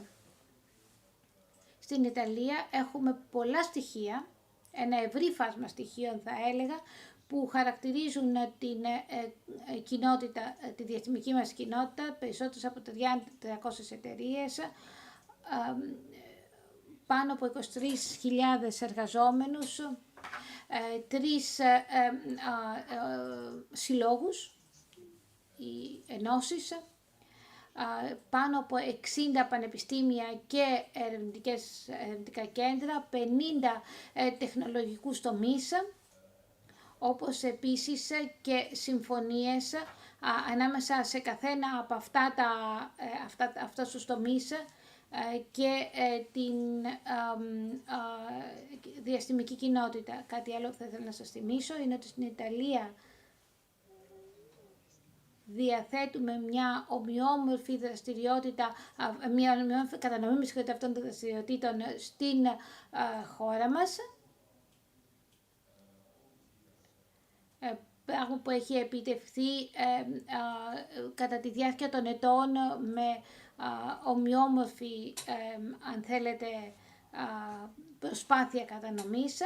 Επίσης, αυτή τη στιγμή κινούμεθα από τις ανάντι δραστηριότητες προς τις κατάντι δραστηριότητες, προς την παραγωγή δηλαδή. Επίσης, όσον αφορά την τάξη δραστηριοτήτων, την κατηγορία δραστηριοτήτων, αν θέλετε καλύτερα, των εταιριών αυτών, βλέπουμε ότι ένα πάρα πολύ μεγάλο τμήμα των εταιριών που είναι νεοφυείς και startup εκπροσωπούνται στον τομέα των διαστήματος και αυτό είναι πάρα πολύ σημαντικό για την καινοτομία. Η καινοτομία είναι ένα πάρα πολύ κρίσιμο σημείο των διαστημικών τεχνολογιών και διαδικασιών και συνεπώς παίζει μεγάλο ρόλο στην προοπτική μας. Θέλουμε να διατηρήσουμε και την συμμετοχή μικρών και μεσαίων επιχειρήσεων, καινοτόμων επιχειρήσεων στις δραστηριότητες μας στο διάστημα και να αφήσουμε τις μεγάλες εταιρείες να λειτουργήσουν ως συντονιστές, αν θέλετε περισσότερο. Μερικές από τις νεοφυείς και startups έχουν μετακινηθεί τώρα και βρίσκονται πλέον στο επίπεδο των μεσαίων ή ακόμα και πιο μεγάλων επιχειρήσεων.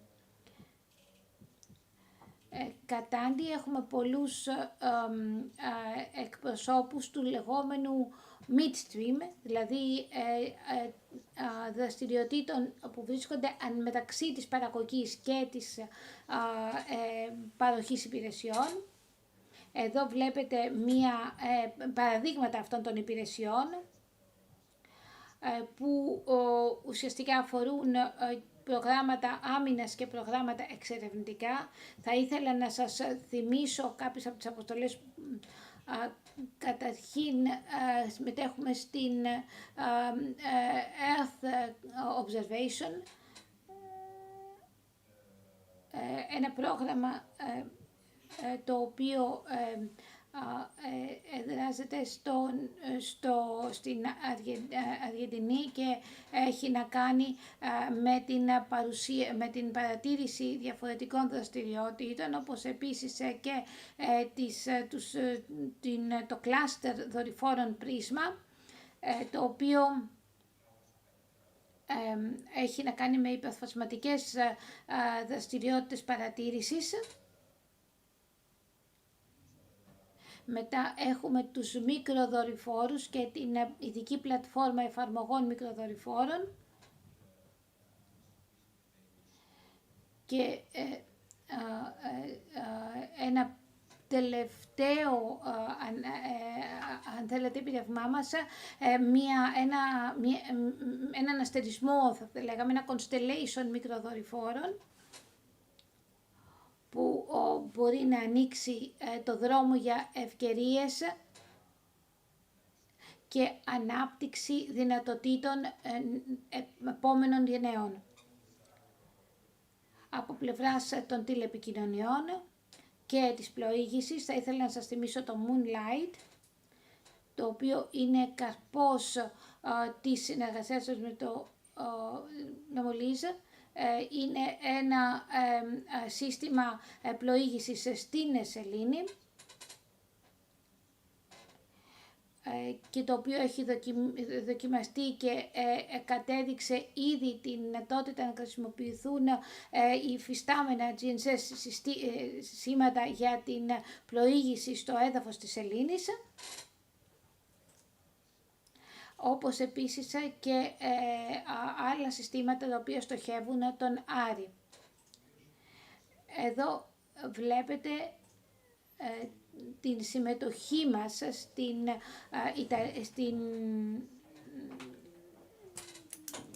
στη συμμετοχή μας κατά 50%, στο 50% των αποστολών που είχαν ως στόχο τον διεθνή διαστημικό σταθμό. Βλέπετε εδώ μερικούς από τους αστροναύτες μας που ήδη βρέθηκαν σε τροχιά.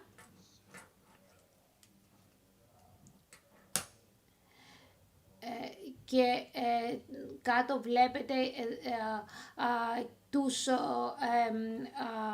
αστροναύτες οι οποίοι ετοιμάζονται τώρα για να υποστηρίξουν επόμενες αποστολές εξερεύνησης του διαστήματος. Πράγμα που καταδεικνύει πώς οι αστροναύτες μπορούν, αν θέλετε, να είναι πραγματικά οι εκπρόσωποι της σημασίας που έχουν οι εξερεύνησεις του διαστήματος, οι αποστολές εξερεύνησης του διαστήματος. Επίσης, κατά τη διάρκεια της Ιταλικής Προεδρίας του ΙΣΑ, εισάγαμε κάποια νέα πρωτοπόρα προγράμματα τα οποία βλέπετε στην οθόνη μας, που αφορούν κυρίως δυνατότητες επαναχρησιμοποίησης ορισμένων modules. Τελευταίο αλλά όχι αμεληταίο είναι το μνημόνιο κατανόησης μεταξύ Ελλάδας και Ιταλίας, το οποίο υπογράφηκε τον Οκτώβριο του 2023, όπως βλέπετε εδώ. Περιλαμβάνει κατάλογο θεμάτων προς συνεργασία μεταξύ του Ιταλικού Οργανισμού Διαστήματος και του Ελληνικού Οργανισμού Διαστήματος. Από τις 7 Μαΐου τρέχοντος είχαμε στη Ρώμη μία συνάντηση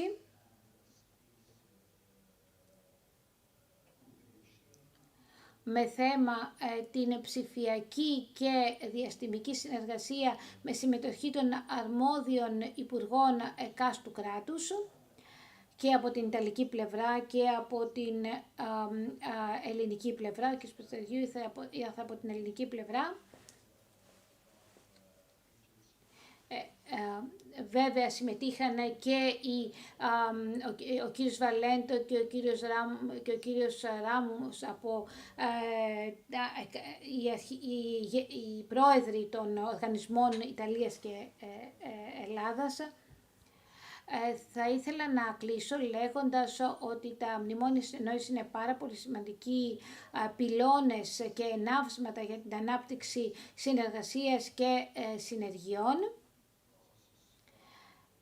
και ελπίζουμε να συνεχιστούν. Αυτή τη στιγμή βρισκόμαστε στη διαδικασία της δημιουργίας μιας οργανωτικής επιτροπής, μιας steering committee, όπως επίσης και μιας ομάδας παρατηρητών. Μια άλλη ομάδα θα αναλάβει το επιστημονικό κομμάτι. Και πιστεύω ότι σε λίγες εβδομάδες θα είμαστε έτοιμοι να παρουσιάσουμε την Οργανωτική Επιτροπή, το Steering Committee, η οποία θα υποστηρίξει την εφαρμογή του μνημονίου αυτού. Σας ευχαριστώ για την προσοχή σας και σας εύχομαι καρποφόρα και χρήσιμη συνέχεια των εργασιών σας. Ευχαριστούμε πολύ, κύριε Ρουμπίνη. Συνεχίζουμε. So I will ask Mrs. Christina Yanova to come to the podium, who is the head of the Office of the Executive Director for EUSP.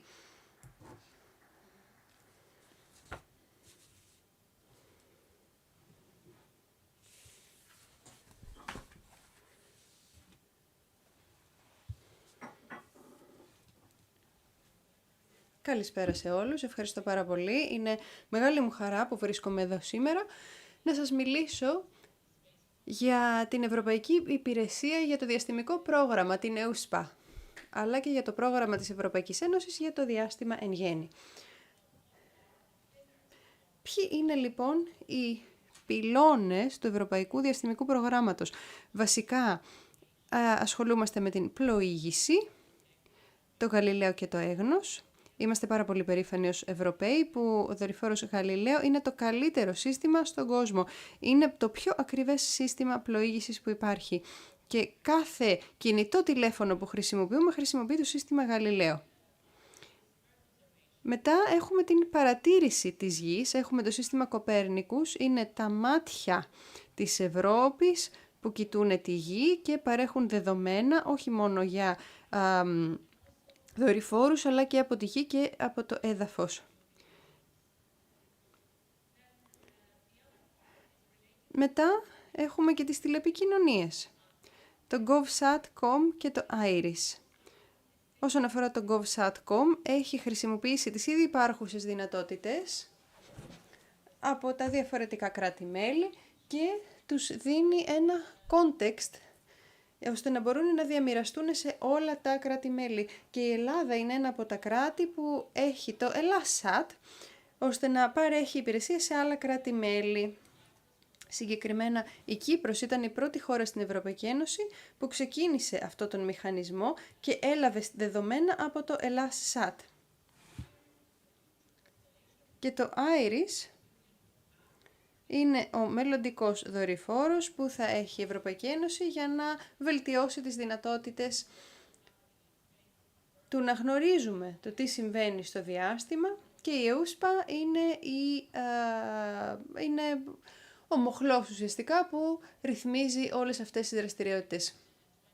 Δημιουργήθηκε το 2021 μετά το GSA. Η GSA ασχολούταν μόνο με την πλοήγηση, ενώ η EUSPA ασχολείται με ολόκληρο το ευρωπαϊκό πρόγραμμα διαστήματος σχετικά με την εκμετάλλευση του διαστήματος, την ασφάλεια και την χρήση. Εκμετάλλευση, τι σημαίνει αυτό? Μπορούμε να παρέχουμε υπηρεσίες καθ' όλο το 24ωρο. Το ίδιο και για το GovSatcom. Και επίσης η Ευρωπαϊκή Υπηρεσία Διαστήματος ασχολείται κυρίως με την ασφάλεια, που παρέχει monitoring 24 ώρες το 24ωρο για να βεβαιωθούμε για την ασφάλεια της Ευρώπης. Και τέλος η χρήση. Υποστηρίζει μέσα από όλες αυτές τις προδιαγραφές την αγορά. Και θα μιλήσω λίγο γι' αυτό περισσότερο. Αλλά πρώτα ας πούμε για την ασφάλεια. Το τμήμα της ασφάλειας, στο οποίο ασχολείται η EUSPA, είναι το κέντρο επίβλεψης στην Γαλλία και στην Ισπανία από το Γαλιλαίο. Εκεί ελέγχουμε όλες τις πιθανές απειλές. Το άλλο τμήμα είναι το ότι η EUSPA είναι υπεύθυνη για όλα τα διαστημικά συστήματα της Ευρωπαϊκής Ένωσης μέσω του συστήματος πιστοποίησης. Όλα τα μέλη λοιπόν μπορούν να αποφασίσουν για την πιστοποίηση ασφαλείας των διαφόρων υπηρεσιών. Και όσον αφορά τη χρήση όλων αυτών, όταν ανεβάσουμε λοιπόν έναν δορυφόρο και λαμβάνουμε δεδομένα, αυτό δεν αξίζει κάτι. Το θέμα είναι να χρησιμοποιούμε αυτά τα δεδομένα και να τα παρέχουμε στους χρήστες σε διάφορους τομείς της αγοράς. Μπορεί να είναι η γεωργία, μπορεί να είναι η ναυτιλία, ενέργεια, το περιβάλλον. Όλοι αυτοί οι τομείς υποστηρίζονται από τις διαστημικές υπηρεσίες. Η EUSPA λοιπόν έχει συγκεκριμένα εργαλεία για να μπορεί να υποστηρίξει μικρομεσαίες επιχειρήσεις, μεγάλες εταιρείες, startups.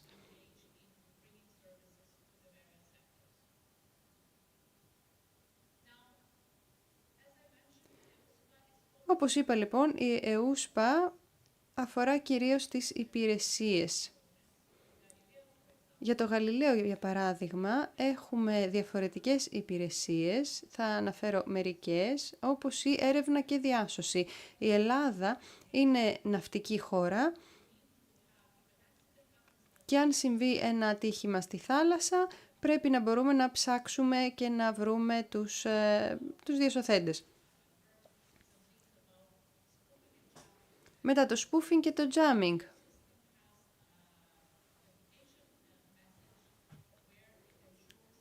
Υπάρχει ένα σύστημα αυθεντικότητας, ώστε να βεβαιωνόμαστε ότι τα μηνύματα και τα δεδομένα έρχονται από τις κατάλληλες πηγές. Άλλες υπηρεσίες είναι για την προσγείωση αεροπλάνων.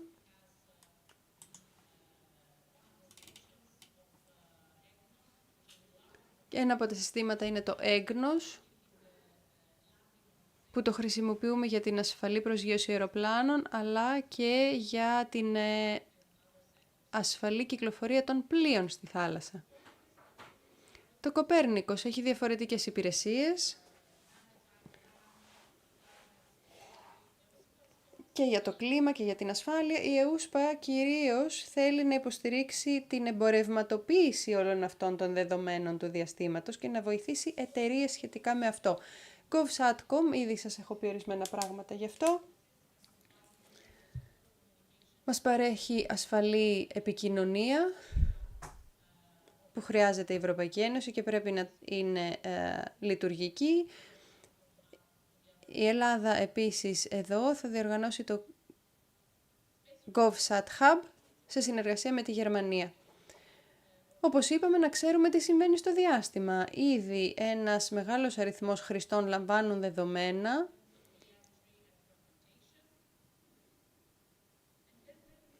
και να σας πω και κανένα δυο πράγματα για την ανάπτυξη του downstream marketing, που πιστεύω ότι αυτό είναι πολύ σημαντικό. Έχουμε συγκεκριμένα εργαλεία στην Ευρωπαϊκή Ένωση και στην ΕΟΥΣΠΑ για να χρηματοδοτήσουμε αλλά και να δώσουμε την ευκαιρία σε εταιρείες να συνεργαστούν μαζί μας. Το Cassini, για παράδειγμα, για την υποστήριξη του οικοσυστήματος. Το Horizon Projects Europe έχουμε βασικά στοιχεία σε αυτό για την έρευνα και ανάπτυξη και συγκεκριμένα για δέκτες και το Γαλιλαίο ή όπως τα κινητά που χρησιμοποιούμε έχουν αυτό το πρόγραμμα. Έχουμε και ένα καινούριο πρόγραμμα που ονομάζεται Make It With Space και έχουμε την πλατφόρμα συνεργασίας των χρηστών.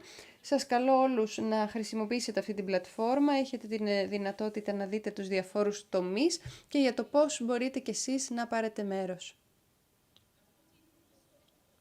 Επίσης, θέλω να σας πω για το Market Report. Μπορεί να είστε σε διαφορετικούς τομείς, στην γεωργία ή στην ναυτιλία, να σας ενδιαφέρει κάτι διαφορετικό, αλλά εμείς έχουμε το Market Report που βγήκε πρόσφατα και μιλάει για την παρατήρηση της γης, την πλοήγηση, αλλά και τις επικοινωνίες μέσω δορυφόρου. Και βλέπετε εδώ την εξέλιξη του τομέα, το πώς έχει αυξηθεί πολύ η ζήτηση και πώς θα συνεχίσει να αυξάνεται τα επόμενα χρόνια, με τους διαφορετικούς τομείς. Και το ίδιο επίσης και για την παρακολούθηση της γης. Δεν θα πω πάρα πολλά για τα δεδομένα, μπορείτε να τα δείτε εδώ στο slide. Και βλέπουμε επίσης και το πώς επεκτείνεται το διάστημα και οι υπηρεσίες για το διάστημα, ειδικά στον τομέα της επικοινωνίας δορυφόρων, όπου μπορεί να χρειαστεί να έχουμε διαφορετικούς τομείς όσον αφορά την πλοήγηση ή την επιβολή νόμου. Επίσης, πρόσφατα είδαμε πως υπάρχει μια αύξηση στην ανάγκη για SSA Market. Να ξέρουμε ακριβώς πώς να λειτουργούμε και τι συμβαίνει στο διάστημα. Όπως ακούσαμε και από τις διαφορετικές συζητήσεις σήμερα, πρέπει να γνωρίζουμε πού ακριβώς βρισκόμαστε και τι συμβαίνει στο περιβάλλον γύρω μας. Κοιτάξτε λοιπόν το Marketing Report, 16 διαφορετικούς τομείς αγορών. Σίγουρα θα βρείτε κάποιο που να ενδιαφέρει και εσάς. Θα δείτε πώς το διάστημα θα εξελιχθεί σε αυτή την περιοχή, σε αυτό το χώρο. Οπότε θα σας είναι χρήσιμο, πιστεύω, για το ελληνικό οικοσύστημα στο μέλλον. Πλέον τούτου, αν θέλετε να μάθετε περισσότερα, μπορείτε να επικοινωνήσετε μαζί μας, να δείτε πώς εργαζόμαστε και πώς δουλεύει η ΕΟΥΣΠΑ. Έχουμε την Ακαδημία ΕΟΥΣΠΑ, που είναι μια δωρεάν πλατφόρμα. Μπορείτε όλοι να συνδεθείτε και να λάβετε υλικό. Και θα ήθελα να κλείσω λέγοντας πως η ΕΟΥΣΠΑ είναι μέλος της Ευρωπαϊκής Ένωσης Η Γενική Διεύθυνση DEFIS είναι αυτή στην οποία υπαγόμαστε και αυτό που θέλουμε είναι μια πιο ασφαλής Ευρώπη που θα μπορεί να επικεντρωθεί στην ψηφιακή μετάβαση και να υποστηρίξουμε την καινοτόμα περιβάλλοντα σε ολόκληρη την Ευρωπαϊκή Ένωση. Και τώρα θα ήθελα να κλείσω. Γραφτείτε στο newsletter μας για να λάβετε περισσότερες πληροφορίες για τις δραστηριότητές μας αλλά και για τον σκοπό μας. Σας ευχαριστώ πάρα πολύ.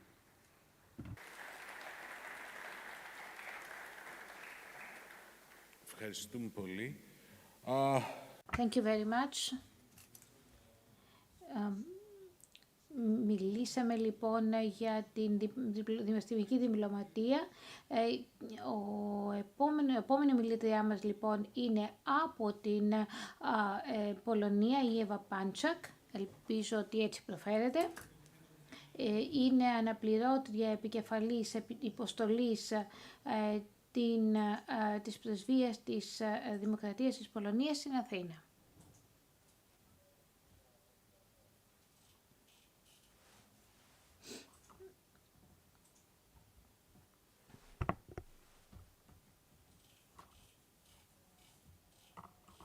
Κυρίες και κύριοι, αξιότιμοι καλεσμένοι, καταρχήν θα ήθελα να σας ευχαριστήσω ειδικά τους οργανωτές για την πρόσκληση που μου απίφθηναν και για την ευκαιρία που μου έδωσαν να πω λίγα λόγια για την Πολωνία στο διάστημα. Τα επόμενα λεπτά μάλιστα ελπίζω να σας δείξω ότι έχουμε αγατές σχέσεις με την Ελλάδα και ότι ήδη είμαστε συνεργάτες στο διάστημα. Νομίζω ότι αναφέραμε το όνομα Νικόλαος Κοπέρνικος ήδη. Ο Νικόλαος Κοπέρνικος έφερε επανάσταση στην κατανόηση των ουρανών και του διαστήματος. Επειδή όμως βρισκόμαστε στην Ελλάδα, επιτρέψτε μου να συνδέσω τον Κοπέρνικο με την Ελλάδα. Σχεδόν 20... Heliocentric model is in a sense a Greek... σχεδόν 20 αιώνες πριν ο Κοπέρνικος ουσιαστικά μελέτησε το διάστημα.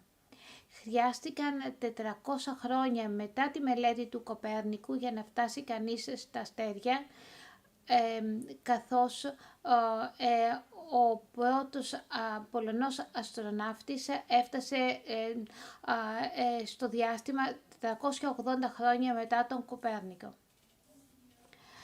Ένας μηχανικός, ο οποίος πέρασε σχεδόν 10 χρόνια προετοιμασίας πριν βρεθεί στον Διεθνή Διαστημικό Σταθμό. Ο κύριος Μασεύσκι ήταν ο δεύτερος και πέταξε, εκτοξεύτηκε αν θέλετε καλύτερα το 1976. Η απόσταση ανάμεσα στις δύο αυτές πτήσεις είναι αρκετά μεγάλη. Ωστόσο, δεν θα πρέπει να ξεχνούμε ότι ο πύραυλος του ενός μπορεί να αποτελέσει διαστημικό πρόγραμμα για τον άλλο. Και ότι ένα πειραματικό πρόγραμμα μπορεί να οδηγήσει σε μία αποστολή λίγα χρόνια αργότερα. Αυτές οι συμμετοχές οδήγησαν στην μεταμόρφωση του διαστημικού προγράμματος της Πολωνίας, η οποία από ένα απλό σύμβολο έγινε μία ουσιαστική δραστηριότητα. Αυτή τη στιγμή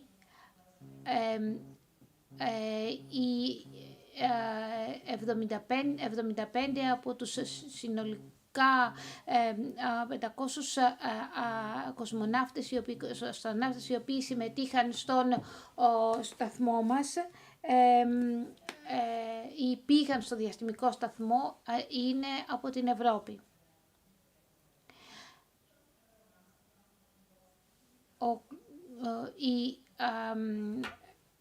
Η πλατφόρμα λοιπόν η ευρωπαϊκή αυτή τη στιγμή είναι πάρα πολύ σημαντική και γι' αυτό και γι' αυτό τιμά ακριβώς και τον Κοπέρνικο και έχει ως στόχο την ενίσχυση του Ευρωπαϊκού Διαστημικού Προγράμματος. Η στιγμή καμπής ήταν το 2012 όταν γίναμε μέρος του Ευρωπαϊκού Οργανισμού Διαστήματος. Καθώς αυτό πραγματικά μας προσέφερε την απαραίτητη εμπιστοσύνη που προσφέρει πάντα η συμμετοχή σε έναν σημαντικό φορέα παγκοσμίως. Ευρωπαϊκά προγράμματα όπως το Κοπέρνικος και το Γαλιλαίο και πιο πρόσφατα προγράμματα όπως ασφάλεια και άμυνα τόνισαν τη στρατηγική αξία του να βλέπει κανείς τη γη από το διάστημα. Ειδικά σχετικά με το ISS, η συμμετοχή μας έχει ξεκινήσει από την αρχή με πολύ μικρά βήματα για να φτάσει μια συμμετοχή και δράση ρεκόρ. Όπως παραδείγματος χάρη συνεισφορά στον Διεθνή Διοδηφόρο Κοπέρνικους, όπως επίσης και κατασκευή άλλων στρατηγικών υποδομών και εξαρτημάτων. Αυτή τη στιγμή η Πολωνία έχει συμφωνήσει για την δημιουργία ενός νέου σταθμού παρατήρησης σε πολωνικό έδαφο. Στο κέντρο όλων αυτών των δραστηριοτήτων βρίσκεται ο Πολωνικός Οργανισμός Διαστήματος που ιδρύθηκε το 2014 και το οποίο εκπροσωπεί την Πολωνία σε όλα τα διεθνή φόρα και βέβαια στον Ευρωπαϊκό Οργανισμό Διαστήματος. Και φυσικά ασχολείται ολοένα και περισσότερο με την ασφάλεια, επικεντρώνεται ολοένα και περισσότερο με την ασφάλεια. Αυτή τη στιγμή έχουμε και έναν νέο νόμο περί διαστημικής ασφάλειας που αφορά τα αντικείμενα τα οποία βρίσκονται στο διάστημα, ενώ τώρα ετοιμάζεται και μια νέα οικονομική στρατηγική για το διάστημα από την κυβέρνηση που έχει έναν και μοναδικό στόχο να γίνουμε μια από τις ηγέτιδες δυνάμεις στον τομέα του διαστήματος στην Ευρώπη. Η Ακαδημία, η κορυφαία τεχνολογική Ακαδημία της Πολωνίας ασχολείται αυτή τη στιγμή με την ανάπτυξη ειδικών προηγμένων εξαρτημάτων εχμής σε συνεργασία με κορυφαία ερευνητικά Ινστιτούτα και πανεπιστήμια σε όλη την Πολωνία. Και δεν θα πρέπει να ξεχνάμε ότι η συνεργασία με την Ελλάδα μας ενδιαφέρει, όπως ακριβώς ενδιαφέρει τον Κοπέρνικο η αστρονομία με βάση τα στοιχεία που είχε από την Ελλάδα. Πρόσφατα, φέτος την Άνοιξη, υπογράφηκε ένα μνημόνιο συνεννόησης μεταξύ Ελλάδας και Πολωνίας, με σκοπό την συνεργασία σε στρατηγικούς τομείς και φυσικά στην προαγωγή συνεργασιών και στον ιδιωτικό τομέα. Δεν είμαστε λοιπόν και δεν συναντιόμαστε για πρώτη φορά τώρα. Η σχέση μας είναι πάρα πολύ άμεση. Ήδη πολλές από τις εταιρείες που δραστηριοποιούνται και στην Ελλάδα και στην Πολωνία περπατούν χέρι για την ανάπτυξη υποδομών. Και κάθε ένας από τους εταίρους έχει υπογράψει και σε διμερές επίπεδο μνημόνια συνεργασίας για την ανάπτυξη συγκεκριμένα ενός αστερισμού δορυφόρων σε ευρωπαϊκό επίπεδο. Επίσης, ανήκουμε στο consortium της ΕΛΚΑ που αφορά την ανάπτυξη των δυνατοτήτων παρατήρησης του διαστήματος με διαστημικά ραντάρ. Και έχουμε ως στόχο την ανάπτυξη και δημιουργία ενός εργαστηρίου με την χρήση τοπικού προσωπικού, επικεφαλής του οποίου θα βρίσκεται ένας Πολωνός μηχανικός. Εδώ στην Ελλάδα η ISI είναι επίσης συμμέτοχος του τοπικού προγράμματος ανάπτυξης δορυφόρων και της συνεργασίας που ξεκίνησε πέρσι τον Νοέμβριο. Να κλείσω λοιπόν λέγοντας τα εξής. Ο Κοπέρνικος φαντάστηκε το διάστημα με βάση τα στοιχεία που είχε από την παρατήρηση με γυμνό μάτι της σελήνης και του ήλιου. Πάνω στις γνώσεις του βασίστηκαν πολλά από τα πράγματα που ουσιαστικά αποτέλεσαν τη βάση για τις εξελίξεις του σήμερα. Ας ακολουθήσουμε το παράδειγμά του.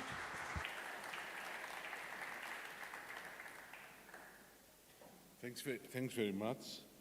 Λοιπόν, να συνεχίσουμε με την ομιλία από τον κύριο Διόφαντο. And now we are going to continue with Mr. Diofantos Hatzimitsis, full professor in the Department of Civil Engineering and Geomatics, Faculty of Engineering and Technology, and Managing Director at Eratosthenes Center of Excellence, Cyprus University of Technology.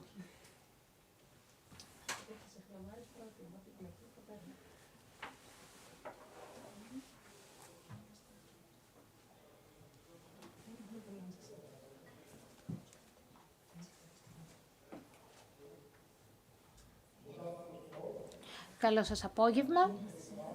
Είμαι ιδιαίτερα περήφανος που σήμερα με προσεκάλεσαν να περιγράψω τι κάνουμε εμείς στην Κύπρο στον τομέα της παρατήρησης του διαστήματος και της τεχνολογίας του διαστήματος. Στην Κύπρο το κέντρο αριστείας Ερατοσθένης είναι το βασικός πυλώνας της διαστημικής μας πολιτικής. Λειτουργεί εδώ και 20 χρόνια, ενώ θα πρέπει να πω ότι το 2007 τέθηκε υπό την αιγίδα της κυπριακής κυβέρνησης. Αυτή τη στιγμή έχουμε και ένα μεταπτυχιακό πρόγραμμα για την παρατήρηση του διαστήματος. Η έδρα μας βρίσκεται στη Λεμεσό, ενώ κατά τη διάρκεια της Ευρωπαϊκής Προεδρίας της Κύπρου εξελιχθήκαμε ακόμα περισσότερο. Ξεκινήσαμε ως ένα μικρό εργαστήριο υπό την αιγίδα του Τεχνικού Πανεπιστημίου Κύπρου. Κατόπιν μπορέσαμε να αναπτυχθούμε ως κέντρο αριστείας μέσω του εργαλείου Waken και του έργου Excelsior, ο οποίος μας βοήθησε να γίνουμε από μικρό κέντρο τεχνολογικό κέντρο αριστείας.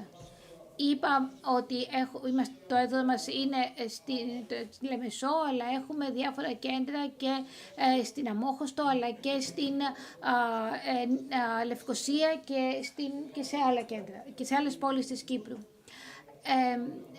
Χρηματοδοτούμαστε και από την δημοκρατία της Κύπρου. Έχουμε αυτή τη στιγμή βρισκόμαστε στο επιχειρησιακό πρόγραμμα 2018, ξεκινήσαμε το 2018-2020, βρισκόμαστε στο επόμενο πρόγραμμα. Επίσης υπάρχει ένας άλλος οργανισμός από την Κύπρο που είναι ένας κολαπτήριο με τη συνεργασία της ελβετικής κυβέρνησης που ασχολείται με την παρατήρηση του ήλιου.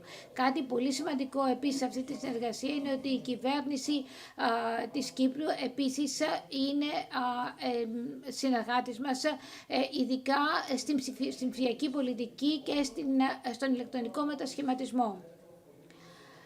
Κατά τη διάρκεια της 20χρονης εμπειρίας μας έχουμε μνημόνια συνεννόησης και συνεργασίας με πάνω από 20 φορείς σε εθνικό και διεθνές επίπεδο. Επίσης μας υποστηρίζει η Lasat, τα Geosystems, πολλά πανεπιστήμια στην Ελλάδα και είμαστε ιδιαίτερα υπερήφανοι να χρησιμοποιούμε το hub μας για να αναπτύξουμε την ορατότητά μας και να ασκήσουμε διαστημική διπλωματία κατά τη διάρκεια της Ευρωπαϊκής Προεδρίας της Κύπρου τα τελευταίους 6 μήνες. Αργότερα θα σας δώσω κάποια παραδείγματα που αφορούν την άσκηση αυτής της πολιτικής από την Κύπρο. Έχουμε πολύ μεγάλη υποστήριξη και από άλλες συνεργασίες. Η Κύπρος είναι μια πολύ καλή επιλογή γιατί έχει πολύ σημαντική γεωστρατηγική θέση. Πέρυσι ήδη εγκαταστήσαμε έναν χερσαίο σταθμό, ο οποίος συλλέγει δεδομένα διαστημικά αλλά και γεωλογικά και μπορεί να έχει πολύ μεγάλο φάσμα εργασίας. Επίσης, έχουμε εξαιρετικές καιρικές συνθήκες, για αυτόν τον λόγο μπορούμε να είμαστε κέντρο αριστείας. Έχουμε λοιπόν ξεκινήσει από την ακαδημαϊκό τομέα, από το Πανεπιστήμιο, έχουμε δημιουργήσει αυτό το κέντρο αριστείας και έχουμε συγκεκριμένες ένα board of directors που μπορεί να υλοποιήσει πάρα πολλά προγράμματα. Profit, a private entity with 7 board of directors. And very quickly, just some quick numbers. We have more than 130 employees in the center. We received last year the HR for Excellence Award. We established 2 critical infrastructures. The one is the ground satellite receiving station in Pera Orinis village in Nicosia. It's fully operational. Είμαστε τώρα πλήρως λειτουργικοί στη βάση μας στη Λευκοσία. Έχουμε πολύ καλή συνεργασία με την PLR στη Γερμανία. Έχουμε και άλλους πελάτες που θέλουν να επεκτείνουμε την συνεργασία και επίσης έχουμε και μια άλλη στρατηγική υποδομή για το calibration, την μέτρηση σε ατμοσφαιρικές επιστήμες. Το χρησιμοποιούμε στη Λεμεσό, ώστε να έχουμε πάρα πολύ καλές ευκαιρίες καινοτομικής παρέμβασης και βεβαίως έχουμε και 50, μάλλον έχουμε δικτύωση με 50 ευρωπαϊκούς οργανισμούς. Έχουμε και μια θερμοκοιτίδα, ένα incubator, το εθνικής εμβέλειας, για να μπορέσουν οι εταιρείες spin-off να οριμάσουν. Έχουμε ένα παρατηρητήριο που παρακολουθεί τις λειτουργίες διαφόρων οχημάτων χερσαίας τροχιάς. Επίσης χρησιμοποιούμε AI για τις παρατηρήσεις και διάφορες εφαρμογές TRL. Τα τελευταία 5 χρόνια που έχουμε ιδρύσει το κέντρο έχουμε έσοδα περίπου 20 εκατομμύρια ευρώ από ευρωπαϊκή χρηματοδότηση και από υπηρεσίες. Το όραμά μας είναι να γίνουμε το hub αναφοράς στην περιοχή μας για δεδομένα παρατήρησης της γης και διαστημικά δεδομένα. Αυτή είναι η δομή του κέντρου. Έχουμε 3 ερευνητικά κέντρα για το κλίμα, για τις φυσικές καταστροφές, για πυρκαγιές, για πλημμύρες, για επιδημίες. Έχουμε πολιτιστική κληρονομιά επίσης και έχουμε και εποπτεία ναυτιλιακών δεδομένων. Έχουμε πολύ ισχυρή ομάδα για την ατμόσφαιρα, για το περιβάλλον και το κλίμα. Όπως βλέπετε, σας δείχνω εδώ κάποιες συγκεκριμένες περιοχές έρευνας αριστερά, στις οποίες είμαστε άριστοι, και βέβαια έχουμε και διάφορα μάστερ προγράμματα, αλλά και διδακτορικά τα οποία τρέχουν σε αυτούς τους τομείς. Εδώ σας δείχνω στη Λεμεσό άλλα κτίρια που έχουμε. Αριστερά βλέπουμε μια μεγάλη επένδυση 13,5 εκατομμύριων ευρώ.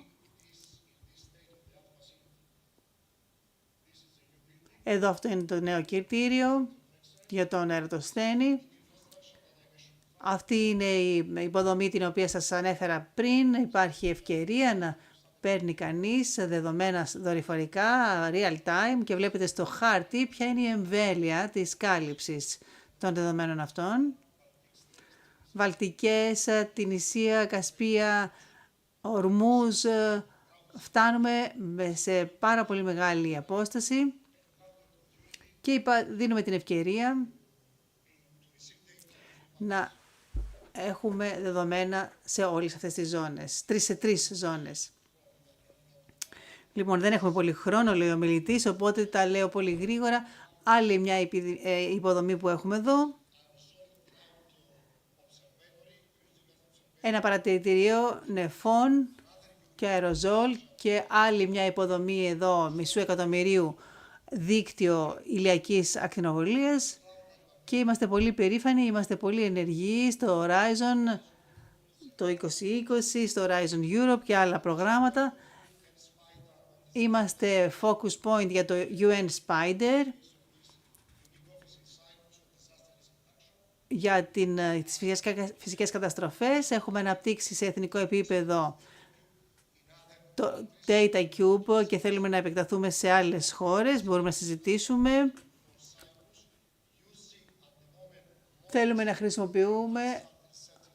χρησιμοποιούμε δεδομένα αυτή τη στιγμή που έχουμε και μας ενδιαφέρει και υπάρχει και ενδιαφέρον και από την ανατολική πλευρά, από την Τινησία, επίσης από την δυτική πλευρά, για να επεκτείνουμε την εμβέλειά μας. Η παρακολούθηση χρησιμοποιεί διάφορες μεθόδους παρακολούθησης.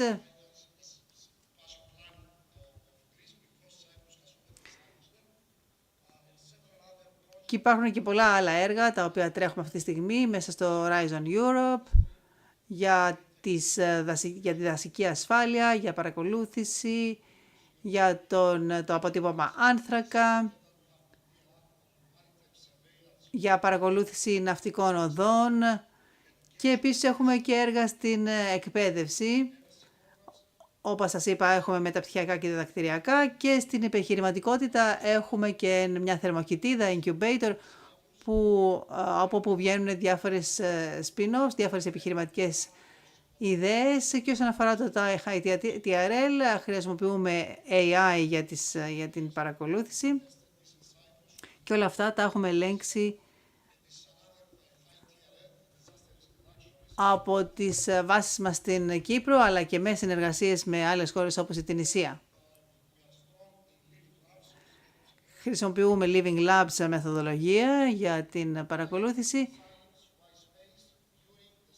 Οπότε, η Προεδρία της Κύπρου στην Ευρωπαϊκή Ένωση αναδεικνύει το πώς η διπλωματία του διαστήματος είναι σημαντική για την συνεργασία στην Ευρώπη.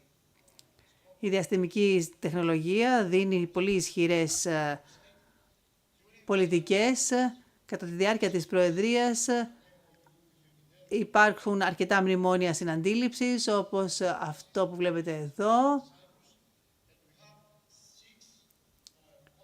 και κάνουμε 6 συνέδρια. Εδώ είναι η υπογραφή της συμμετοχής μας στην ΕΣΑ και ως κέντρο αριστείας οργανώνουμε πολλά άλλα events όπου προωθούμε τις εργασίες μας και βέβαια διερευνούμε την δυνατότητα συνεργασία. Οργανώσαμε επίσης ένα μεγάλο event για λύσεις διαστημικές τεχνολογίες με χρήση τεχνητής νοημοσύνης. Τώρα θα κάνουμε άλλο ένα με την Ιταλία. Έχουμε κάνει ήδη ένα με την Αίγυπτο.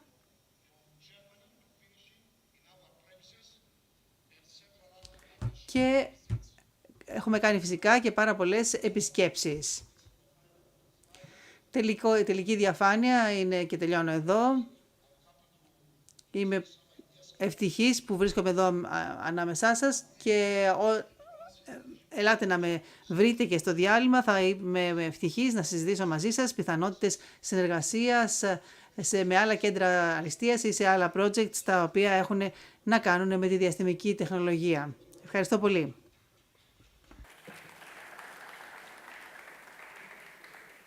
Ωραία. Ευχαριστούμε πολύ. Λοιπόν.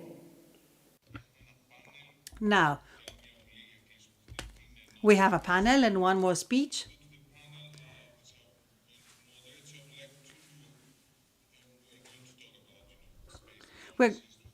Θα μιλήσουμε λοιπόν για τη διπλωματία του διαστήματος και ζητώ τους πανελίστες να έρθουν. Κύριε Ηλίας Ηλιάδης, του Investment Promotion της Enterprise Greece. Κυρία Σίλβια Τσικαρέλη, από το Industrial Internationalization Sector του ASI, που είναι το International Affairs Directorate. Η κυρία Μαρία Κωνσταντίνου, από την Κυπριακή Space Industry Association, CSIA. Κύριος Αντρέας Κριστόφ, Administration Manager στο Κέντρο Αριστείας Αεραστοσθένης. Χριστόφης, διορθώνει ο μιλητής.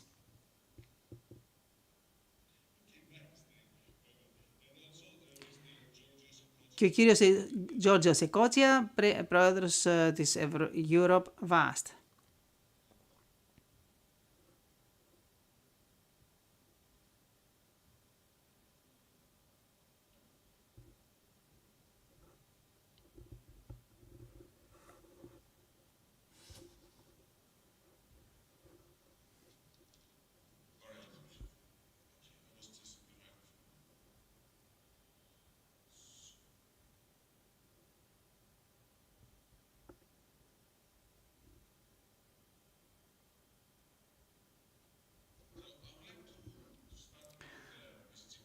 Να ξεκινήσω με την κυρία Τσικαρέλη, που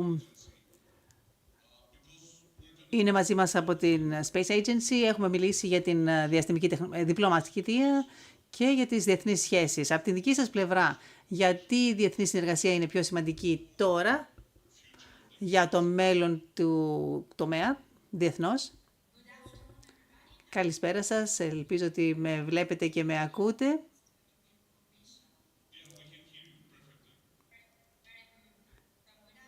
Καλησπέρα λοιπόν και πάλι, αφού με ακούτε, σε όλους τους συμμετέχοντες στο συνέδριο.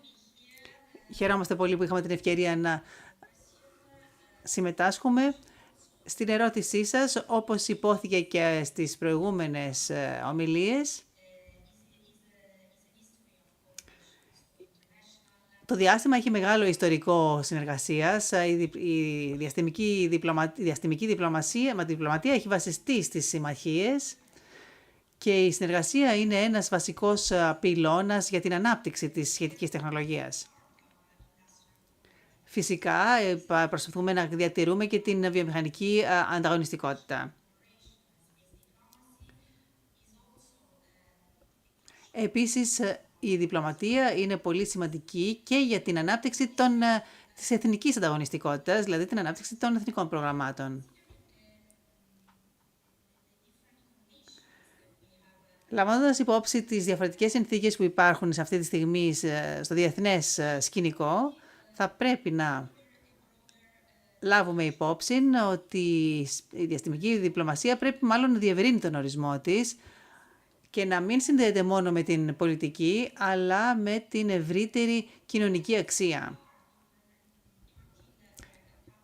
Μέχρι πριν από 10-20 χρόνια, οι διεθνείς συνεργασίες στο διάστημα γίνοντας κυρίως ανάμεσα σε Ινστιτούτα και space agencies. Τώρα έχουμε μια πιο υβριδική κατάσταση, όπου βλέπουμε στον κλάδο, στην βιομηχανία, παίρνει όλο και μεγαλύτερο ρόλο. Γι' αυτόν τον λόγο πιστεύω ότι πρέπει να μιλάμε για διαστημική διπλωματία, αλλά κυρίως για την διαστημική οικονομική διπλωματία, διότι οι διασυνοριακές συνεργασίες πλέον αναδεικνύουν πολύ συγκεκριμένες επιχειρηματικές και οικονομικές δραστηριότητες και ευκαιρίες. Έτσι μπορεί να χτιστεί και να εδραιωθεί καλύτερα το οικοσύστημα καινοτομιών.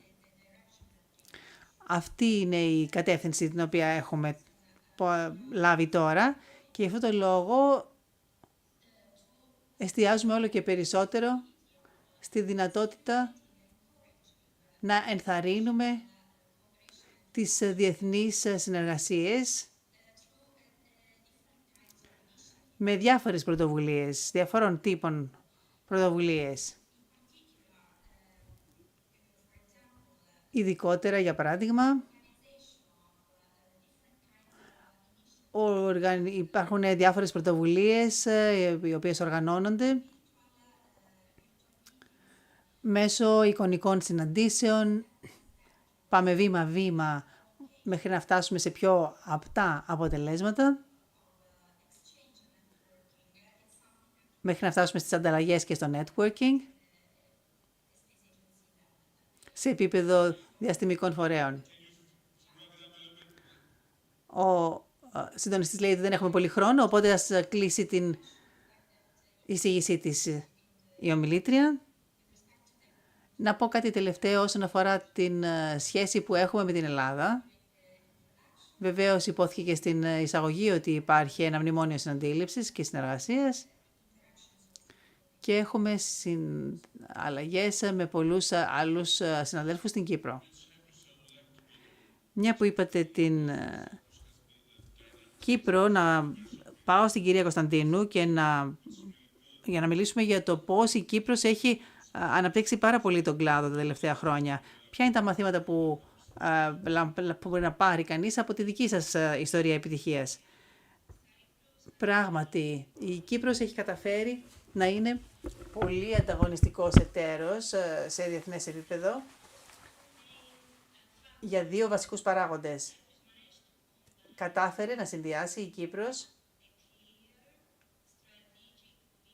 ένα πολύ καθαρό στρατηγικό όραμα με ευθυγράμμιση με τις ευρωπαϊκές δυνατότητες. Άρα συνεργαστήκατε με την Ευρωπαϊκή Ένωση, με τους ευρωπαϊκούς οργανισμούς.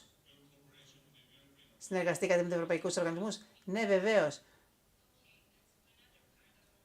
Και αυτό ήθελα να το πω ούτως ή άλλως. Τόσο ο επιχειρηματικός κλάδος όσο και ο ακαδημαϊκός συνεργάζονται με μία εξωστρέφεια. Έτσι μπορεί να υπάρχει συνεργασία και μεταξύ των δύο πλευρών, αλλά και με τους ευρωπαϊκούς οργανισμούς. Άλλο πολύ σημαντικός παράγοντας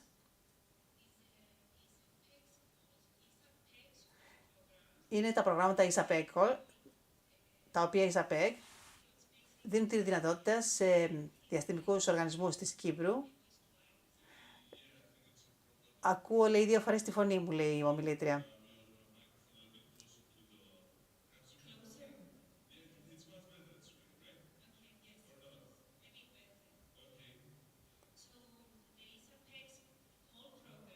τα προγράμματα ISAPEG έχουν καταφέρει να ισχυροποιήσουν το οικοσύστημα της Κύπρου και έτσι η κυβέρνηση της Κύπρου έχει καταφέρει να χαράξει πολιτικές για να δώσει προτεραιότητα στα δυνατά σημεία που έχουν οι Κύπροι.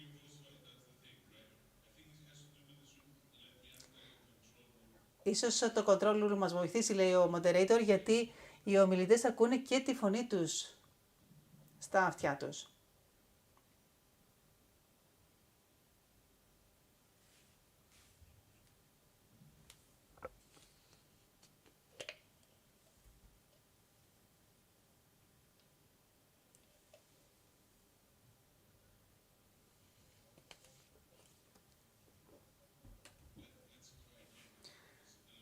Να δοκιμάσουμε τώρα ξανά.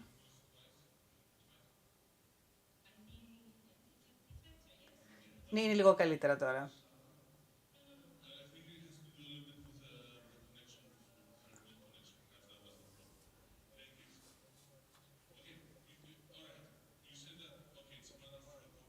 Οπότε, τονίσατε την συνεργασία. Να περάσουμε τώρα στον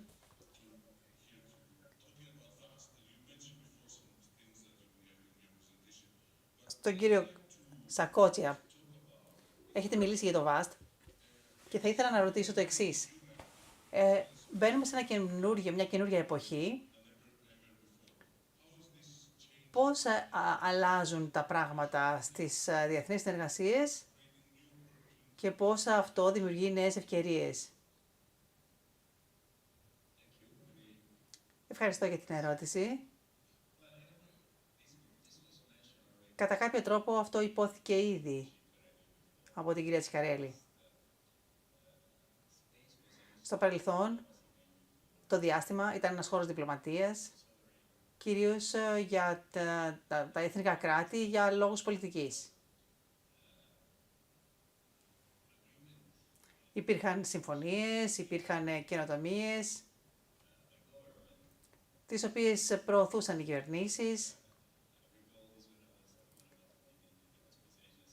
Και θυμάμαι πολύ καλά αυτό τα πρώτα χρόνια της καριέρας μου, ότι συνέβαινε συνεχώς.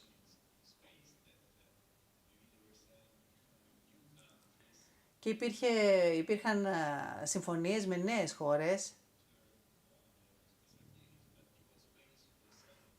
επειδή το διάστημα ήταν μια περιοχή, ένας κλάδος, ο οποίος μπορούσε να φέρει μαζί του και άλλους κλάδους, π.χ. την άμυνα.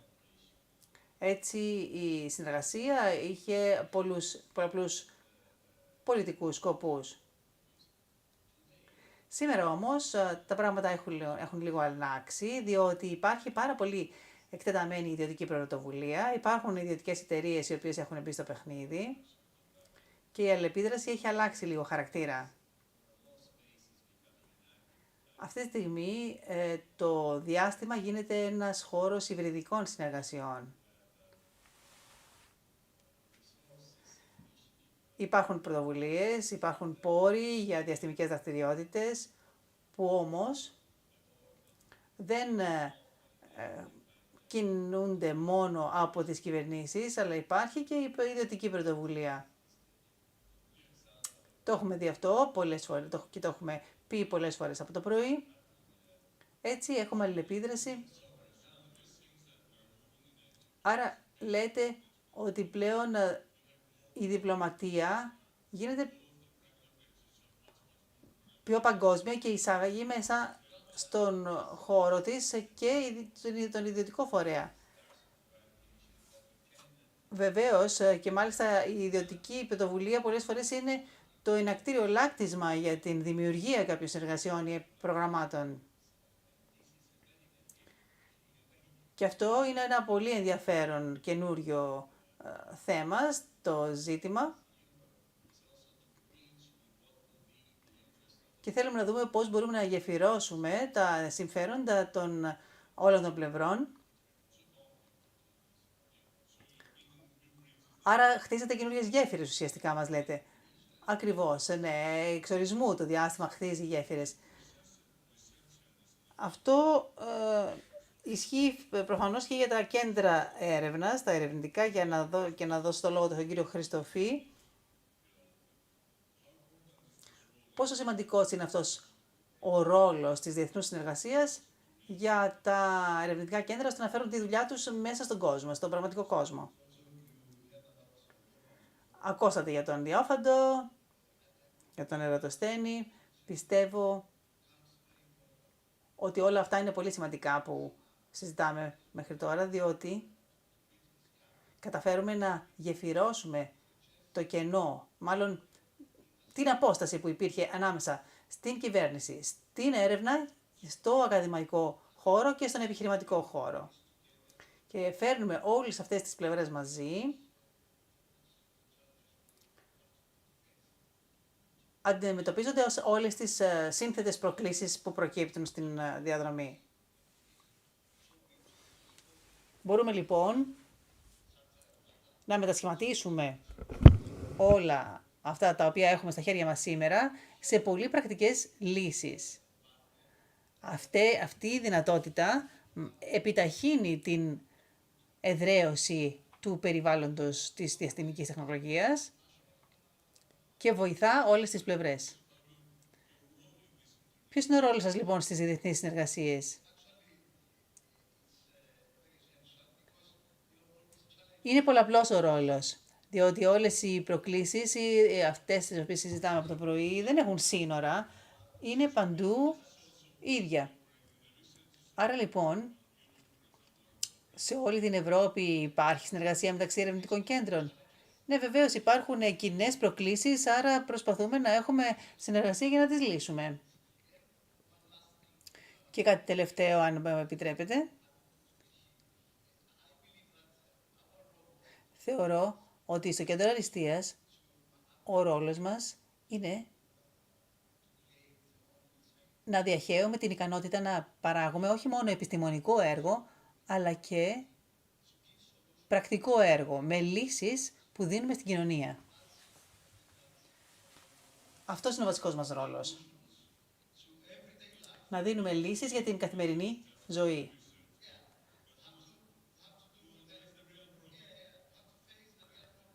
Το πραγματικό πρόβλημα, τα πραγματικά προβλήματα λύνονται και αυτό θέλουμε να προωθήσουμε, αυτή την ιδέα.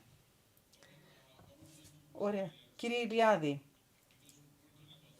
μιλάμε για επενδύσεις, που οι επενδύσεις είναι πάντα ένας κινητήριος μοχλός για την ανάπτυξη της τεχνολογίας. Πώς αντιμετωπίζει αυτό το θέμα η Ελλάδα? Καταρχάς, ευχαριστούμε για την πρόσκληση. Έχουμε μακρά συνεργασία με το Space Tech Forum. Εκπροσωπώ το Enterprise Greece, που είναι ο οργανισμός προώθησης επενδύσεων στην Ελλάδα.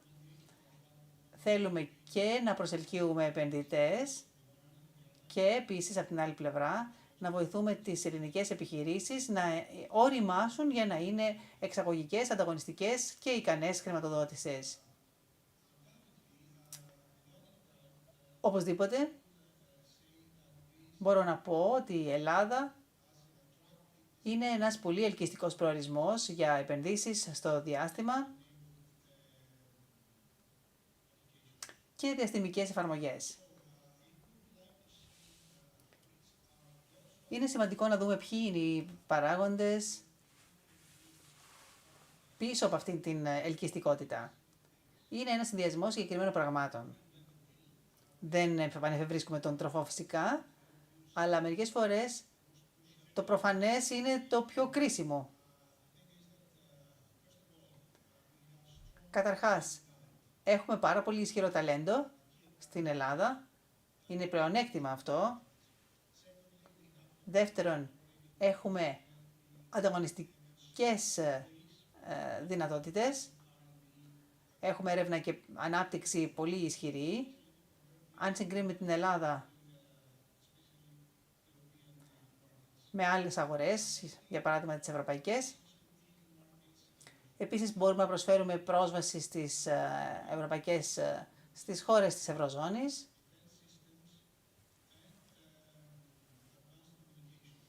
Επίσης έχουμε εστίαση στα αμυντικά συστήματα, στις τηλεπικοινωνίες.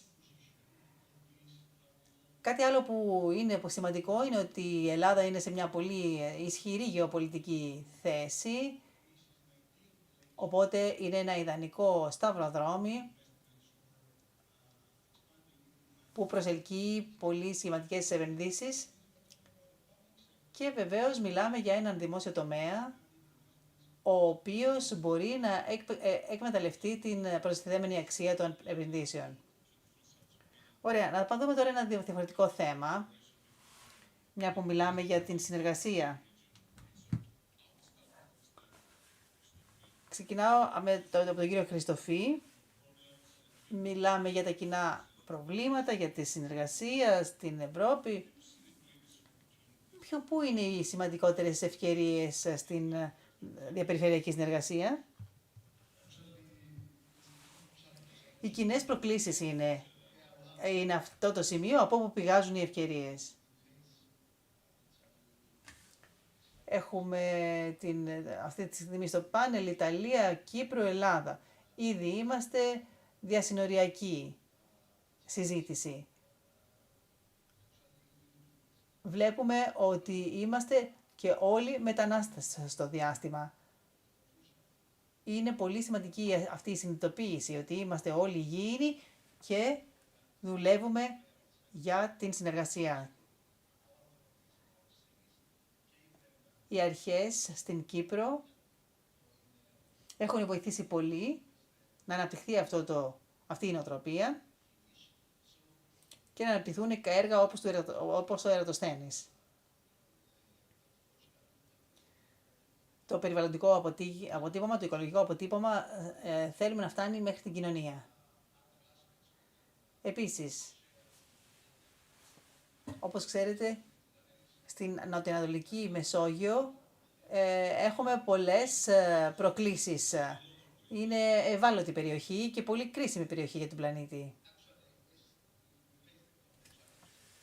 Όλες τις προκλήσεις προσπαθούμε να τις αντιμετωπίζουμε από κοινού, μια που είναι κοινές, και να έχουμε καλή συνεργασία στις μεσογειακές χώρες, οπότε και οι κυβερνήσεις και οι πολίτες βοηθούν τον κλάδο να εξελίσσεται και να δίνει λύσεις. Στο ίδιο θέμα, κυρία Τσικαρέλη, η Ιταλία είναι από τους μεγαλύτερους παίκτες στο space industry και στο διαστημικό οικοσύστημα. Πού βλέπετε νέες ευκαιρίες για συνεργασία με την Ελλάδα και την Κύπρο?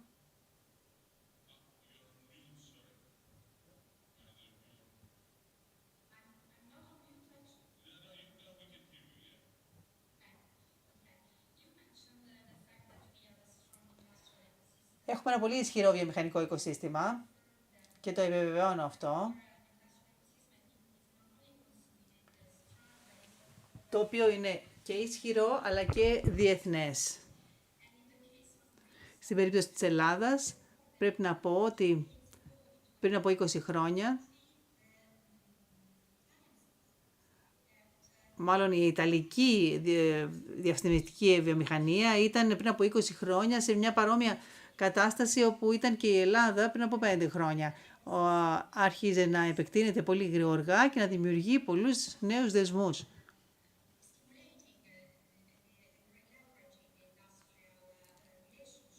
Με αυτόν τον τρόπο είναι σημαντικό να συνεχίζονται αυτές οι στενές συνεργασίες, ιδίως στην περίπτωση της συνεργασίας Ελλάδας-Ιταλίας. Υπάρχει ήδη μια θεσμική συμφωνία. Αναφέρθηκε το MOU, το Μνημόνιο Συνεργασίας μεταξύ των δύο χωρών. Αλλά και σε υψηλότερο επίπεδο, όχι μόνο σε επίπεδο διαστημικών φορέων, αλλά και σε επίπεδο υψηλής πολιτικής, υπάρχει συναντήληψη για τα κοινά θέματα.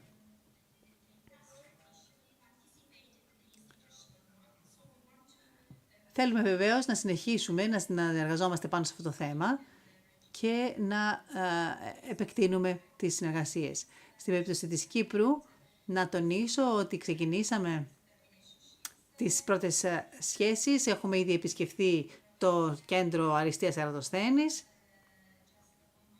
πριν από 1 μήνα και είμαστε τώρα στο σημείο όπου χτίζουμε βήμα-βήμα την σχέση μας. Ξεκινάμε με συναντήσεις και επισκέψεις και ελπίζουμε να δημιουργήσουμε και μετά το καλοκαίρι και συγκεκριμένες πρωτοβουλίες με συμφωνίες κτλ.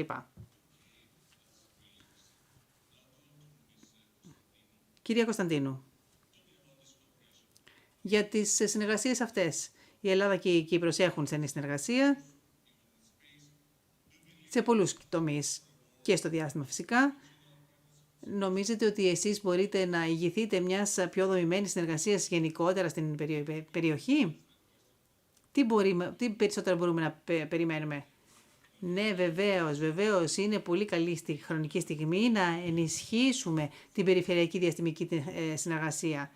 Η Ελλάδα και η Κύπρος ήδη έχουν πολύ κοινές πρωτοβουλίες και συνεργάζονται με πολλούς στρατηγικούς τομείς, οπότε είναι μια φυσική συνέπεια το να προχωρήσουμε σε κοινές πράξεις στο διαστημικό κλάδο, αλλά και στην περιφερειακή συνεργασία.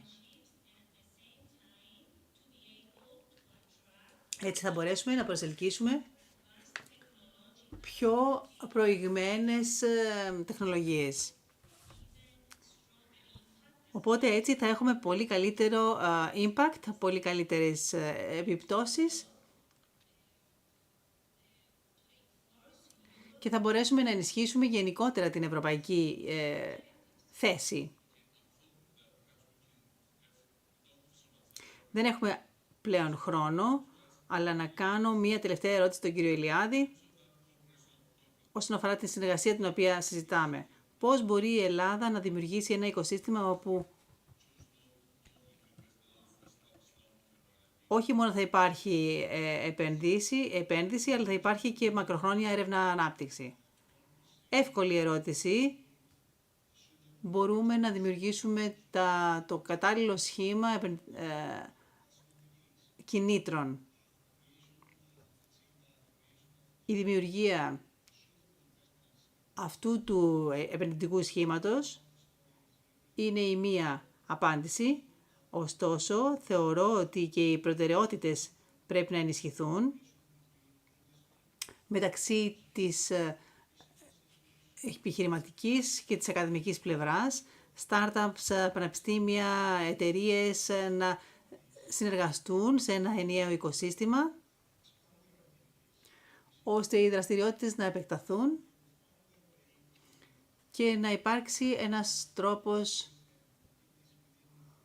ενίσχυσης των δραστηριοτήτων. Το σημαντικό λοιπόν είναι να δημιουργήσουμε αυτό το οικοσύστημα. Και μετά φυσικά να έχουμε πρωτοβουλίες οι οποίες είναι κρίσιμες και προτεραιότητες.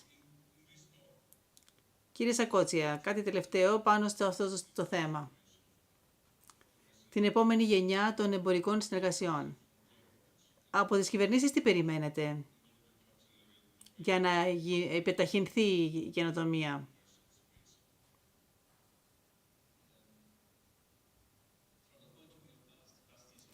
Από την πλευρά της VAST, που προσφέρει πρόσβαση στο Earth Orbit, μελετά την μικροβαρύτητα, αναπτύσσει προγράμματα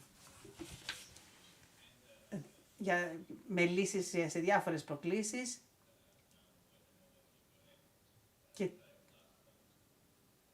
και τώρα έχουμε ένα καινοτόμο δορυφορικό πρόγραμμα,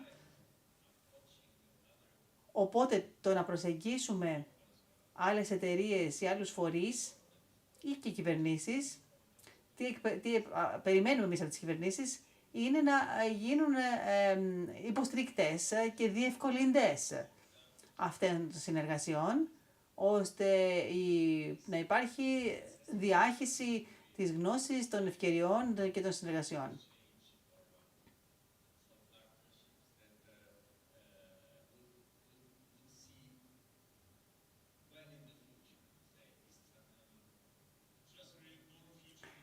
Άρα περισσότερες πρωτοβουλίες με όραμα προς το μέλλον. Βεβαίως, γιατί μιλάμε για πολλές χώρες εδώ, για χώρες που συνεισφέρουν, ήδη έχουν μακρά συνεργασία και θέλουμε να έχουμε ένα καλό πλαίσιο συνεργασιών που θα μπορέσει να ωφελήσει και τα μέλη της ΙΖΑ τώρα, αλλά και άλλους. Μήπως η Ιταλία, Ελλάδα, Κύπρος φτιάξουν ένα πυρήνα που θα προωθήσει αυτό το όραμα? Αν εσείς οι τρεις προωθούσατε αυτό το όραμα, ποιο θα ήταν το πρώτο πράγμα που θα κάνατε? Η πρώτη κοινή πρωτοβουλία.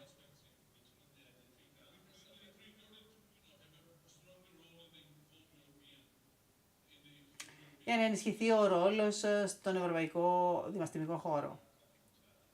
Υπάρχουν κοινές προκλήσεις, κοινά σημεία. Ας πούμε, στη Μεσόγειο έχουμε όλοι πολλά κοινά προφίλ. Οπότε αυτό που θα κάναμε ήταν δεδομένα. Δεδομένα και συνεργασίες. Εγώ θα έλεγα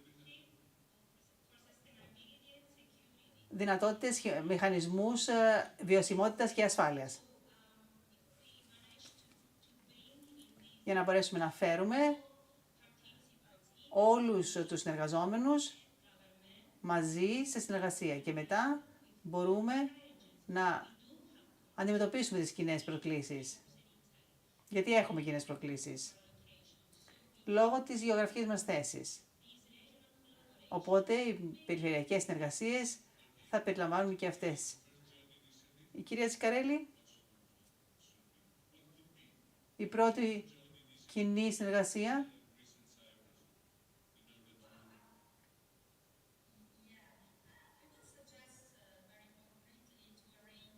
Θα πρότεινα να οργανώσουμε ένα τριμερές workshop, το οποίο θα μπορούσαν να οργανώσουν οι τρία Ινστιτούτο, οι τρεις οργανισμοί, και θα καταγράψουμε τα οικοσυστήματα των τριών χωρών και θα τα συνενώσουμε. Και μετά να χαράξουμε κάποιες κατευθύνσεις. Να δούμε τα ισχυρά σημεία, τα αδύναμα σημεία και να δούμε πώς αυτά λύνονται.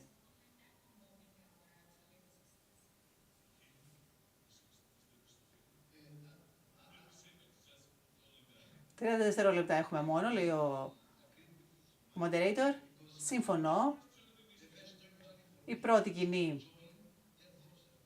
πρωτοβουλία είναι μια κοινή πλατφόρμα παρακολούθησης του κλίματος και των δεδομένων. Έτσι μπορούμε να μοιραστούμε τις δυνατότητές μας στα πάντα. Κύριε Ηλιάδη, κοινή πρωτοβουλία για την χρήση δεδομένων χερσαίων και δορυφορικών παρατηρήσεων.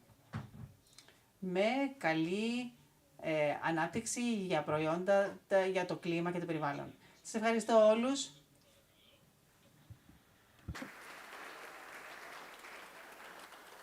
Και λοιπόν, για να κλείσουμε την ενότητα... Please, Mr. Adonis Zotzakakis, come here so that we can close this section and then we can go to lunch. Just a family picture before that.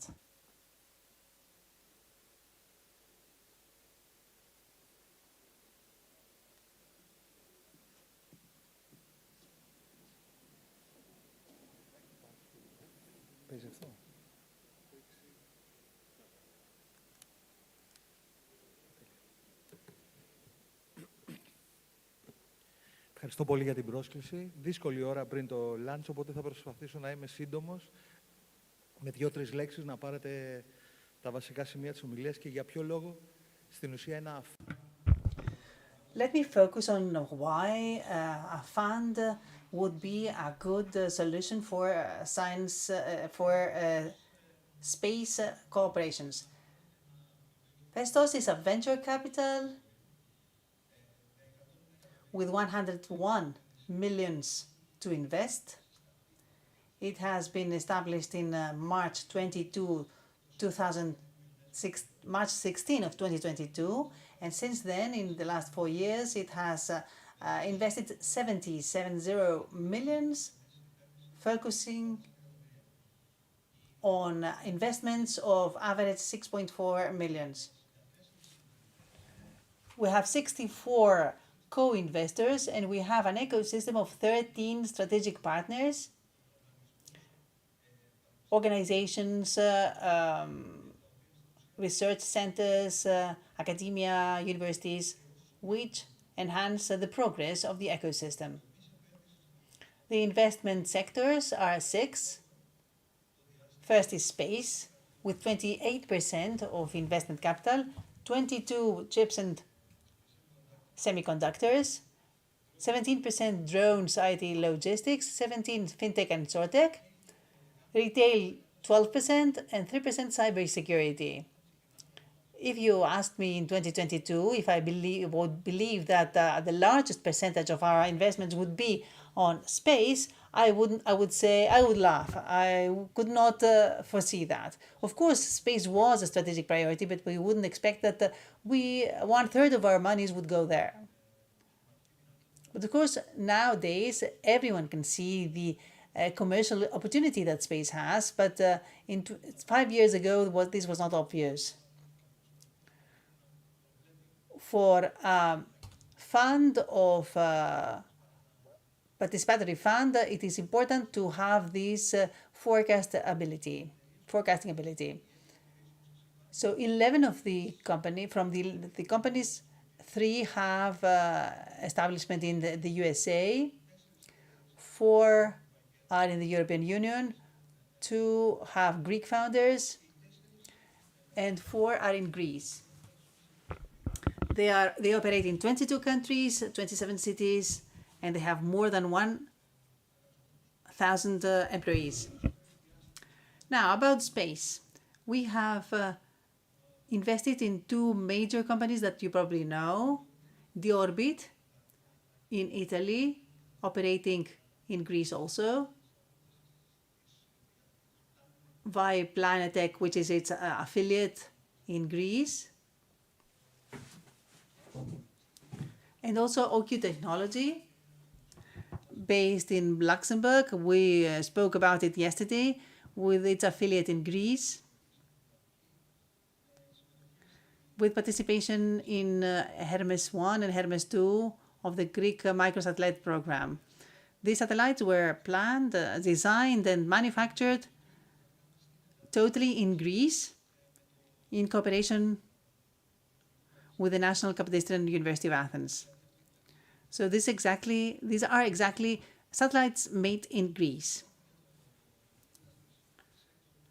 As regards the space industry sector, I would say that the revenue growth of these companies is 140 to 370% year on year. The companies have more than 37 missions, and they have 60 approved patents. More than 60, actually. This is the profile of these 2 companies. OQ Technology, with its affiliate OQ Technology Hellas, founded in 2023, is one of the leaders of non-terrestrial 5G IoT networks. Actually, it uses microsatellites to send payloads from 3GPP requirements to 5G. Actually, it uses IoT protocols of land networks via satellites. They do so because in many areas, terrestrial networks are not enough. or at the sea or at the desert. We need some more solutions. Its affiliate is in Greece. It has more than 50 personnel. In Greece, 40% of the personnel have master or PhD, and they are brain regained mostly. Greeks of the diaspora that came back to the country, and this is an added value for the country.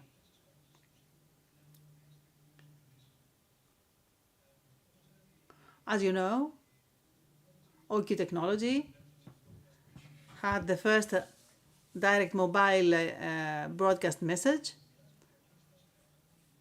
in an unmodified mode, Android or IoT. Recently, it has executed the pilot to transmit video via drone at a low bandwidth as IoT uses. Compression is a keyword here. It has participated in many missions, missions 1 and 2, with the payload which already is live since March 2026. The satellites, yesterday you learned about Hermes 3 that showed Kefalonia. So these are satellites made in Greece, which are flying in space already. And last but not least, in June 26, we had another pilot in Tenaron Cape. We had a broadcast message unmodified to mobile phones. So this means that we can send a message for an imminent disaster to areas where there is no coverage. 1112.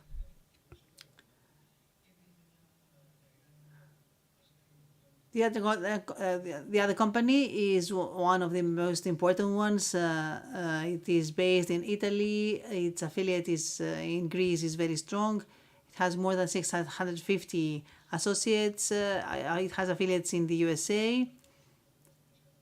One more in Middle East, one more in Japan.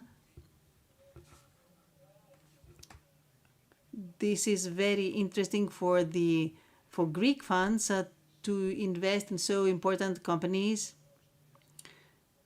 in a market like the space. The orbit, as you know, most of you has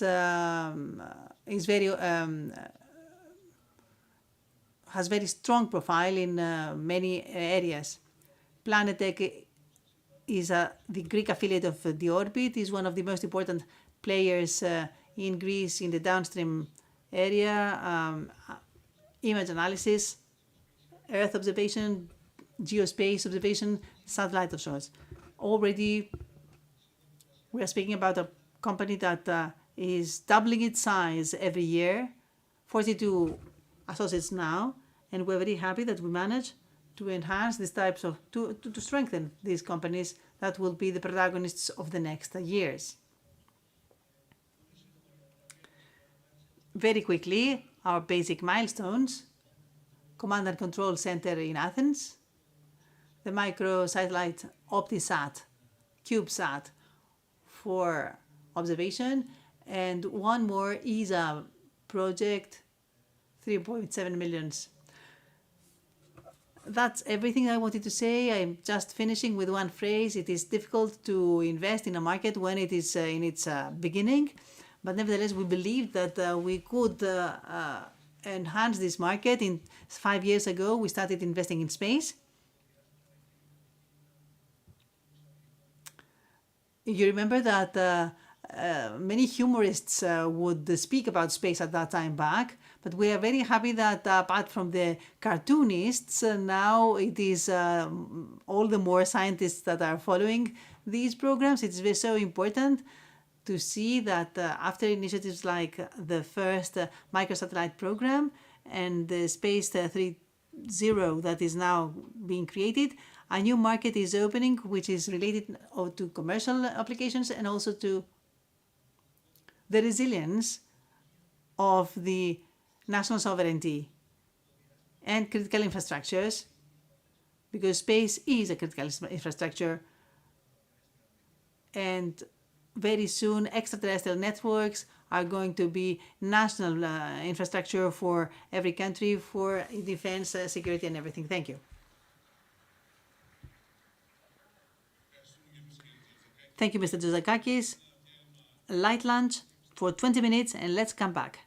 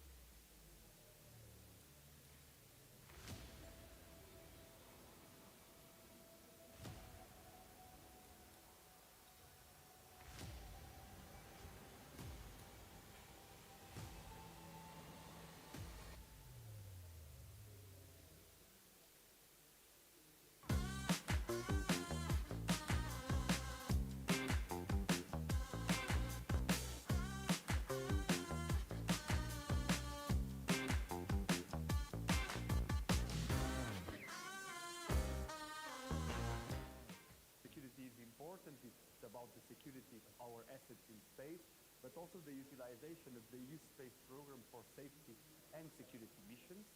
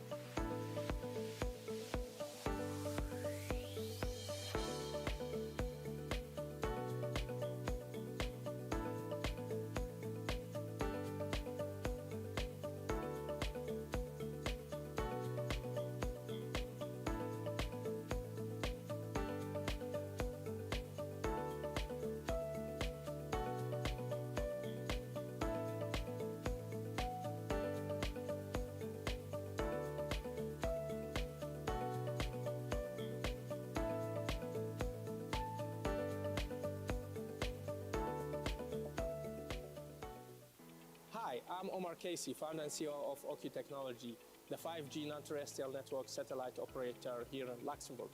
Today is a historic day. We're going to demonstrate for the first time here in Europe the connectivity between a LEO satellite, an OQ Tech satellite, and unmodified smartphone, the direct-to-device connectivity, using the broadcast of emergency test messages from our satellite directly into these unmodified phones. So I have here a Samsung Galaxy and a Google Pixel phone that have OQ Tech SIM cards. We're here in a remote area with limited coverage.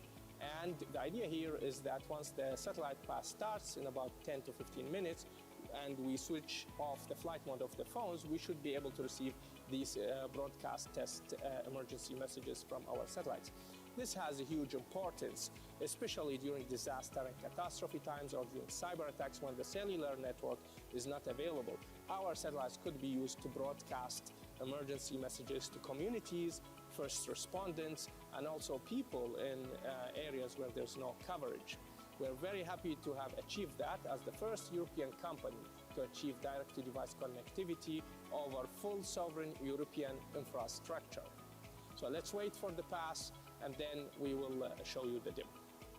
So the satellite pass has started now, and we should be receiving on the phones the emergency test messages. So we have the two phones now, the Google Pixel and the Galaxy, in flight mode, and I'm gonna disable the flight mode now and both phones, and we should be shortly receiving. As you see, we start receiving on the Galaxy the emergency message. Now also we got it on the second phone.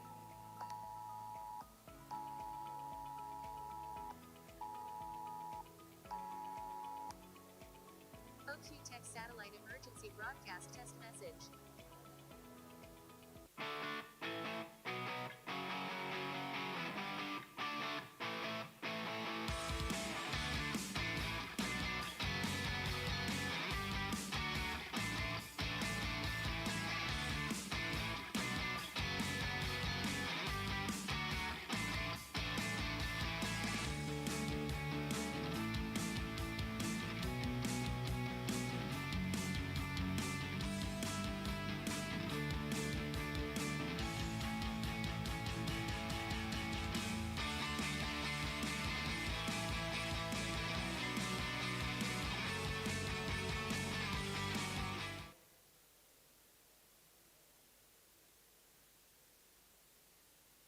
Hi, I'm Omar Casey, founder and CEO of OQ Technology. Today, we will be demonstrating a video feed from a small drone transmitted directly through our European low Earth orbit satellite constellation using a 3GPP compliant non-terrestrial network in MSS S-band spectrum. What's different about this is the direct-to-device approach. Instead of using big, power-hungry, and expensive traditional satellite terminals mounted on a drone or connected indirectly to a drone by backhauling data, we're actually using a compact, low-cost OQ modem that is integrated directly into the drone platform. This significantly reduces cost, size, and power consumption, making satellite communication practical even for small and low-cost drones. We'll be demonstrating 3 use cases: infrastructure monitoring, traffic surveillance, and autonomous guided drone towards a designated destination, all connected through our satellite network. So let's see that in action.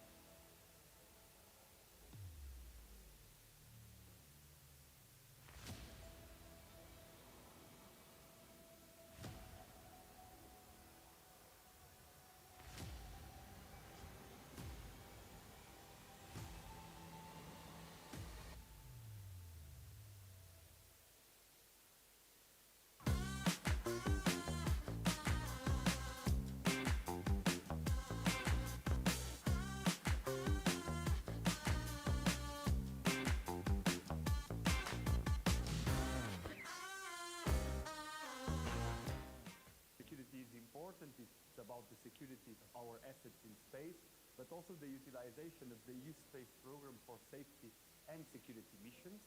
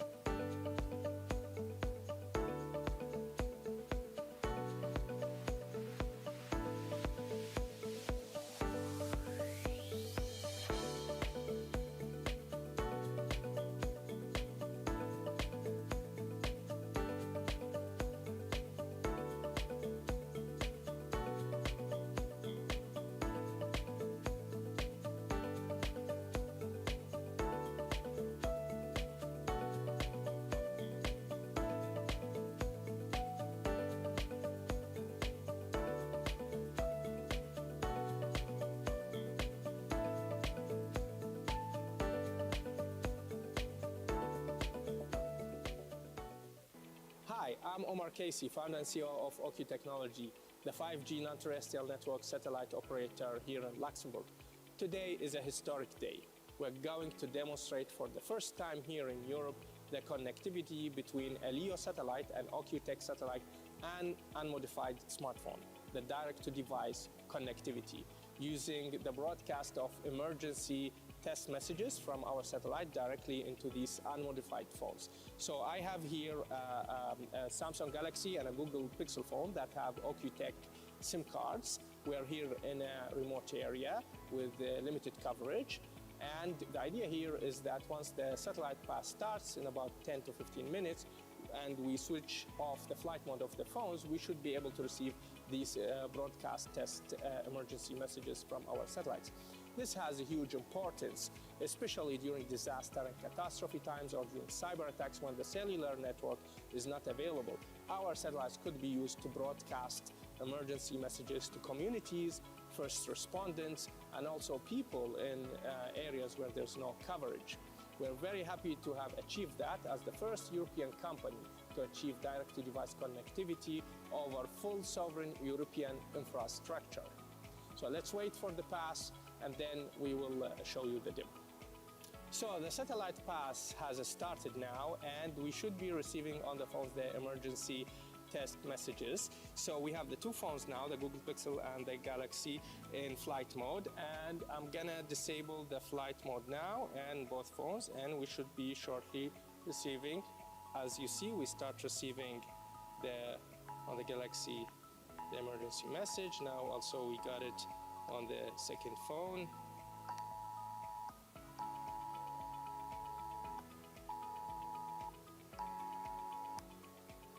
OQ Tech Satellite Emergency Broadcast Test Message.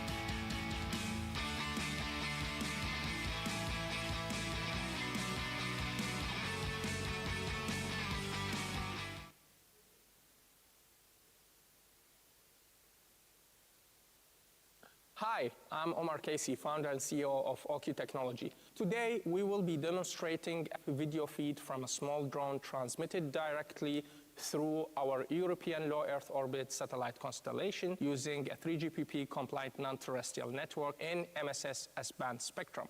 What's different about this is the direct-to-device approach. Instead of using big, power-hungry, and expensive traditional satellite terminals mounted on a drone or connected indirectly to a drone by backhauling data, we're actually using a compact, low-cost OQ modem that is integrated directly into the drone platform. This significantly reduces cost, size, and power consumption, making satellite communication practical even for small and low-cost drones. We'll be demonstrating 3 use cases: infrastructure monitoring, traffic surveillance, and autonomous guided drone towards a designated destination, all connected through our satellite network. So let's see that in action.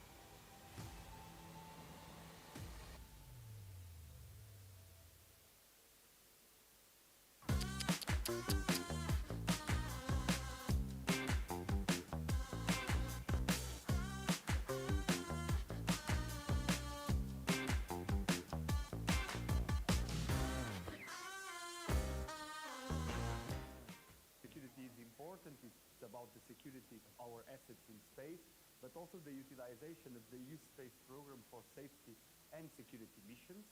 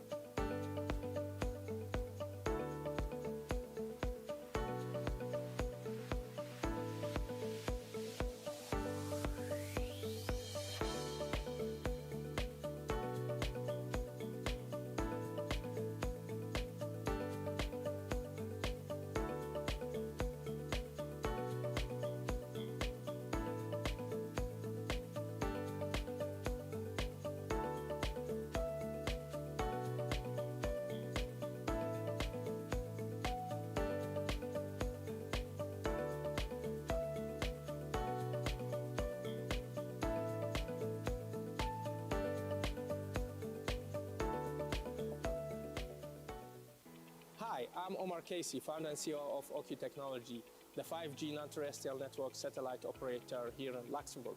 Today is a historic day. We're going to demonstrate for the first time here in Europe the connectivity between a LEO satellite, an OQ Tech satellite, and unmodified smartphone, the direct-to-device connectivity, using the broadcast of emergency test messages from our satellite directly into these unmodified phones. So I have here a Samsung Galaxy and a Google Pixel phone that have OQ Tech SIM cards. We're here in a remote area with limited coverage. And the idea here is that once the satellite pass starts in about 10 to 15 minutes, and we switch off the flight mode of the phones, we should be able to receive these broadcast test emergency messages from our satellites. This has a huge importance, especially during disaster and catastrophe times or during cyber attacks when the cellular network is not available. Our satellites could be used to broadcast emergency messages to communities, first responders, and also people in areas where there's no coverage. We're very happy to have achieved that as the first European company to achieve direct-to-device connectivity over full sovereign European infrastructure. So let's wait for the pass, and then we will show you the demo. So the satellite pass has started now, and we should be receiving on the phones the emergency test messages. So we have the two phones now, the Google Pixel and the Galaxy, in flight mode, and I'm gonna disable the flight mode now and both phones, and we should be shortly receiving. As you see, we start receiving on the Galaxy the emergency message. Now also we got it on the second phone.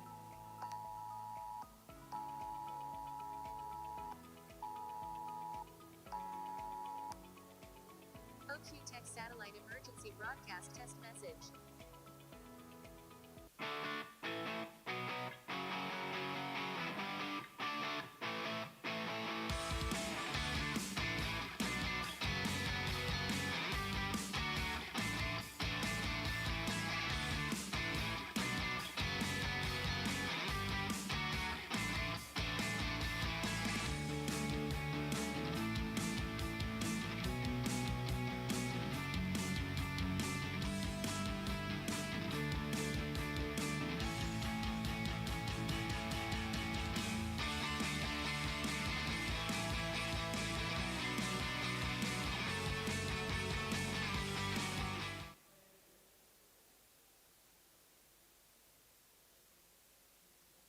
Hi, I'm Omar Casey, founder and CEO of OQ Technology. Today, we will be demonstrating a video feed from a small drone transmitted directly through our European low Earth orbit satellite constellation using a 3GPP compliant non-terrestrial network in MSS S-band spectrum.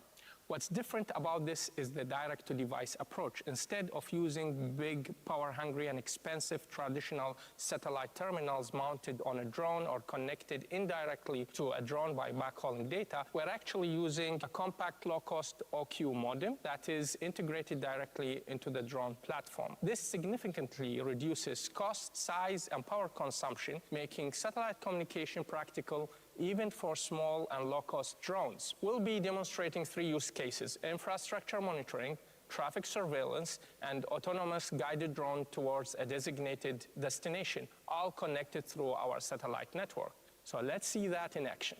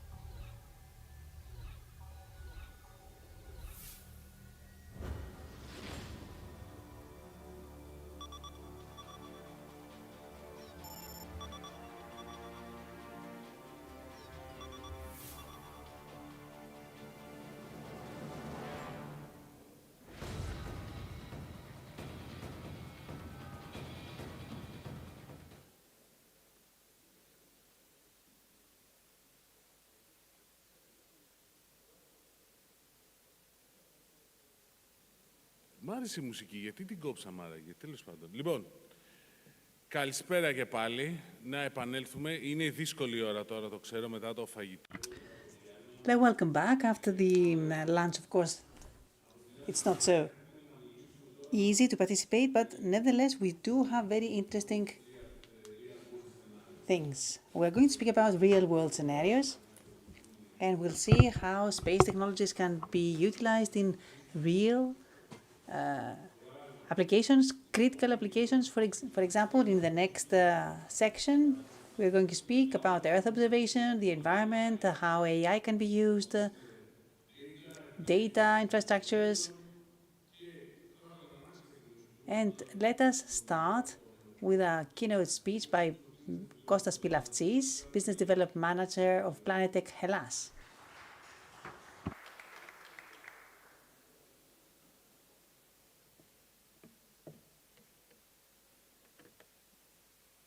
Καλησπέρα. Good afternoon.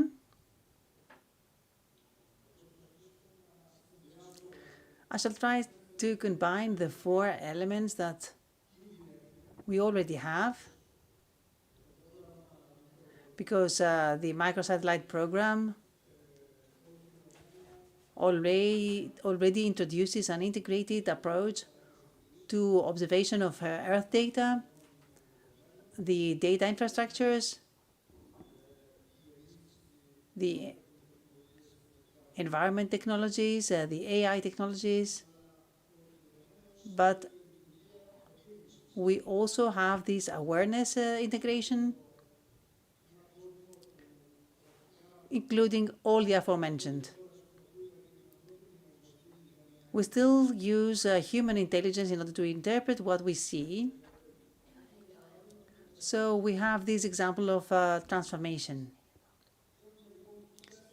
So we have four basic elements, including the environment. We have data collection capacities via telescopes or in situ with the multi-visual capacities. And also we have the infrastructures for data and the info and comm technologies. The fourth element of the four that I mentioned is the human factor, which animates this quartet of important parameters. So earthly awareness can be considered as a new approach. We work in a sector where Earth observation is the most important core business.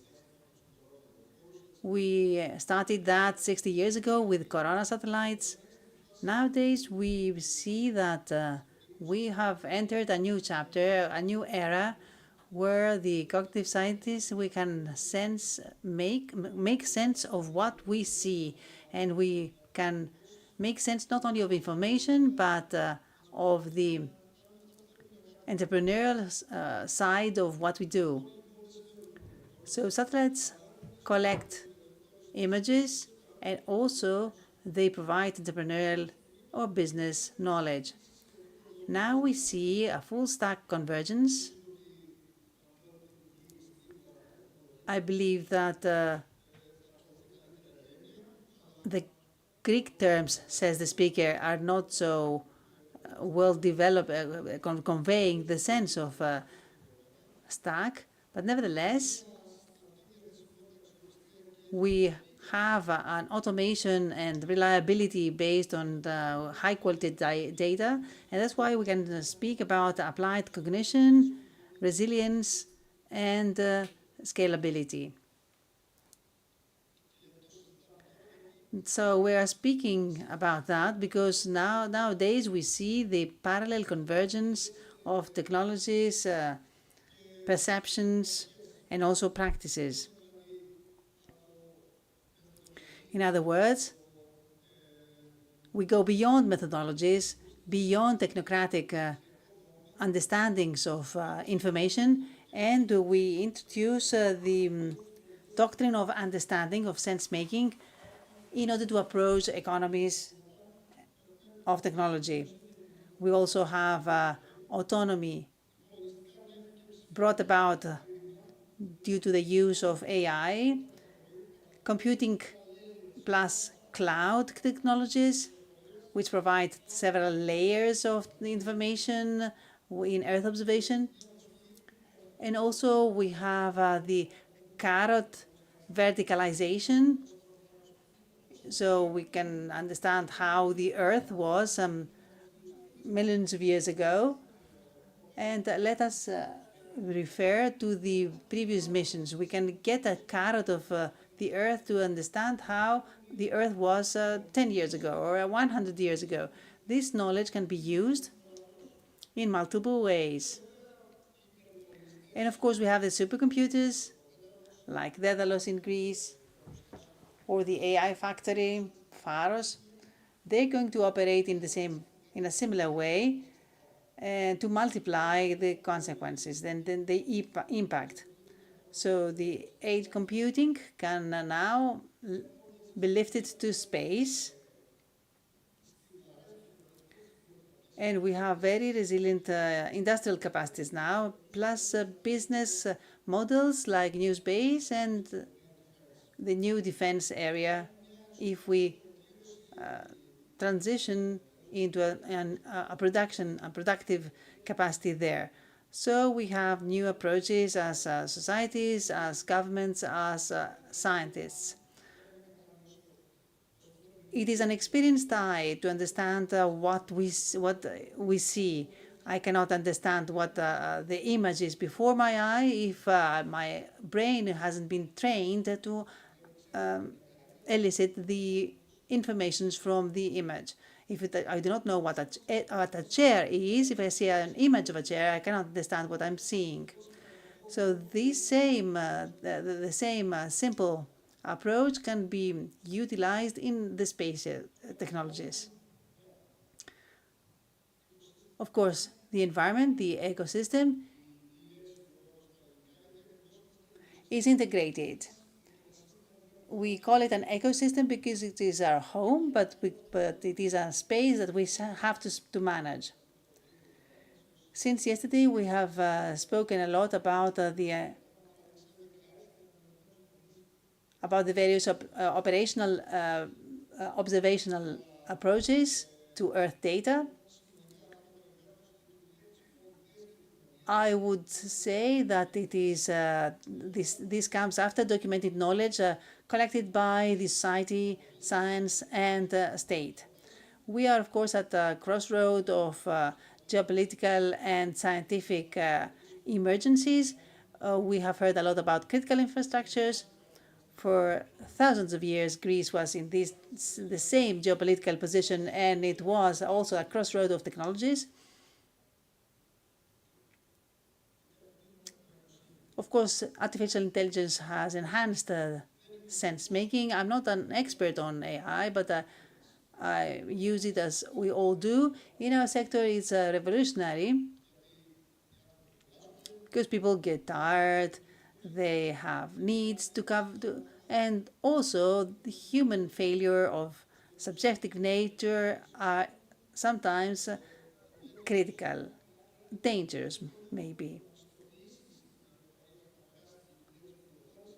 Information has to be certified and documented, that sometimes even the 4-eye principle is not enough when the 4 eyes are all human. Data infrastructures stand exactly at the point where information are entered as data in a raw form, in their primary value, or in a secondary with their secondary value after they have been processed. The strength of such infrastructures is that we can now interconnect these data and correlate them to other information coming from various other public sectors, for example, not geospatial information, but managerial information or statistics. So we can model we can create a mental model of how a society or a specific micro world is operating based on this information. So organization and structure is what orchestrates the information into a governance model. The need from business users, from operating and maintaining, is giving us the solution to how to exploit all this information. So this is the framework of rules that needs to be followed by our industry. Of course, these are general high-level rules because technology gallops, and we all need to update our knowledge and skills. So screwdrivers, for example, now are electric, so I don't need to know how we can turn them, but we need to know how electricity functions. It is so important that we have nowadays a regulatory framework that will include these high-level rules.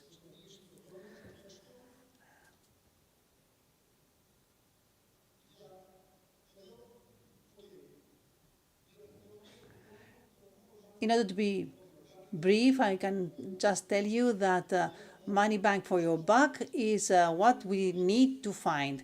We need to find solutions which are smart, do a lot of operations in limited time, with limited resources also, so that we can have the best result.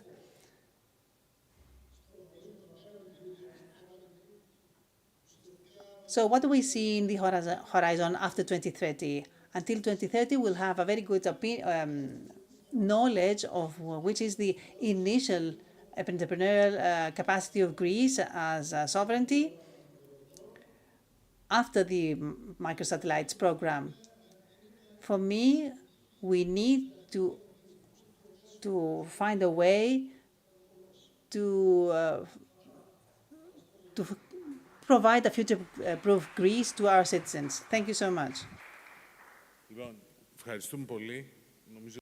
So thank you very much. I think that you said some things in order in today's discussion. Let's continue with Mr. Antonis Katsanos, Business Development Director by Unisystems, President and Founder for Pleiades Innovations Ecosystem. He has a nice story to share with us.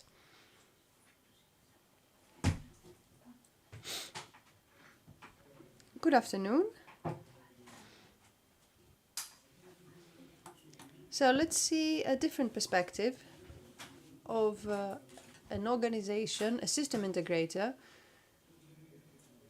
on how they see this opportunity, how they perceive this moment in time, and also let's take a look at the course that we had run through so far and how we can accelerate. As the previous speaker said, we're talking about a great opportunity. But it's very important that we approach this opportunity in a serious fashion and realize that it's not a solution to just create ecosystems. Maybe it's one of the most difficult things to do, actually.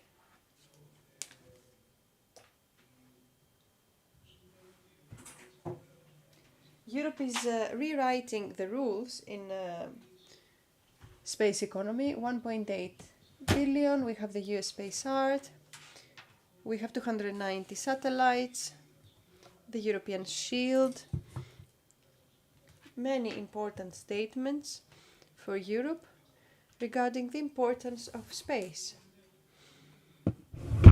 And the most important thing is, how does Greece fit in all of that? I will agree that the market was quite different many years ago. Things are moving. We have different programs right now. We have utilized RRF very well. We have the National Satellite Program, which were launched in November and in May 2026. We have Open Cosmos, which develops a constellation of 7 satellites we have the Ministry of Digital Governance, which is very active also.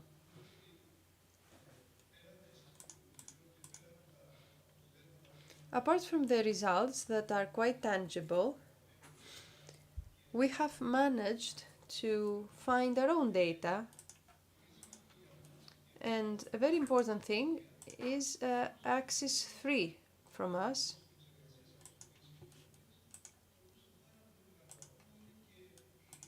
Which is the core, actually, for the development of an entire market. And HELLA Space 2, all the new fundings. Hyperion GR1. I also watched the live stream yesterday, it was quite amazing.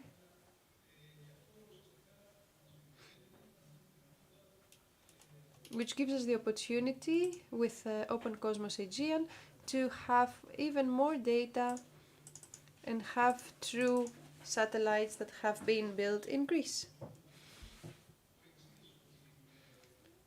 Now our position when it comes to that is that the value is not in orbit, but it is in the business. If we take a look at the opportunities that exist, we see that the investments have quite grown. Satellites have been improved, the systems, computing.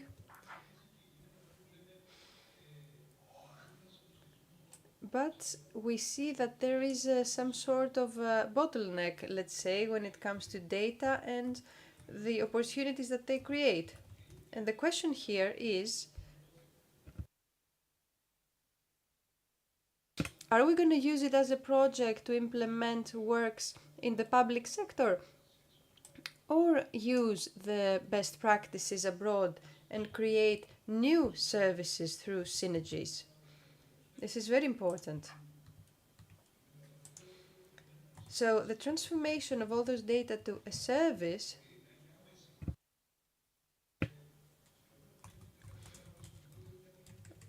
it's not very easy, but there are some catalysts and this is what I want to talk about. Unisystems is a big organization with more than 1,500 people.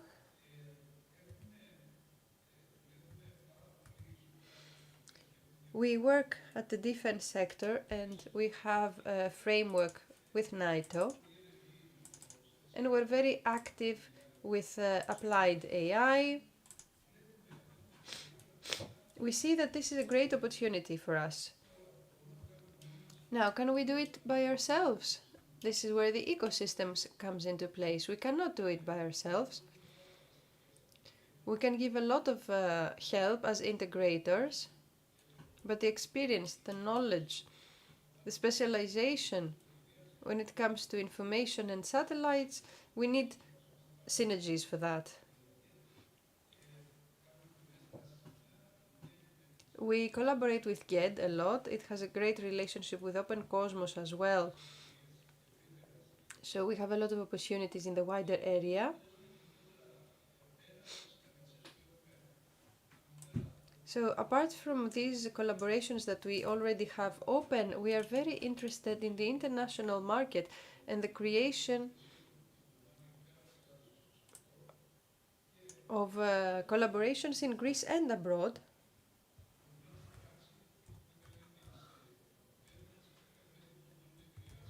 We have our applications. We have seen how these applications can be applied in local administration, in commerce, which means that we think that the reasoning behind that and the opportunities are quite ahead of us.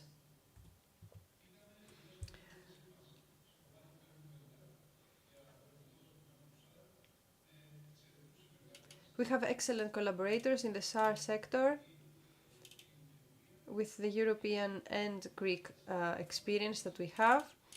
And through this process, we are helping in this ecosystem in which we all respect each other.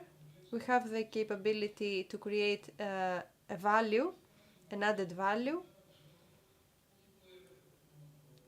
in order to scale not only this project, but also to create a much bigger role.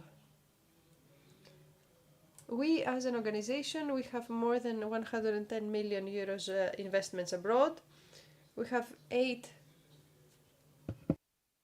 affiliate companies, meaning that we have a lot of European projects, a lot of grants on the way right now. And we are focused right now in geolocation and satellites, by always respecting the market in this specific part.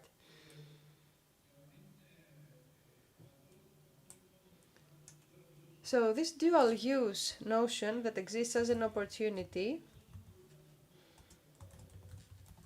But I have a question here, that this market is not new actually. It's been a market that has a very specific capability. Greece right now has its own satellites, meaning that it will have its own data and its own autonomy. But we should do this lesson learning process to see that this market and the satellites have been around for years. So have we created the correct opportunities needed? And how can we use our own data in order to take care of this opportunity? This is very important, and it has to do with our own group as well and the companies that we have in our ecosystem. We need to understand that and have tangible result in order to connect with the market. We don't want something that is just centralized and doesn't care about the market. We need to create the opportunity and innovate.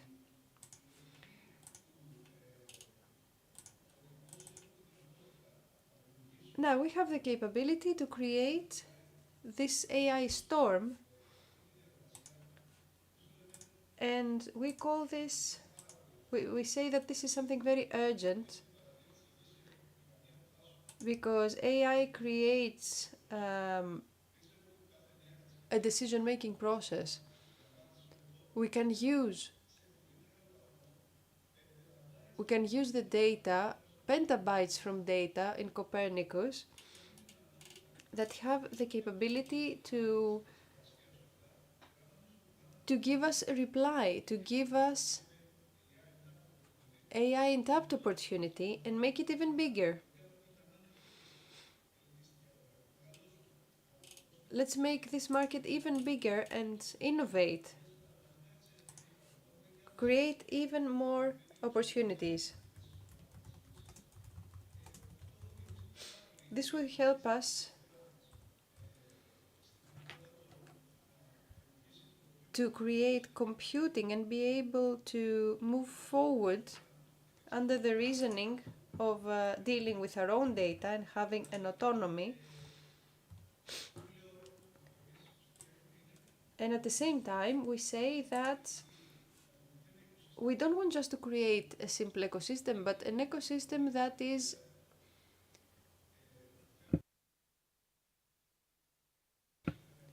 an economy that will not just be based on simple projects, but include projects, products, and services, meaning that the initiatives are very important from the state, and we applaud them.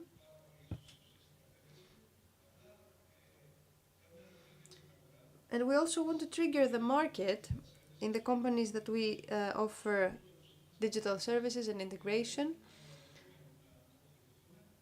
We need to organize and be extroverted. Be able to train from our own ecosystems and be extroverted. We don't need to hire every service that we need from abroad. We need to create our own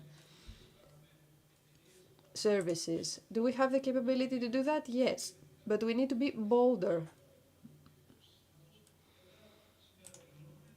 And today we declare as loud as possible that we trust the business and we want to have an active role here. I think that you will see it in the future. Thank you.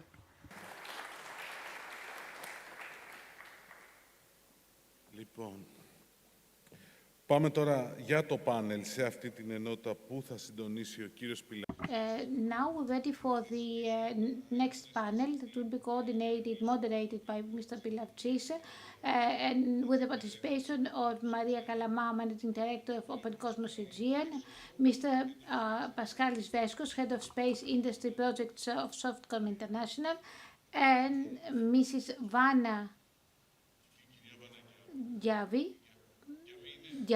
excuse me, Mrs. Vana Yavi, Manager Director of Total View. It's just a short sight. I have to carry it, I mean, it doesn't, I can't get rid of it.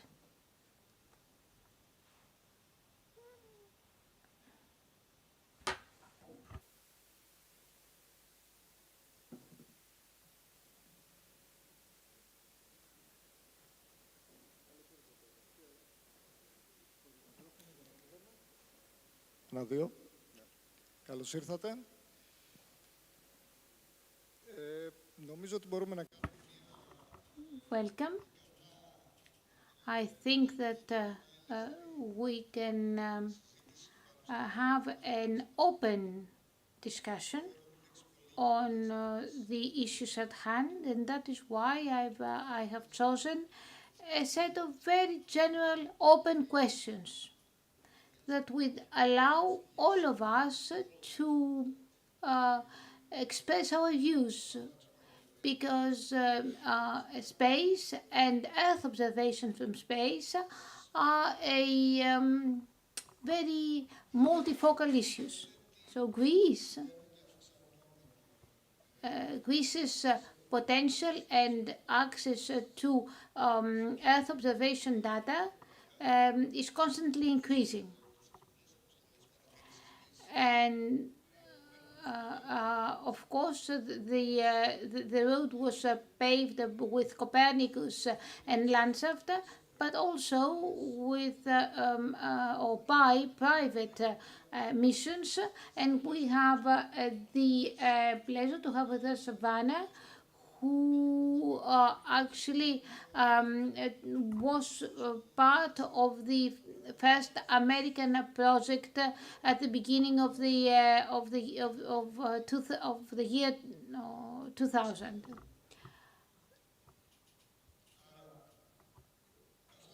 So now we are in front of a mature communication, digital data and AI system that provides our country with access to advanced data, space data,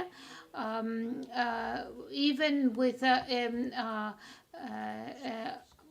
spectral data, and capabilities of spatial and temporal discretion. This is very important. Many times it is well omitted or overviewed, and this is very important. So our first question is, what do you think is the most important hurdle to using these benefits, turning them into services that would effectively support actions in the area of government, society, and business finance? To answer the question, I would like to first ask dear Vanna.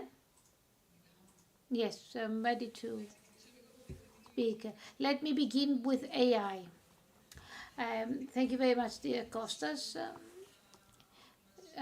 AI will be a very, very big a catalyst to change things that we were used to doing by hand. When AI will become, let's say, will become less of a scare when we stop talking about it. In the beginning, we were talking about Google. Now we just simply say Google it when we're looking about something. Data will be abundant. Now with microsatellites, even more abundant. I would like to say that now what we lack in Greece is a central, a central entity to manage data. But microsatellites now, do away with this problem, and we have our hands free to develop as many applications as we want, to develop and grow knowledge and build new things. For me, there's no hurdle whatsoever. No, it was fast. Yes. Thank you. Maria, would you like to continue? I would like to use this as a basis to speak about Greek satellites and their data, because it is true that your question was targeted. It is true that satellites will provide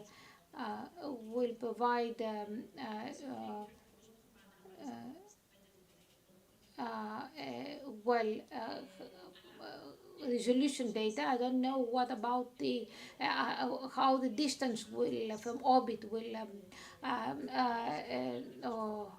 influence that, but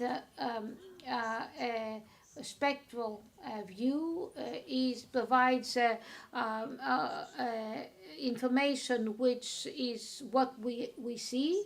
Then we have infrared capabilities that provide view through not very thick clouds. And then we have infrared that provide many more data. We have two very good examples provided by tests, because each and every material emits broadcast at a specific frequency, and hyperspectral capabilities give us the possibility to, for example, detect phosphorus particles. That in turn allow us to detect fires.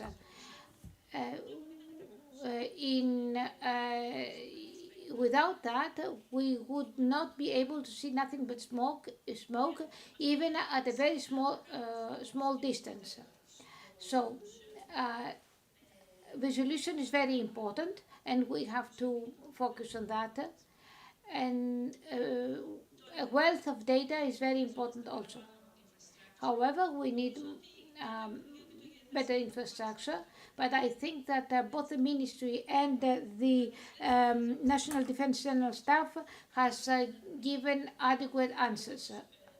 Let us not forget, however, that AI on board, because all satellites, or at least our satellites, have super powerful, endowed with super powerful onboard AI, will change things for us. In Open Cosmos, what changes for us is that the Earth observation layer will be connected to Earth constellation of connected cosmos. So our new vision is to build the absolute tool that will be able to do all. And what about Paschalis? Paschalis, who represents here the ground part. As Fana said, a few years ago we were dreaming of a single entity. Now we don't have this thing. We don't think that this is necessary. And I don't think that programming difficulties are a big hurdle. I would say that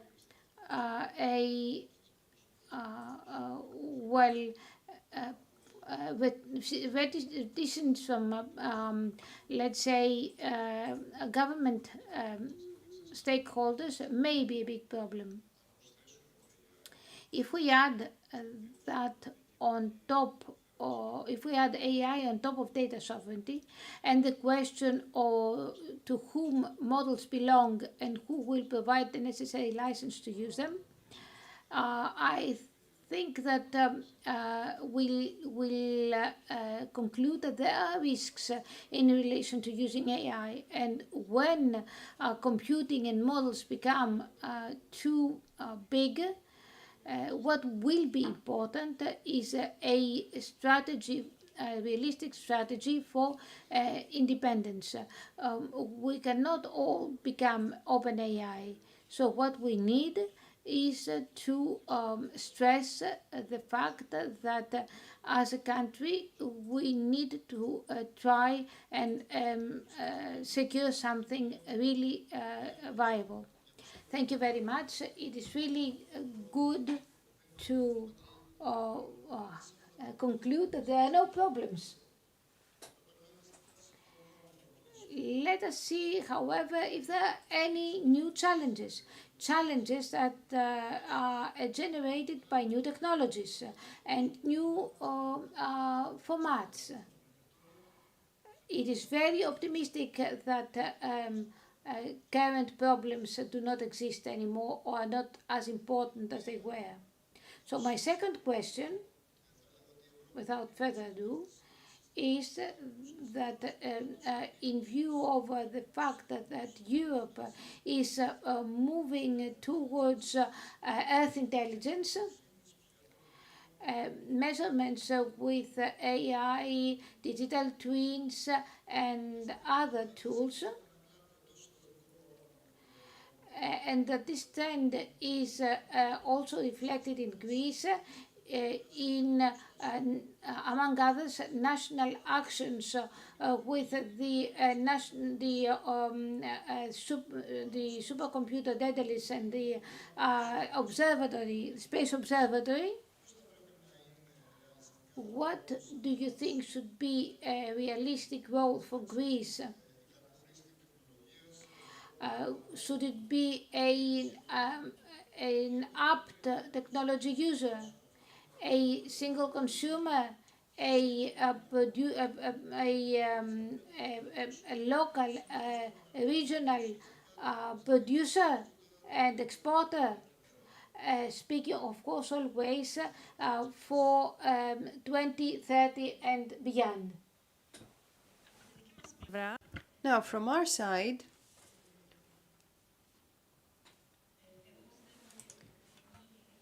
I believe, and I think that this is a trend also. We have a very good trend here in Greece, and we have proven that we can be accelerators,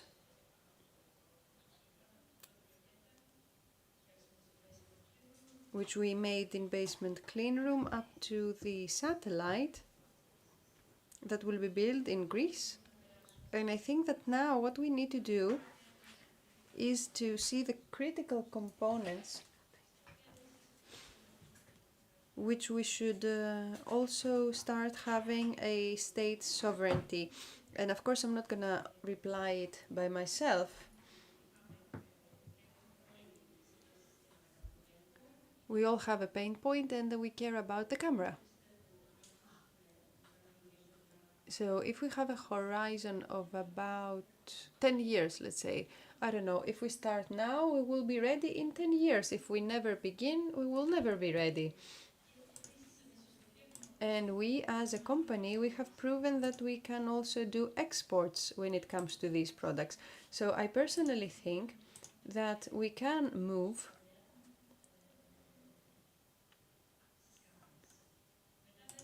in the field of cameras and of course in the field of AI, but I think that you will address that, so I will stop here. It's not a dilemma of upstream or downstream. I'm sure that upstream has a lot of components.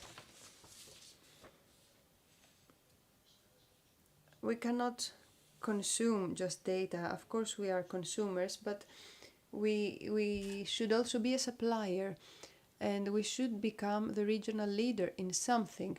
And first we should focus on new technologies, such as the components for upstream, And we should also take a look at matching upstream with downstream, meaning the applications that we want to do in Greece must lead the entire value chain from the beginning, from upstream to downstream. And we should develop something with true value for the market, meaning not just make an application just because we know how to do it. We should focus on something that will have commercial value so that other people will buy it because they will want it and it will be good.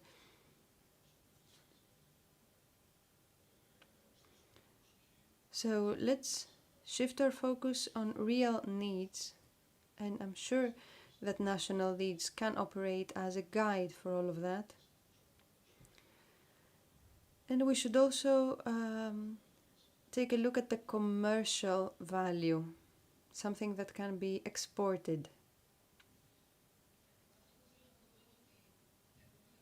Well, the next 3 years, I think that we should focus more on what we can do in 2030 and use all this knowledge that we have. Greece only contributes a small part when it comes to space, and Europe is also small when it comes to the international scale. Other countries invest a lot of money in space. But what Europe has achieved with Copernicus is something unique. Greece has already achieved a lot of important things, and it's very unique to give services to the end users, means that we have a lot of things to do. Greece has such an important geomorphology. We have plains, mountains, coastline, islands, which gives us the advantage to have a lot of different applications in various sectors. Yes, there is knowledge when it comes to satellite technologies. For many years now, many companies participate in European programs, and right now it is the moment to take a step forward with our own satellites. And for Total View, 25% of our turnover is from exports in Arabian countries. And 6 months ago, we launched a company in Saudi Arabia, so there is space for Greece to move forward. Excellent, thank you for your answers.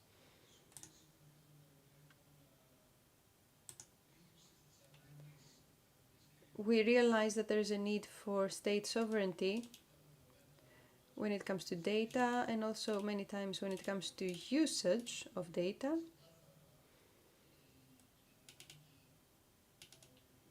And there is a need to go towards services that solve practical problems on the field.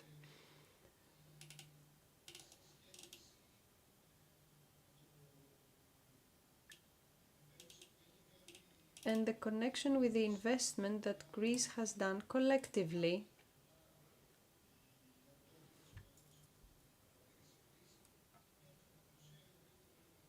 And a know-how that can be proven as an advantage. For the last round of questioning,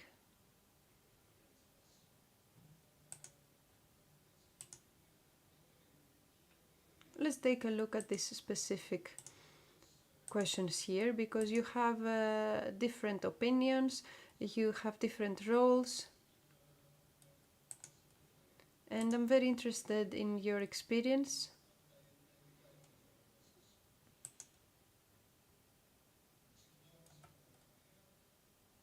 Let's start with you, Maria. You lead an industry of satellite production and satellite systems. And the question is, where do you think the next source of income will be? In Earth intelligence or in satellite components? Well, we talked about infrastructure already. But I think that in the next 10, 15 years, all those systems, I think that they will stop informing us, but they will be inputted in AI models. So for the last 20 years, what we have been doing is to connect people among each other, and the next 20 years we will be connecting AI. I'm not sure.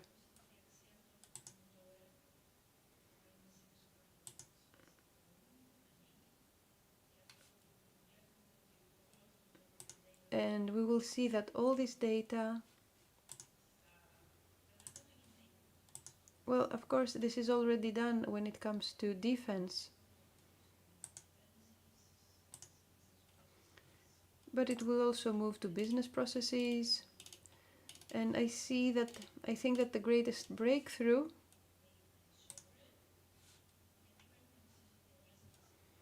because all this decision must be based on data that we can control and that we can value. Paschalis.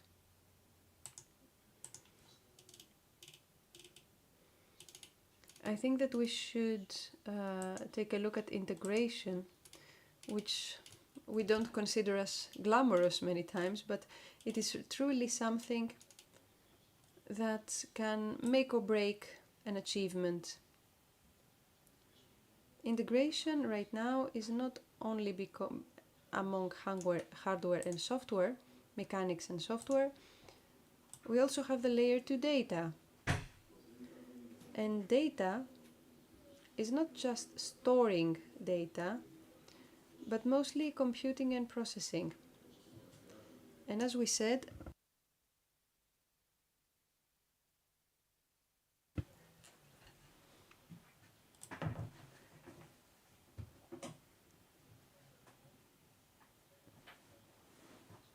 and we should take a look at that in the framework of applications and the goals that we want to achieve in order to have long-term and sustainable results. So this is the only way to look at it. Thank you.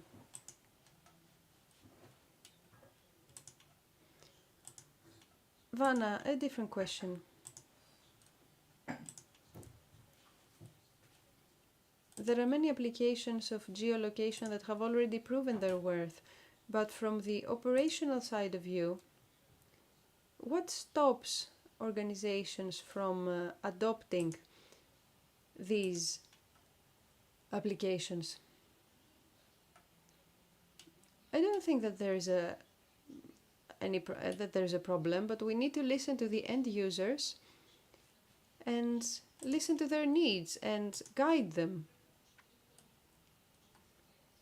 We need to hear their problems and we need to give the solution. This is what we've been doing for the past 15 years by having collaboration with many public institutions, the private institution, the cadastre, the public sector, defense. We need to be there and listen to what they need, and we can guide them on how they can make it a reality.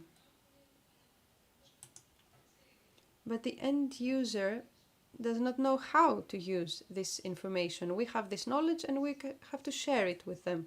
And also the other important thing is that these projects should be repeated. If we repeat the projects, it means that it is really useful and it needs to be repeated. This is very important. Excellent.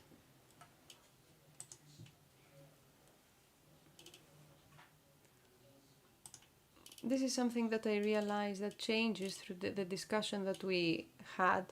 We are not only monitoring specific projects, but we can monitor an organized environment which is operational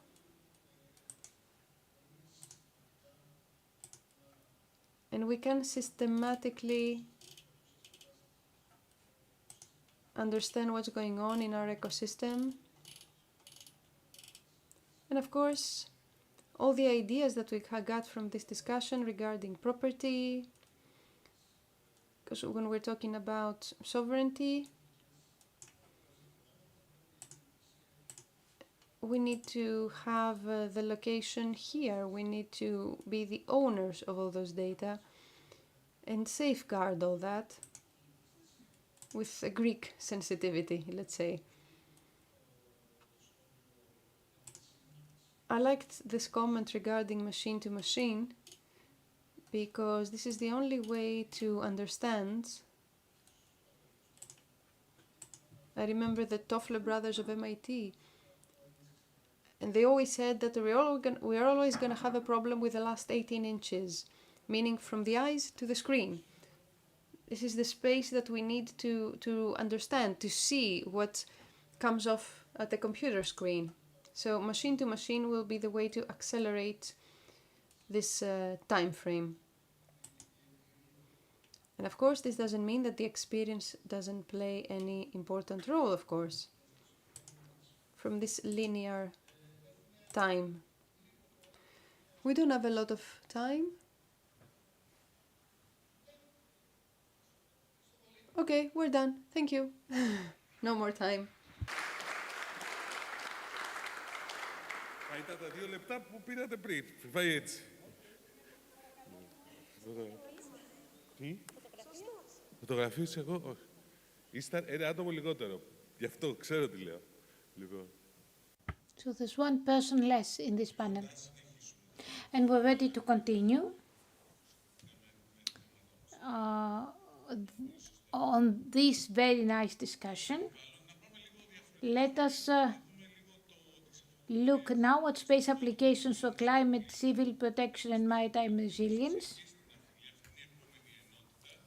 Our next session, we have a keynote speak by Mr. Panagiotis Demestikas, Chairman Wings ICT Solutions. I think that Mr. Demestikas will be now ready to speak. You just have 10 minutes.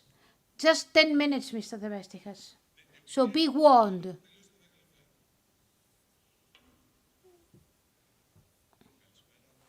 Good afternoon. My name is Panagiotis Demestikas. I am teaching at the University of Piraeus and I'm the chairman of Wings ICT Solutions. I will speak about applications in the area of climate, civil protection and maritime transportation and maritime resilience, including, and I will be very frank. These applications are now provided using ground-based networks. And we are at a point when I believe we believe we could proceed to doing couplings, very interesting couplings, to the benefit of society and our economy. Wings has just completed 14 years of existence. It is a small, medium-sized company providing applications for climate, energy, farming, and of course maritime. We are approximately 150 employees, and one could wonder how we can do that. The first thing I would like to say is that, first of all, we're using a platform that I will present to you. The operability is sensing, using sensors and data analysis is provided by an experienced, highly qualified group. We also have the necessary infrastructures. And when there are complaints about lack of signal, we usually redesign the thing. So there are both ground-based infrastructures. Lately we have been working also using drones, but We also have experience with mobile applications, and space has always been a potential provider of services. So let me tell you a few things about what the role of the space segment is. And what synergies could it bring about? Our products, we breathe, sense and grow is for water and energy, move is for supply and logistics, and here Care Plus is for health. So how do we build these applications? We have a very big hardware team that is certified for water networks, quality of air, etc. The other pillars infrastructure. We're using 5G networking, and that's why we are in the privileged position to have edge or core, to be able to choose edge or core computing, intelligence, AI, and BI. And the fourth is user interfaces. So I believe that the space segment could provide us with additional improve from data provided by a space-based company. Let us look at the Fire application, which is based on application on AI-fed applications that are installed on site. This would profit from the space segment. We could use this type of technology, video-based, to provide warnings. Civil protection authorities provide also support to a certain degree, and this also would be a good way to use the space segment. This is regarding fires. Regarding water and farming, this map is a very complete map of rivers and torrents in all over Greece, more than 300 torrents and rivers that are being monitored for levels throughout the year. Of course, to cover all of Greece, you need to improve your signal, especially for specific areas. Now, farming, we are part of EDVI, which does not only provide information, but also information processing. Information comes onto our platform, and then we can exploit it, analyze it. A wide area coverage for water management is very important. We have the platform required, and synergies would only provide benefits. Then farming also, and energy equally. What we do, we use energy distribution and transfer pillars that act, and we monitor them to demonstrate what and how they influence both the environment around and the energy transfer itself. So any information provided by satellite would be useful. In the area of transportation, recently, we started a CEF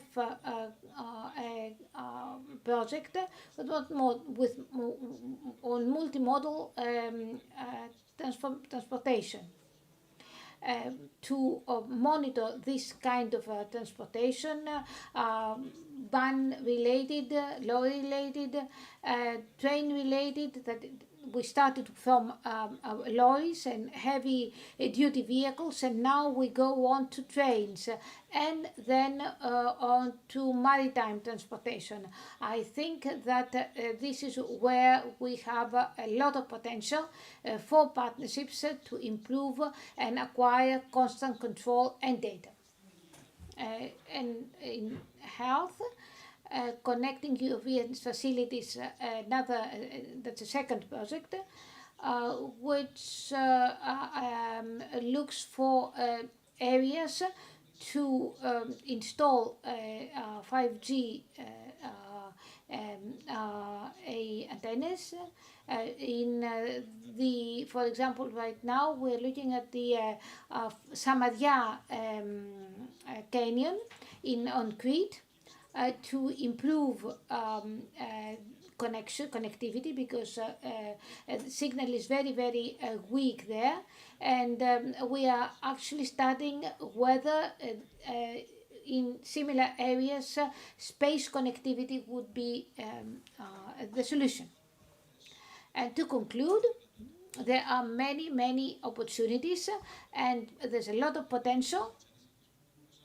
So as you can see, I'm going to be even faster than 10 minutes. To do that, we needed to elaborate on the offerings,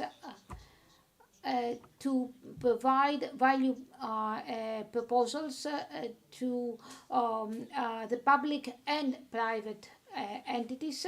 We need to create synergies based on tight integration, and also examining whether we are stand to profit with ground connectivity or space connectivity, and then use Greece as a first footprint basis to expand our capabilities worldwide. Thank you very much. These are our contact details, and please stay with us for the rest of this event. Καταρχήν, εσύ μου χρωστάς μια ώρα τουλάχιστον από άλλα συνεδρία, οπότε τι το συζητάμε. Είναι είδηση πραγματικά, να ξέρετε.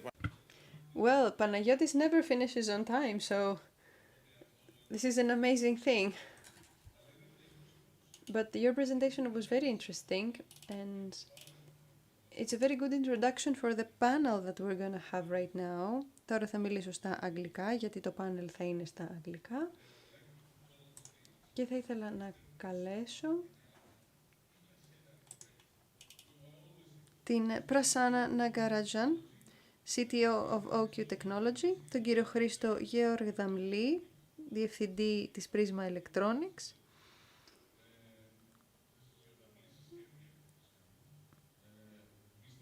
τον κύριο Ιωάννη Μπλιγιάννη, Lead System Engineer για τη Space and Defense Program της EFA Group,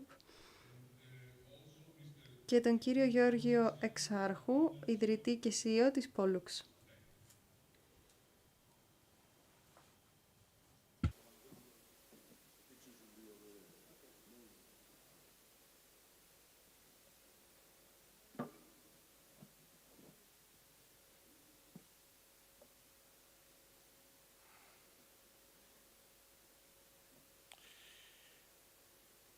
So we are... Λοιπόν, συζητάμε για το impact που έχει το διάστημα στον πραγματικό κόσμο. Ας ξεκινήσω με τον κύριο Γεωργδαμλή, γιατί μιλάμε για την ενθεκτικότητα στην αυσιπλοεία, που είναι πολύ σημαντικό φυσικά. Πώς μπορεί η τεχνολογία του διαστήματος να βελτιώσει την ασφάλεια και τη σταθερότητα στον τομέα της ναυτιλίας? Ζούμε σε μια νέα εποχή. Το μικρόφωνο παρακαλώ λίγο πιο κοντά. Όπου τα συστήματα του παρελθόντος δεν λειτουργούν έτσι όπως τα περιμέναμε. Για παράδειγμα, επαφιόμαστε στο GPS και καταλαβαίνουμε ότι σε επικίνδυνα νερά το GPS δεν είναι και πολύ αξιόπιστο. Το ίδιο και με τις επικοινωνίες.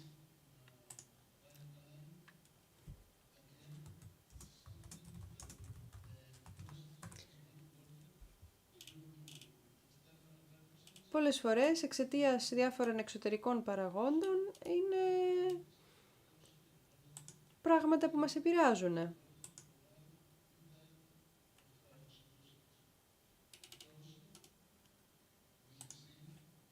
Και επίσης έχουμε δει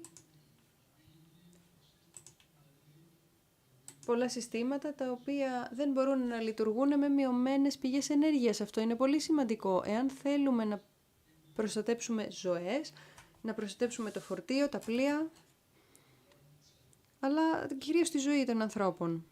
Οπότε σήμερα η τεχνολογία, ειδικά η τεχνολογία από το διάστημα, εργάζεται κυρίως για νέου τύπου τεχνολογίες. Το κάνετε ήδη δηλαδή? Ναι, βεβαίως. Με τον MICE 1, ο οποίος κυρίως επικεντρώνεται σε τέτοιους τομείς. Το MICE 2 έρχεται σύντομα και με το MICE 1 δουλεύουμε κυρίως σε αυτή την κατεύθυνση για να δημιουργήσουμε κάτι παραπλήσιο με το Starlink για επικοινωνία και ανταλλαγή μηνυμάτων. Αυτό είναι κάτι το οποίο μας ενδιαφέρει και πειραματιζόμαστε με αυτό, με σκοπό στο απότερο μέλλον να είμαστε στη θέση να παρέχουμε την επόμενη γενιά επικοινωνιών. Και έχετε δει ήδη πολύ καλά αποτελέσματα. Βεβαίως, είμαστε πολύ χαρούμενοι από τα αποτελέσματα ως τώρα, για την απόδειξη που έχουμε λάβει, που έχουμε δείξει ως τώρα. Τώρα, κυρία Πρασάνα, μιλάμε βέβαια για τη συνδεσιμότητα των δορυφόρων που εξελίσσεται πάρα πολύ γρήγορα και μπορούμε να συνδεθούμε με συσκευές από παντού. Το IoT, το 5G, συνδεόμαστε παντού. Πώς όμως βλέπετε σε γενικές γραμμές την άμεση συνδεσιμότητα δορυφόρων, δηλαδή την άμεση συνδεσιμότητα? Πώς θα επηρεάσει, για παράδειγμα, τις περιβαλλοντικές καταστροφές? Πώς θα επηρεάσει τέτοιες επικίνδυνες καταστάσεις? Για αρχή χαίρομαι πάρα πολύ που ξαναβρίσκομαι εδώ στην Ελλάδα, μου αρέσει πάρα πολύ που είμαι στην Αθήνα, το φαγητό είναι τέλειο και με αυτόν τον καιρό έχει πάρα πολύ ζέστη. Ναι, αλλά μου αρέσει, είναι ακόμα μια χαρά.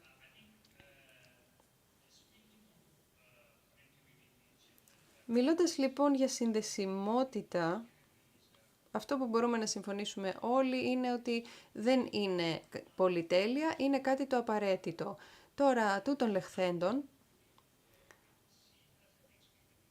η συνδεσιμότητα μέσω δορυφόρων φαίνεται σαν τη μεγάλη καινούρια επανάσταση που θα αλλάξει και θα διαμορφώσει τον τρόπο με τον οποίο διαδρούμε μεταξύ μας, με τους άλλους. Φυσικά όταν μιλάμε για μία επαγγελματική πλευρά των πραγμάτων, το πιο σημαντικό,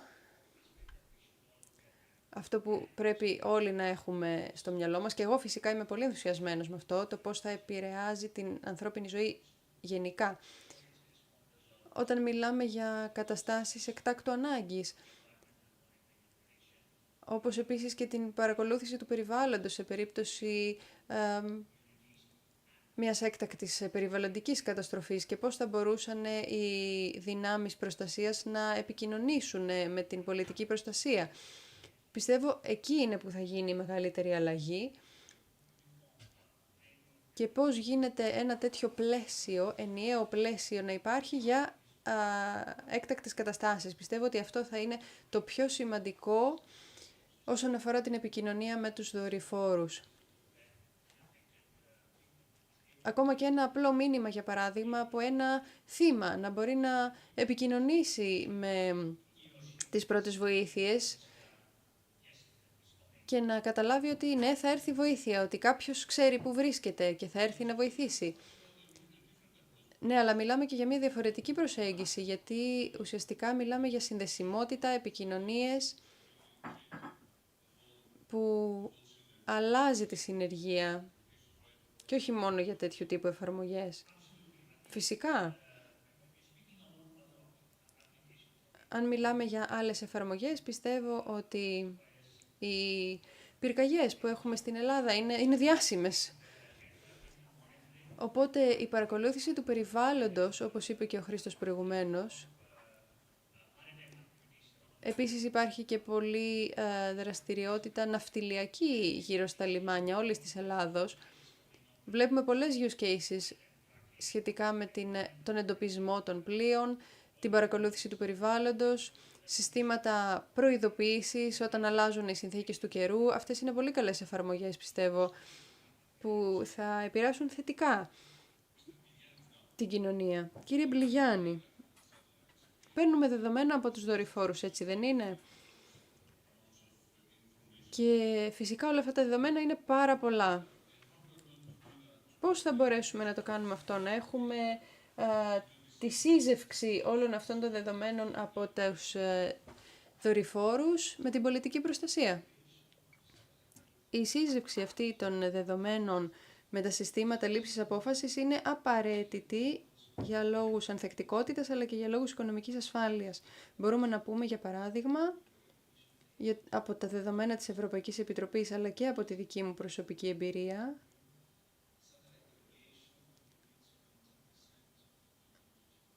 ότι το ΑΕΠ της Ευρώπης, το 10% του ΑΕΠ της Ευρώπης έρχεται κυρίως από το geolocation. Αυτό βέβαια δεν σημαίνει ότι μόνο τα δεδομένα μας είναι αρκετά. Η αληθινή αξία έρχεται όταν στην πραγματικότητα αρνούμαστε τους feed sensors από το IoT στην ναυτιλία.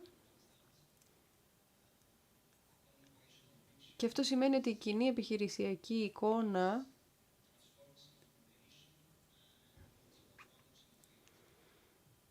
πώς μπορεί να γίνει πλεονέκτημα στο πεδίο. 80% των πληροφοριών που βρίσκονται για ένα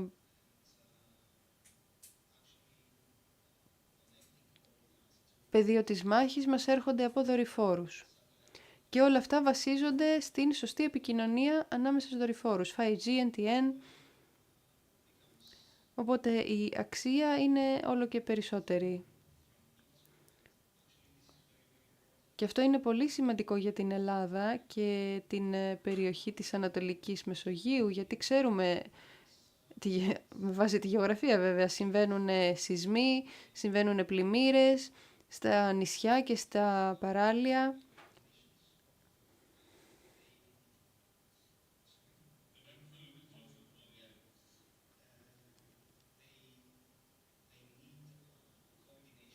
Οπότε όλα αυτά χρειάζονται συντονισμό σε διάφορες ομάδες, σε διάφορες αρχές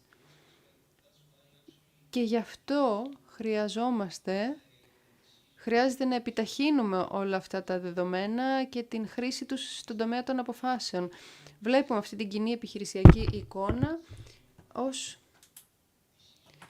ένα περιβάλλον στο οποίο μπορούμε να πάρουμε ασφαλείς και σωστές αποφάσεις που μας βοηθάει να καταλάβουμε καλύτερα την κατάσταση στη διαχείριση κρίσεων. Λέγαμε, κύριε Εξάρχου, για την ανθρωποκεντρική ναυτιλιακή ασφάλεια. Πόσο μπορούν τεχνολογίες από το διάστημα να βελτιώσουν σε αυτή την ανθρωποκεντρικότητα? Ευχαριστώ πάρα πολύ για την ερώτηση. Ευχαριστώ πολύ και για την εξαιρετική διοργάνωση και το εξαιρετικό πάνελ. Μιλάμε για την γεωτοποθέτηση του προσωπικού τόσο στην εμπορική ναυτιλία όσο και σε αμυντικά περιβάλλοντα. Επίσης μπορούμε να στοχεύσουμε σκάφη, πλοία δηλαδή. Χρησιμοποιούμε ικανότητες χαμηλής τροχιάς. Χρησιμοποιούμε τη δύναμη του οικοσυστήματος, τόσο του οικοσυστήματος άσος, με χρήση ηριδίου και συνεργαζόμαστε με τον Bureau Veritas, που είναι πάρα πολύ σημαντικός εταίρος και πολλές φορές αγνοούμε ότι αυτά τα γραφεία είναι πάρα πολύ σημαντικά. και χαίρομαι να ανακοινώσω ότι θα συνεργαστούμε και με την Prisma Electronics ως εταίρο για το πρωτότυπο. Χαιρόμαστε πάρα πολύ που έχουμε έναν συνεργάτη διεθνούς εμβελίας και διεθνούς κύρους. Γιατί αυτό είναι πάρα πολύ σημαντικό και για να απαντήσω και στο δεύτερο σκέλος της ερώτησής σας, το ναυτιλιακό οικοσύστημα στην Ελλάδα. Ναι, γιατί ήθελα να ρωτήσω και τον κύριο Γιωργαμίλη γι' αυτό, αλλά μιλώντας για το οικοσύστημα, τι θα πρέπει να κάνουμε στην Ελλάδα για να γίνουμε, αν θέλετε, για να γίνουμε ικανοί να εξάγουμε τεχνολογία. Αυτό είναι η ερώτηση κλειδί για μένα. Αλλά θα ήθελα να ρωτήσω τον κύριο Γιωργαμίλη πρώτα, να απαντήσω εγώ πρώτα. Θα σας δώσω στοιχεία από τη στοιχεία από ένα think tank στο οποίο συμμετέχω, στο οποίο συζητήσαμε πώς μπορούμε να μοχλεύσουμε τον ελληνικό στόλο. Ξέρετε ότι η Κίνα σπρώχνει αυτή τη στιγμή, πιέζει για την εφαρμογή κινητήρων που θα λειτουργούν και με μεθανόλη, δηλαδή διπλής χρήσης, γιατί παράγουν μεθανόλη. Εδώ στην Ελλάδα δεν έχουμε καταφέρει να αναπτύξουμε τεχνολογίες που προάγουν το οικοσύστημα. Τι χρειαζόμαστε? Χρειαζόμαστε συνεργασία από τους θεσμούς, τεχνικό διάλογο με εταιρείες, εκολαπτήρια, νεοφυείς επιχειρήσεις, έξυπνη χρηματοδότηση. Είδαμε την προηγούμενη εβδομάδα ότι υπήρξε μια ανακοίνωση για τον τουρισμό και το πώς μπορεί να υπάρξει ένα εργαλείο αν θέλετε, επιτάχυνσης της εμφάνισης νεοφυών επιχειρήσεων στον τομέα του τουρισμού. Υπάρχει αυτό εδώ και 7 χρόνια. Εγώ το είδα μόλις την προηγούμενη εβδομάδα. Στην ναυτιλία, για την ελληνική ναυτιλία δεν υπάρχει τέτοιο πράγμα και ακριβώς πρέπει να το κάνουμε. Νομίζω ότι είναι τελείως ασύλληπτο να μην υπάρχει κάτι τέτοιο. Οι θάλασσες είναι το ρεχοκαλιά του διεθνούς εμπορίου, γιατί συνδέουν όλα τα κράτη, συνδέουν όλη τη γη μεταξύ τους. Θα πρέπει λοιπόν να αναπτύξουμε τεχνολογίες. Βλέπουμε ότι αυτή τη στιγμή υπάρχει κινητικότητα. Χρειάζομαστε καλύτερη οργάνωση για αυτή την προσέγγιση και χαιρόμαστε ιδιαίτερα που είμαστε κομμάτι αυτής της προσπάθειας. Η κινητικότητα, όπως είπα, υπάρχει, αλλά χρειαζόμαστε και πιο δομημένη προσέγγιση. Συμφωνώ απόλυτα. Κύριε Γιωργαμίλη, πάνω στο ίδιο θέμα.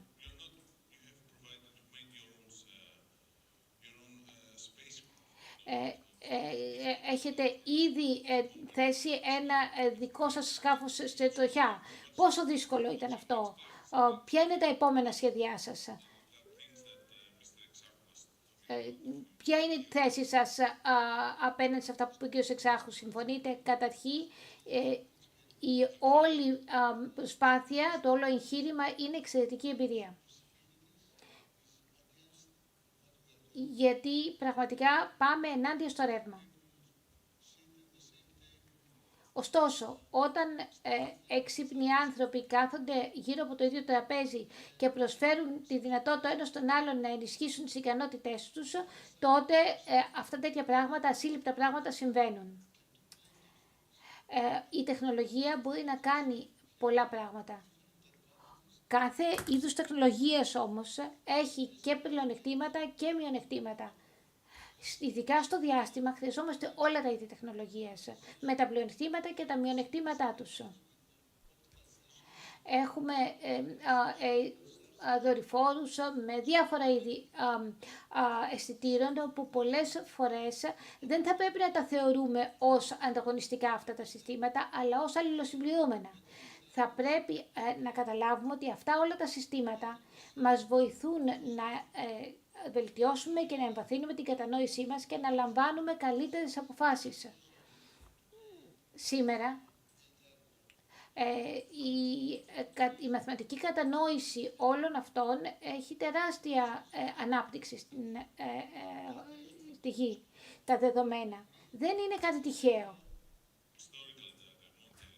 Χρειαζόμαστε περισσότερα δεδομένα, ιστορικά δεδομένα, δομημένα δεδομένα και βέβαια συμβάντα και βιβλιοθήκες δεδομένων, βιβλιοθήκες συμβάντων για να λαμβάνουμε αποφάσεις.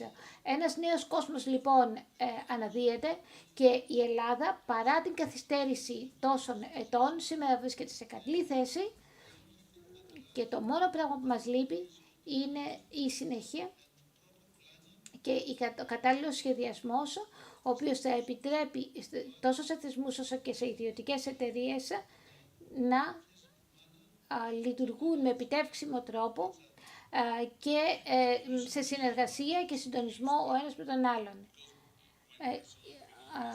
Η προσωπική μου άποψη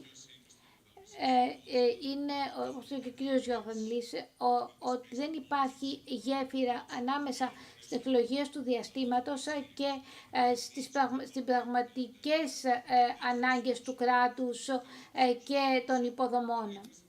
Θα ήθελα λοιπόν να ρωτήσω τον κύριο Μπλιγιάννη, εσείς μπορείτε να κάνετε κάτι τέτοιο, να δημιουργήσετε τις γέφυρες? Ναι, και πώς προσπαθείτε να το κάνετε αυτό? Ουσιαστικά,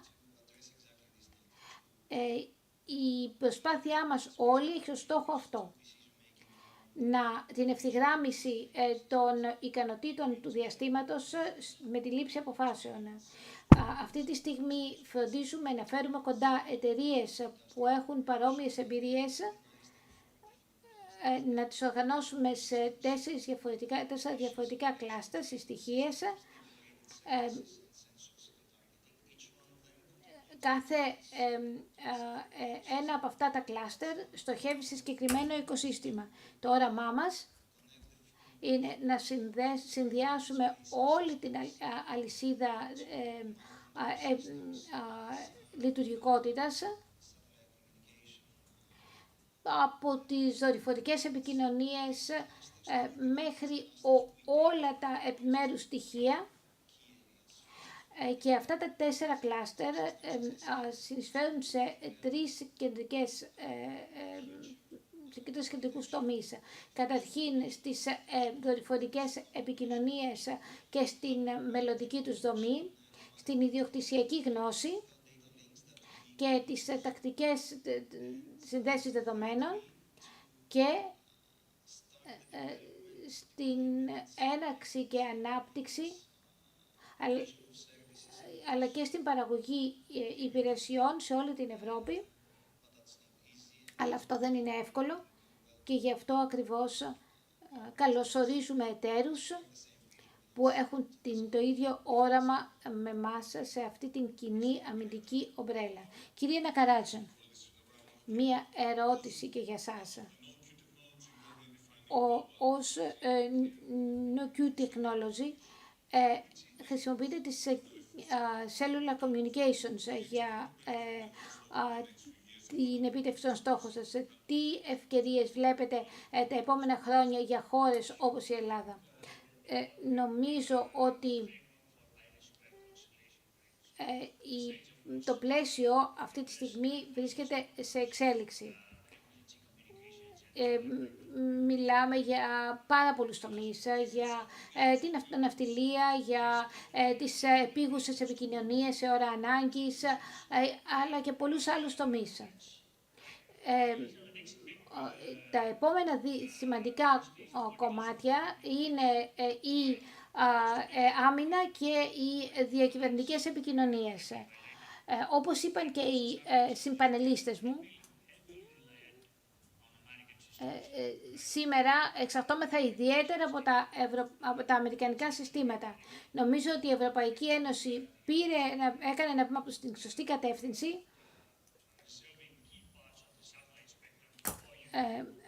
μέσω της, αν θέλετε, μέσω της εξασφάλισης συγκεκριμένων κομματιών του διαστήματος και των δορυφορικών επικοινωνιών μόνο για την Ευρώπη. Πιστεύω ότι χρειαζόμαστε περιπτώσεις χρήσης και στον δημόσιο και στον ιδιωτικό τομέα, γιατί η επόμενη μεγάλη πρόκληση θα είναι η ανεξαρτησία. Η αυτονομία, θα έλεγα. Χρειαζόμαστε λοιπόν ένα αυτόνομο, ακόμα δεν και ανεξάρτητο σύστημα για την Ευρώπη, έτσι ώστε να μπορέσουμε να το χρησιμοποιήσουμε ως βατήρα για την ανάπτυξη των εφαρμογών μας. Ένα τελευταίο πράγμα, θέλω πολύ γρήγορες απαντήσεις, γιατί έχουμε μόνο λίγα λεπτά. Περισσότερο ως πρόκληση το βλέπω. Ας πούμε ότι η ελληνική κυβέρνηση έρχεται στην οργάνωσή σας, στον οργανισμό σας, με μία πρόταση. Θέλω να σχεδιάσετε μία εφαρμογή η οποία να απευθύνεται σε ολόκληρη την Ελλάδα, να είναι εθνικού εμβελίας και να βασίζεται στο διάστημα. Τι θα κάνετε, τι θα επιλέξετε? Κύριε Εξάρχου, εμείς θα λάβουμε υπόψη μας τη γεωγραφική κάλυψη της ελληνικής κυβέρνησης. Πρόκειται για όλη την Ελλάδα. Ναι, η Ελλάδα είναι μικρή. Η ναυτιλία είναι μεγάλη υπόθεση. Χρειαζόμαστε, αν θέλετε, δορυφόρους που καλύπτουν ολόκληρη τη γη. Στην Ελλάδα, εντάξει, μιλάμε για κάτι μικρό. Θα ήταν, ας πούμε, χρήσιμο για ανθρωπιστικές εφαρμογές. Οι ανθρωπιστικές εφαρμογές δεν έχουν χρήματα, αλλά μπορεί να έχουν ένα, αν θέλετε, ένα αποτέλεσμα μετακύλησης, το οποίο τελικά να οδηγήσει, αν θέλετε, σε κέρδη. Θα πρέπει να λάβουμε υπόψη μας και την ανεξαρτησία, αλλά και τη γεωγραφία. Κύριε Μπλιάννη, αν έπρεπε να διαλέξω μία εθνικής εμβέλειας διαστημική εφαρμογή, νομίζω ότι η Ελλάδα θα μπορούσε να γίνει περιφερειακό hub για μια αρχιτεκτονική ή ένα επιχειρησιακό δίκτυο για κοινή επιχειρησιακή εικόνα. Εξαιτίας της φύσης της γεωγραφίας μας, πιστεύω ότι χρειαζόμαστε ταχύτερη ανταπόκριση, καλύτερο συντονισμό μεταξύ των κυβερνητικών φορέων, των ομάδων επί του πεδίου, έτσι ώστε να εξασφαλίσουμε την εθνική μας κυριαρχία καλύτερα. Κύριε Γιορδαμλή, εσείς θα διαλέγατε. Ζούμε σε μια χώρα όπου συζητάμε για χρόνια, ενώ τα πράγματα συμβαίνουν μέσα σε μερικές εβδομάδες. Στο διάστημα τα πράγματα δεν πάνε έτσι. 15-20 χρόνια είναι σύντομο χρονικό διάστημα.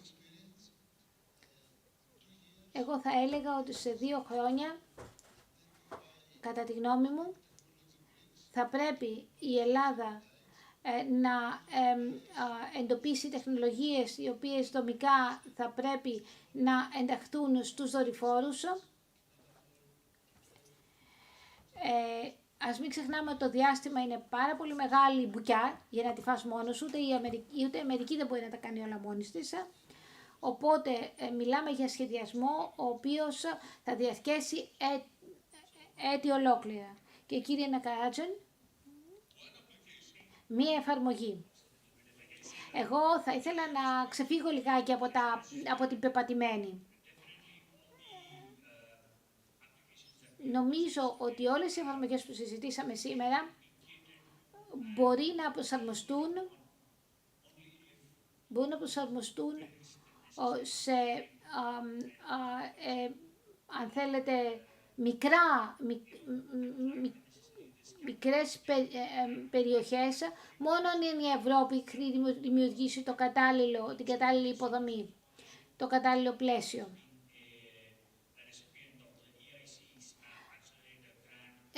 Γι' αυτό μιλήσαμε και για το ΕΣΥ, για τα προγράμματα που έχει επιδοτήσει ο Ευρωπαϊκός Οργανισμός Διαστήματος. Εκείνο που η Ευρώπη και όχι μόνο η Ελλάδα δεν έχει είναι risk capital, που είναι απαραίτητο για εταιρείες όπως οι εταιρείες που παράγουν και θέτουν σε τροχιά δορυφόρους.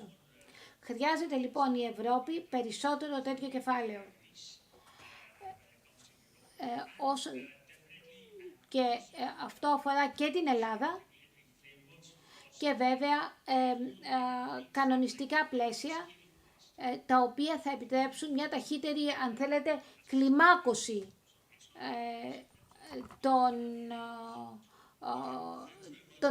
των επιτυχιών. Ευχαριστώ πάρα πολύ για όλα. A show of hands, please, for this panel.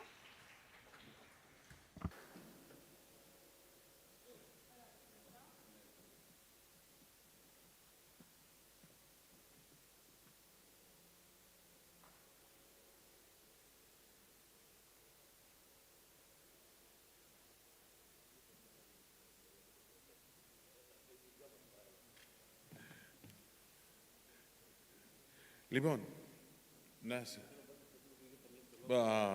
Γρήγορα όμως.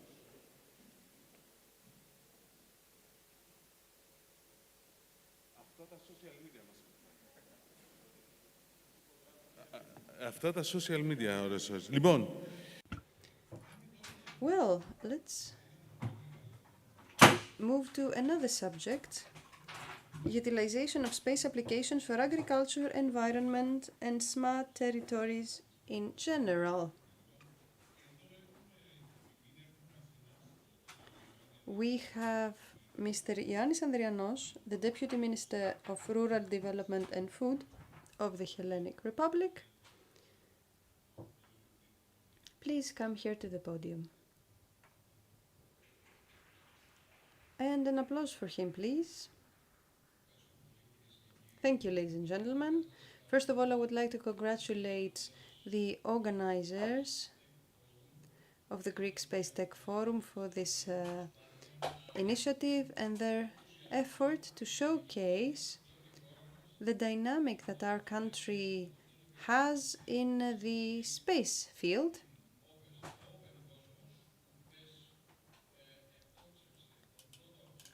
I would also like to congratulate Space Cosmos that launched yesterday the first satellite. It is an important moment for Greece. And of course, congratulations to ISI, Coronatech, that manufacture and launch Greek satellites and the entire space ecosystem of the business, the young scientists that prove once and for all that Greece can take a part in one of the most important sectors of technology. Just a few years ago, a Deputy Minister of Rural Development would be very funny to come here and talk in a space conference.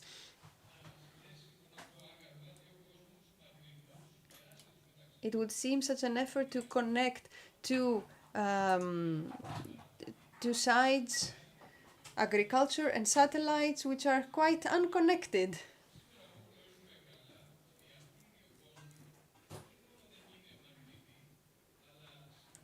But these two worlds are quite closely connected.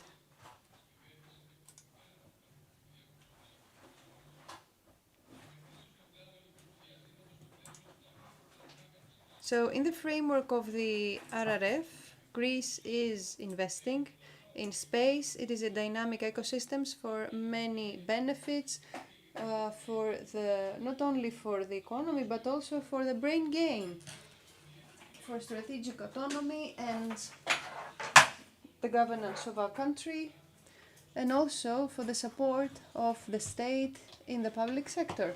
And I would like to underline here the help of the Minister Dimitris Papastiriou, the General Secretary Dimitrios Karadzalis of the Ministry of Digital Governance, the Hellenic Space Center, and the observatory. And this public investment in space is already in a very ambitious phase, 550 million euros for the new national space system. And this certifies that for the government, space technology is not a fragmented project, but a choice, especially in the primary field of production. And things have already started to change. We have changed the way that we understand production. With geolocation, first of all, we can secure transparency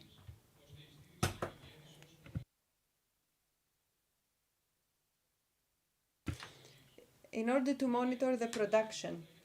We can have immediate image in the production and the destructions that happening by environmental causes. The producers can monitor the health of their crops or their animals, the irrigation needs, even diseases, before they become fully visible.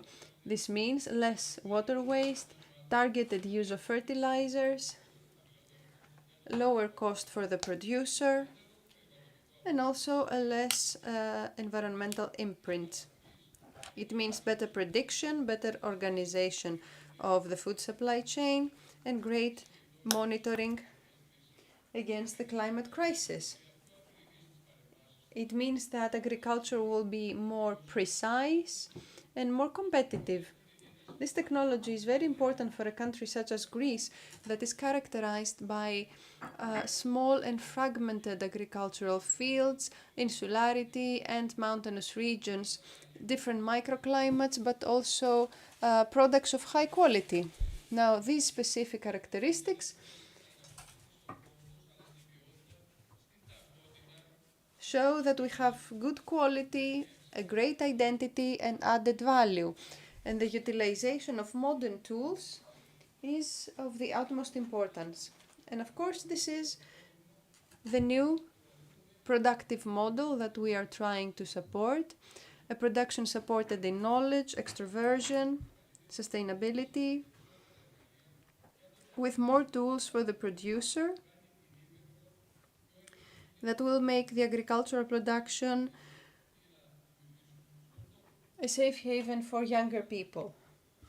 It is particularly positive that these technologies do not stay in the labs or in presentations, but are used by farmers, such as, for example, geo monitoring and sensors in the field.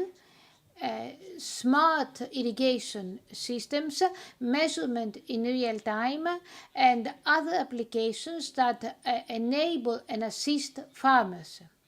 We are therefore witnessing a new revolution in farming that does not replace people tradition or experience, but enhances resilience and reliability. According to the conclusions of this forum, Greece will continue to invest in this type of applications, which were unthinkable a few years back, and that have already created the requirements for planning safely our next steps for the future. Thank you very much.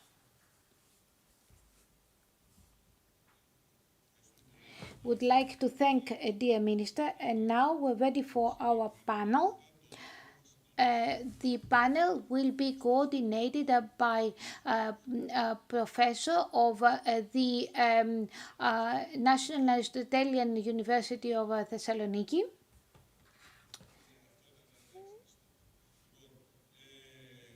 So, Mr. Gikas, with the participation of Mr. Giannis Mavroudis, CEO of Europublic, Managing Director, Mr. Yoros Anthopoulos, Team Leader of Euronatec, Mr. Kleanthis Karambassis, CEO of Team Moritz, X, or sort of, and Mrs. Elisabeth Paselia, consultant Geonova. So, Mr. Gira.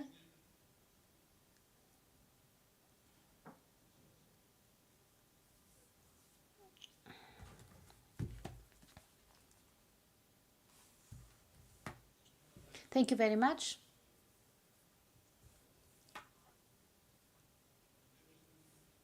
I hope that this panel will run smoothly. We have already shared a number of questions. I will give the floor to each of you for 2 minutes to tell us a few things about yourselves. And where do you located in the National Space System? Thank you very much for this invitation. It is a great pleasure for me to be here. Your public has made its first steps in 2015, and we're particularly happy because we are at the space is at the very center, and especially microsatellites at the very center of our activities. And we believe that it is going to be a multiplier for Greece. It does allow us to collect nationwide data, reliable data, especially for the farming sector where we are focused, that in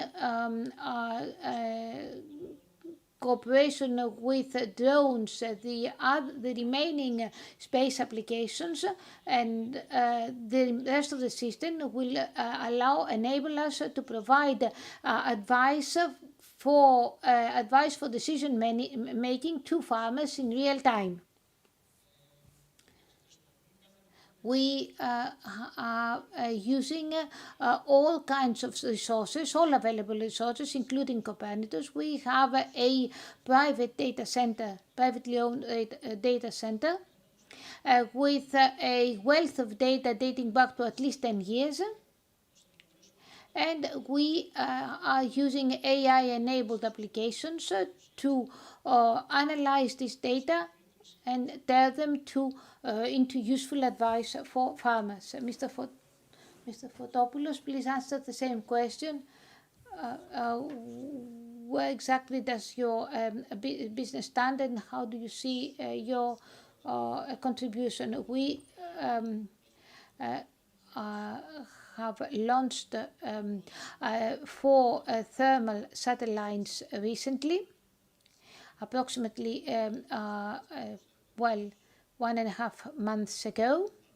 This is a very practical way to assist in creating an ecosystem. Of course, even before the launching of these 4 thermal satellites, we already shared thermally acquired data with the government, including civil protection and other authorities.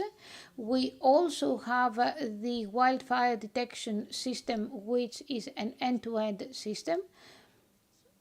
We have holistic monitoring and observation capabilities, and also post-fire data collection. These are 2 main ways in which we exploit the ecosystem, but the next challenge,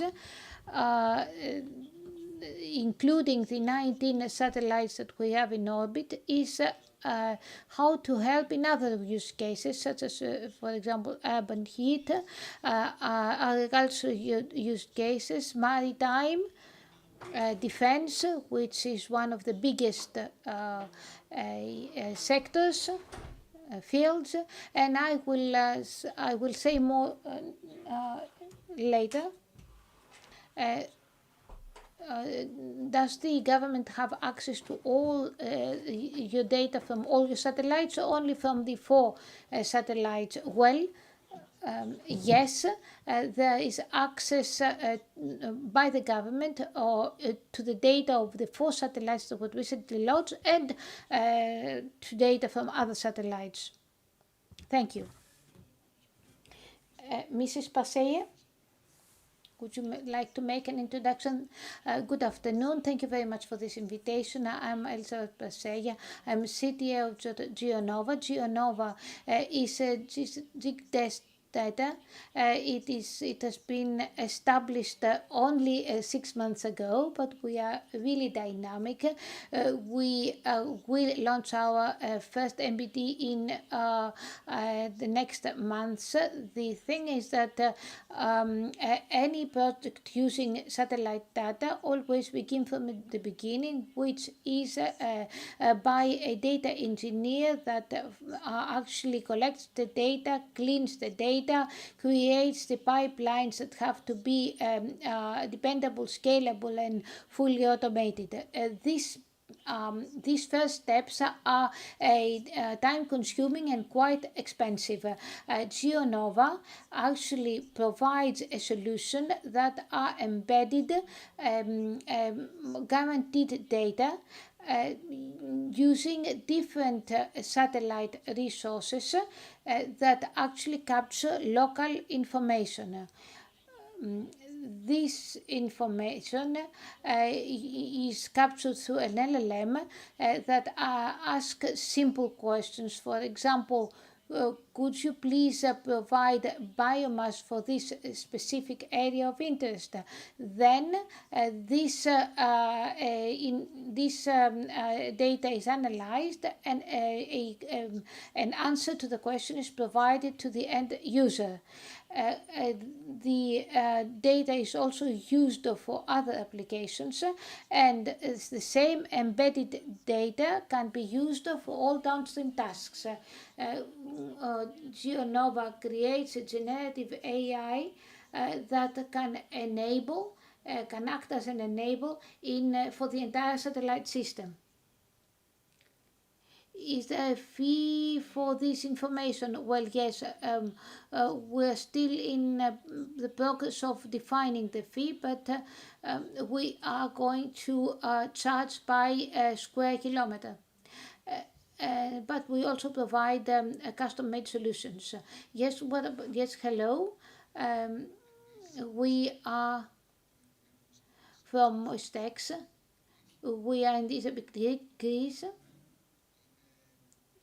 What we do is to translate this very difficult data from thermal satellites, multispectral or superspectral satellites into a ground moisture coordinates. Ground moisture is important in the context of fire, in the context of irrigation, in the context of drought, and also in other contexts. For the time being, we are using Landsat thermal data, Signet-Geo multispectral data, and we use also NISA and biomass data, including SAR data. SAR data, radar data, is our specialty and provide us with the potential. We have the potential to also monitor day and night. So we can, for each and every field in our country, provide an assessment of ground moisture as if there was a station in that field. And we cover the whole of Earth, and for Greece there is free access to this service for Thessaly. Your users, you operate You operate with, yes, we operate with agri-platforms and agronomists that actually, especially in rural areas, make the difference. Thank you. Πολύ που σεβαστήκατε το χρόνο. Τώρα ακούσαμε... Now let's proceed to the second question. Yesterday and today that Greek microsatellites are here in space and we're waiting for them to start producing data. Mr. Mavroudis, what do you think of the role of this data and how will they be used by your company? Mostly for the agricultural sector, I think that Greece in the last years is a very advertised sector, but it has a universal difference. Along with the RRF, it does have IoT infrastructure. So in a synergy with a micro-satellite program, we can transform satellite images to plots of land, to predicting natural disasters in a more concrete way. Generally speaking, it is a technological platform that is taking the country to a new era. The challenge for all the companies is to find the appropriate products,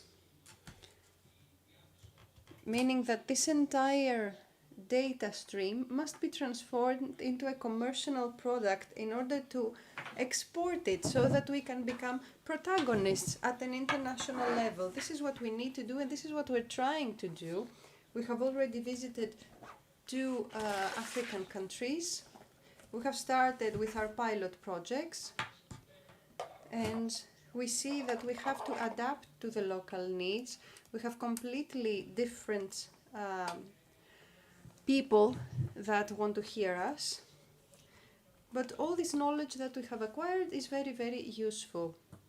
And in the last years, all this money has been given by the state to help all of us, both the world of academia and the world of business. Of course, state aid is always helpful, and the state in this country has always been the greatest customer for many, many years. The private sector also should be helped by the state to make targeted interventions, and I think that we have been doing that so far. The government and the market are communicating right now, and we have the successful examples, such as the microsatellite program. Yes, I think that by the moment we have this data and we have this infrastructure in place, from data to insights.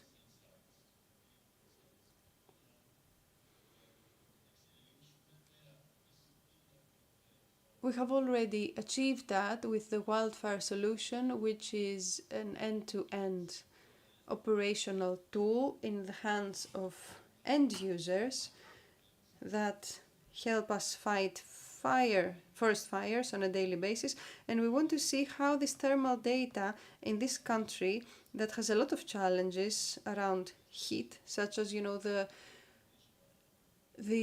rising temperatures in our cities, for example. We would like to see how we can perfect all that, or even for other use cases, such as water quality monitoring, for example, in our seas. Let's not forget that Greece has one of the largest coastlines in the world, and also a shipping business, which is great.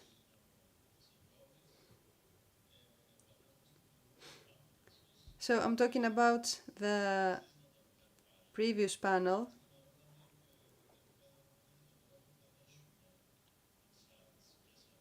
I think that thermal data will give a lot of information in the agricultural use case also.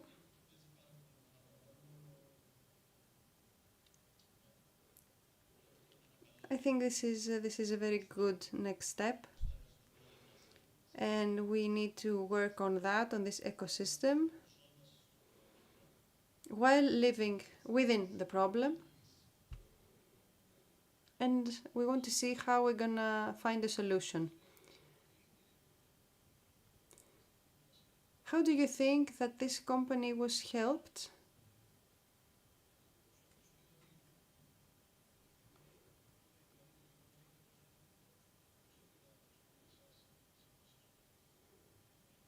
How does it affect all you?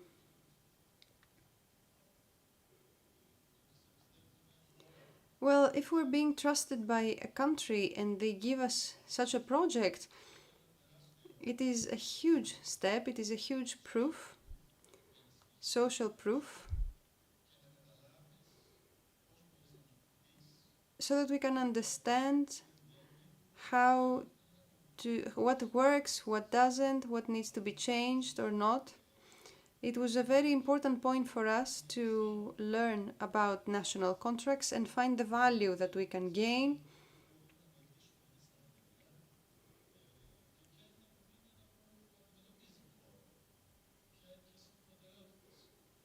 And also see the problems of this country, so that we can focus on specific things, because we cannot solve everything at the same time, of course.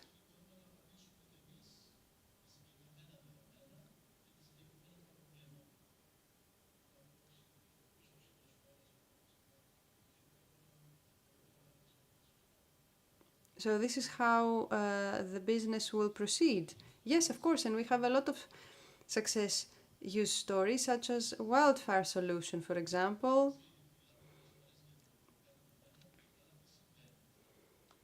We talk about satellite data, but what's going on with satellite data? If we see a fire, for example, what happened during the forest fire? How the forest fire evolved? How it was extinguished? Of course, this plays an important role. Mr. Parsalias, what about this new data, the incoming data? Well, the data that we will get from the Greek satellites can be used by technologies such as GeoNova, and this basically because our company is sensor agnostic. Right now we have developed models by using open data, Sentinel-2 and MAP, which are the satellites of DLR. But as we all know, the Greek satellites that are in orbit right now are SAR, thermal, hyperspectral, multispectral, and this data complete each other. So technology as GeoNova can unify all these types of information and be able to give better solutions and more accurate ones. The truth is that unfortunately we have not yet had the opportunity to take a look at this data. We're hoping to do that soon enough, because our technology is really interesting, and with all this information that we're going to have available, we will find solutions for the country, but also at the European level and why not an international level. You said, Mr. Karavasis, that you talk about soil moisture. We have a plethora of data incoming right now. Would you like to tell us how do you think that you can utilize them in the best way to help with your work? Soil moisture is very specific and very complex also. It changes throughout the day, so many times, even if we have a specific image on that without clouds, it's not enough. Farmers need answers. They want us to tell them when to water their plants. We need to know what's going on during the day. So we gather data from many satellites, and they will be useful for us because we will be able to operate as a monitoring advisor and also help them do their job better. And in that way they will spend less water, less power, and the farmers themselves will have better results with less money. When it comes to spatial analysis that will be provided by this satellite data, this will help the farmers as well, because the farmers cannot water the entire field, they water specific zones. We need to be specific and tell them, okay, do not water this zone today, you can water it tomorrow. We have two prime representatives here. Have you talked to Mr. Mavroudis, Mr. Fotopoulos? I think it's a good opportunity to start. We will proceed with the last question. Well, it's not very relevant to what we've been discussing so far, but we'd like your opinion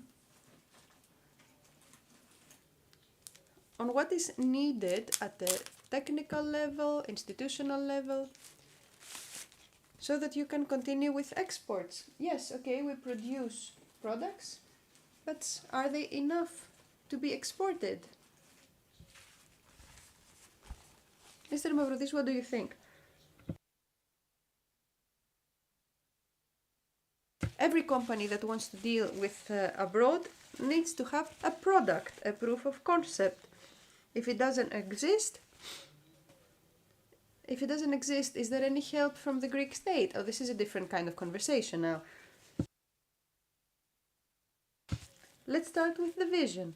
The agricultural sector, where do we want to see it in the next 5 years? We need something that will help the companies in order to form a strategy, since it is needed to, since we need guidance from the state, we can produce services that will help the agricultural sector realize this vision. The vision also needs to be shown to the companies. They need a lot of money, investments, support, a banking system that will support businesses and show them that they have a product that can be applied, and also persistence and patience.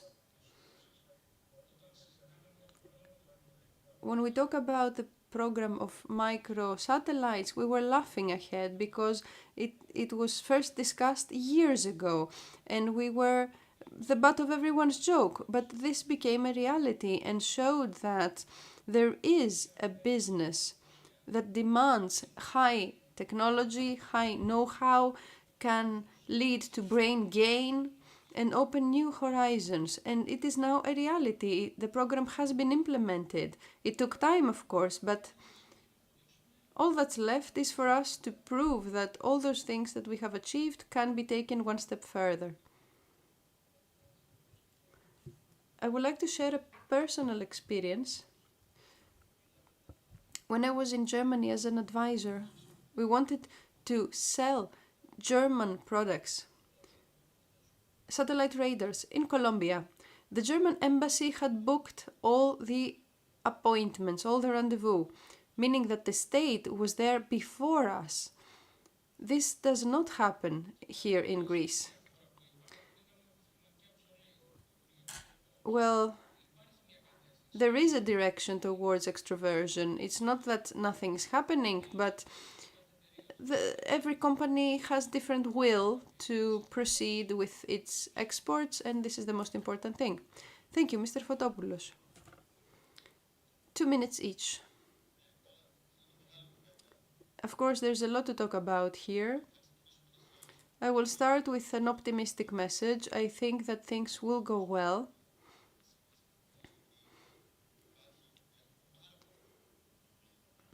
We have a lot of problems in many sectors and many challenges. So when the talent is here, when the market is here, and the issues that we have are well known in agricultural economy, for example, or fish farms, which are very strong markets for Greece, when these three pillars are in the same country, I think that everything will go very, very well with Earth observational data. And we will become a success story with tangible results that we will be able to share in the future. And the numbers that we had and the solutions that we had. And we will do that, I think, in this country. And we can have something to export. Right now we can talk about ideas, but we don't have a lot of time. The thing about the embassy, you said, arranging the appointments beforehand, it's a very good idea. Or CSDA of NASA or TPN by ESA, which brings together researchers of Earth observational data with budgets available, satellite providers and data providers, and with specific budgets, they manage to solve specific problems. This is an idea also. Thank you. Mrs. Parselia. I will talk as a member of a deep tech startup. It's very difficult to grow in Greece because the opportunities are not many at the state level and at the private level. And when we talk about a deep tech startup, we need time to bring a product and mature it. So technologically, we could have open source data, open cosmos for startups such as Gymnova and Soilex, further computing powers such as Pharos AI to develop our models. Institutionally, I think that things have improved. When I started working 15 years ago, there were only a handful of companies in Earth observation. I lived in Germany and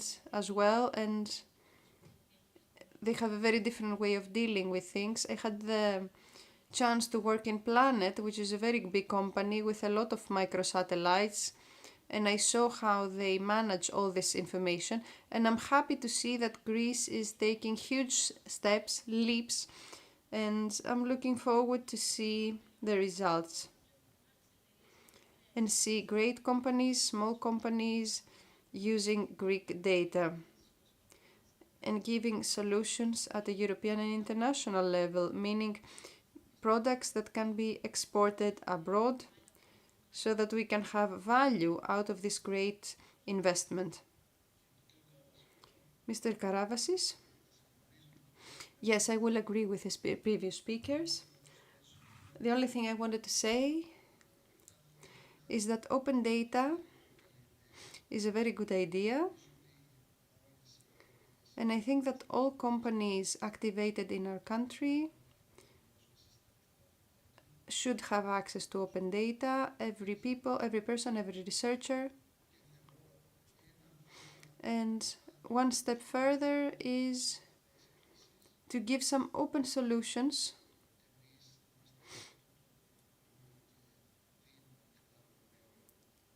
We give open data for Thessaly for everyone who wants to, whether it is a collaboration or a farmer, for example, a researcher.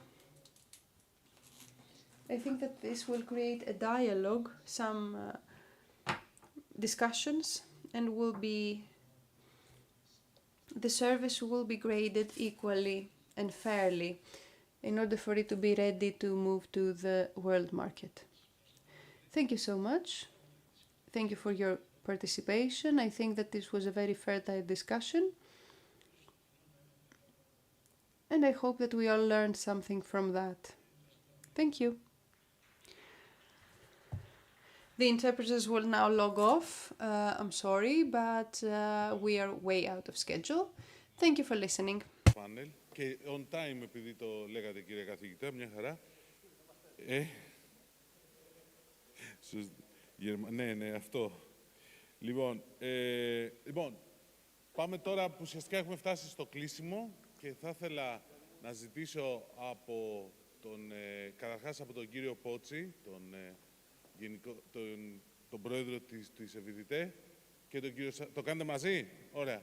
Και το Χόρχε το Σάντσεθ, να μας κάνουν λίγο έτσι τα τελικά συμπεράσματα.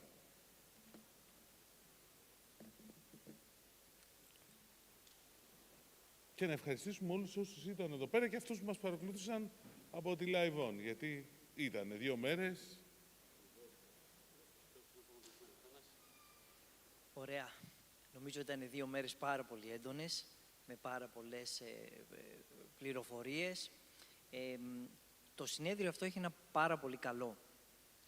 Λέει αρκετά πράγματα τα οποία ο περισσότερος κόσμος δεν τα ξέρει, ενώ εμείς τα θεωρούμε δεδομένα. Αυτό είναι ένα λάθος το οποίο το είχαμε κάνει εδώ και αρκετά χρόνια. Δεν βγάζαμε προς τα έξω πράγματα τα οποία εμείς που ασχολούμαστε εδώ και χρόνια με το χώρο της διαστημικής τα θεωρούσαμε δεδομένα. Άρα ο πρώτος στόχος του συνεδρίου ήταν να μεταφέρει τη γνώση αυτή και να ενημερώσει τον κόσμο ότι στην Ελλάδα όντως γίνονται πολύ σπουδαία πράγματα στον τομέα του διαστήματος. Αυτό νομίζω ότι είναι κάτι που το έχουμε πετύχει. Εσύ τι πιστεύεις? Ακριβώς. Θυμίζω ότι ο τρόπος με τον οποίο μαζευόταν το οικοσύστημα ήταν κυρίως στις γενικές συνελεύσεις μας. Αλλά πριν από 3 χρόνια νομίζω ότι αποφασίσαμε όλοι μαζί ότι έπρεπε αυτό που κάνουμε εμείς λίγο εσωτερικά να το βγάλουμε προς τα έξω. Οπότε έγινε, θυμόσαστε, η πρώτη αρχική προσπάθεια με ένα πιο μικρό event στο Divani σε ένα ξενοδοχείο. Μετά είπαμε να πάμε σε ένα μεγαλύτερο χώρο γιατί δεν μας χωρούσε ο προηγούμενος. Μετά είπαμε να βάλουμε μια έκθεση για να δείξουμε και τα προϊόντα, για να πιστεύουν όλοι ότι αυτά υπάρχουν και δεν είναι μόνο λόγια και PDFware. Φέτος προσθέσαμε λίγο ένα μικρό παράλληλο πρόγραμμα, περισσότερα B2B meetings. Βελτιώθηκε νομίζω πάρα πολύ το πρόγραμμα. Δεν είμαστε εκεί που θέλουμε ακόμα. Έχουμε ακόμα πολλά πράγματα να βελτιώσουμε σε ό,τι αφορά το συνέδριο περσέ. Ένα από τα πράγματα που με στεναχωρεί, τουλάχιστον σε σχέση με άλλα events που βλέπετε στο εξωτερικό, είναι κάτι ξαφνικές ακυρώσεις της τελευταίας στιγμής που δεν τις καταλαβαίνω. Οπότε του χρόνου όποιος πρέπει να έρθει θα έρθει και όποιος δεν θέλει να έρθει δεν θα έρθει. Για να έχουμε ένα σταθερό πρόγραμμα και επίσης ένα πράγμα που προσωπικά υπόσχομαι και με τη βοήθεια των συνεργατών μας είναι να τηρήσουμε την ώρα. Θα ξεκινάμε στις 9 το πρωί, θα πούμε στις 9, όχι στις 9:30, για να μπορούν όλοι φυσικά να κρατήσουν και την προσωπική τους ατζέντα και να ξέρουν τι έχουν να κάνουν. Αυτά ως προς τα διαδικαστικά και άρα για να κλείσουμε με αυτό πριν πάμε στα στρατηγικά, εγώ να ευχαριστήσω πάρα πολύ καταρχήν τους συνεργάτες μας από την Ethos Media. Νομίζω μας προσφέρουν ένα περιβάλλον εδώ πολύ λειτουργικό για να μπορούμε να αναδείξουμε τη δουλειά, ο εκθεσιακός χώρος, η διατήρηση όλων των τεχνικών, των παρουσιάσεων, της συλλογής των στοιχείων και της live πλατφόρμας είναι πολύ σημαντικές για αυτό που πάμε να κάνουμε. Εγώ θα κάνω την εύκολη δουλειά και εσύ τη δύσκολη. Εγώ θα σας πω τι έχουμε μέχρι τώρα, τι έχουμε βγάλει ως συμπέρασμα και ο Χόρχε θα πει, πιστεύω, το πού θα πάμε, ποια είναι τα μηνύματα για τα επόμενα βήματα. Εγώ θεωρώ ότι μέχρι σήμερα έχουμε καταλάβει όλοι ότι στη χώρα μας έχουμε τα εξής. Έχουμε ένα πολύ δυναμικό περιβάλλον, ολοκληρωμένο, το οποίο περιλαμβάνει όλες τις αλυσίδες αξίας που υποστηρίζουν τη διαστημική δραστηριότητα και το οικοσύστημα μιας χώρας. Ακούσαμε και είδαμε ότι έχουμε εταιρείες που υποστηρίζονται από το ESA Big Startups, το οποίο τι σημαίνει? Έχουμε νέους οι οποίοι έχουν ιδέες και βρίσκουν το χώρο να τις υλοποιήσουν στη χώρα μας. Έχουμε τα πανεπιστήμια τα οποία έχουν μια ολοκληρωμένη δομή με εργαστήρια, με μεταπτυχιακά, με προπτυχιακά και καθηγητές που υποστηρίζουν τη διαστημική τεχνολογία. Έχουμε την Ευηδητέ που, όπως είδατε, είναι η Ένωση των Ελληνικών Εταιριών που υποστηρίζουν όλη αυτή την προσπάθεια και χρησιμοποιούν τις ευκαιρίες να παράξουν προϊόντα και να δημιουργήσουν οικονομία και να φέρουν χρήμα στη χώρα. Έχουμε, όπως είδατε, τις δομές που σχετίζονται με την κυβέρνηση, που αφορούν τον ΕΛΚΕΔ και το Υπουργείο Ψηφιακής, που χαράσουν στρατηγική, δημιουργούν συνέργειες, βρίσκουν χρήματα και υποστηρίζουν τα επόμενα βήματα. Προσπαθούμε να έχουμε ένα δίκτυο διεθνών συνεργασιών και έχουμε καταφέρει να φέρουμε στη χώρα επενδύσεις από πολύ σπουδαίες εταιρείες και οι οποίες αρχίζουν και παράγουν διαστημική τεχνολογία στην Ελλάδα. Αυτά έχουμε. Πού θα πάμε? Λοιπόν, καταρχάς, σε ό,τι αφορά το συνέδριο του χρόνου, για να ετοιμαστείτε, Μέχρι τώρα ήταν μια στενή συνεργασία, Ευηδητέ, Cluster, ESA BIC. Φέτος είχαμε πολύ σούπερ συνεργασία με τον ΕΛΚΕΔ, τόσο στο οργανωτικό, στο πρόγραμμα, στις προσκλήσεις κτλ. Του χρόνου θα έχουμε πολύ ισχυρή συνεργασία, όπως ήδη συμφωνήσαμε με European Commission, USPA, ESA, EDA, πιο ισχυρή δομημένη μέσα στο πρόγραμμα. Σε αυτό το πλαίσιο αναζητούμε να κάνουμε λίγο το event λίγο πιο διεθνές, αλλά πρέπει να βρούμε και το στόχο. Ο στόχος είναι κάτι σαν αυτά που αναφέρθηκαν προηγουμένως, δηλαδή να δούμε λίγο τις neighboring countries ενδιαφέροντος που μπορούμε εμείς να κάνουμε την εξωστρέφεια. Κένια, Αίγυπτος, Εμιράτα, Σαουδική Αραβία κτλ. Είναι κάποιος άλλος ο στόχος. Θέλουμε να κάνουμε λίγο στόχευση στο dual use defense που είναι πολύ σημαντικό για τη χώρα. Αυτό είναι κάτι το οποίο είναι ερωτηματικό. Όποιος έχει οποιαδήποτε άποψη μη διστάσει. Επίσης, μη διστάσετε να στείλετε οποιαδήποτε ιδέα για βελτίωση οποιοδήποτε στοιχείου για να μπορεί να εξυπηρετήσει το event όλους εμάς. Τώρα, στρατηγικά. Σε αυτό το σημείο στο περσινό event είχαμε πει ότι η χρονιά που πέρασε από τον Ιούλιο μέχρι τον Ιούλιο θα παίζουμε ειδήσεις τρομερές για το upstream. Κάτι το οποίο συνέβη. Είχαμε εξαιρετικά τρομερά νέα όλο αυτό το διάστημα. Το επόμενο διάστημα θα τρέξουν πολλά νέα για το downstream. Και εδώ περιμένουμε λοιπόν πάρα πολλά πράγματα να ακούσουμε, γιατί πλέον τα δεδομένα έχουν αρχίσει και έρχονται. Έχουμε ακόμα βέβαια κάποια ερωτηματικά για το πώς αυτά τα δεδομένα θα δοθούν, ειδικά στο ελληνικό οικοσύστημα. Πρέπει να το διευκρινίσουμε σύντομα. Άρα περιμένουμε πάρα πολλά νέα από το downstream. Νέες εφαρμογές, νέα προβλήματα που λύνονται, νέες χρονοσειρές. Είδαμε ήδη 2 νέες εταιρείες εδώ με εξαιρετικά νέα, πολύ στοχευμένα που θα δώσουν και αυτά στη καινοτομία. Οπότε θα ακούσουμε πάρα πολύ downstream για την επόμενη χρονιά.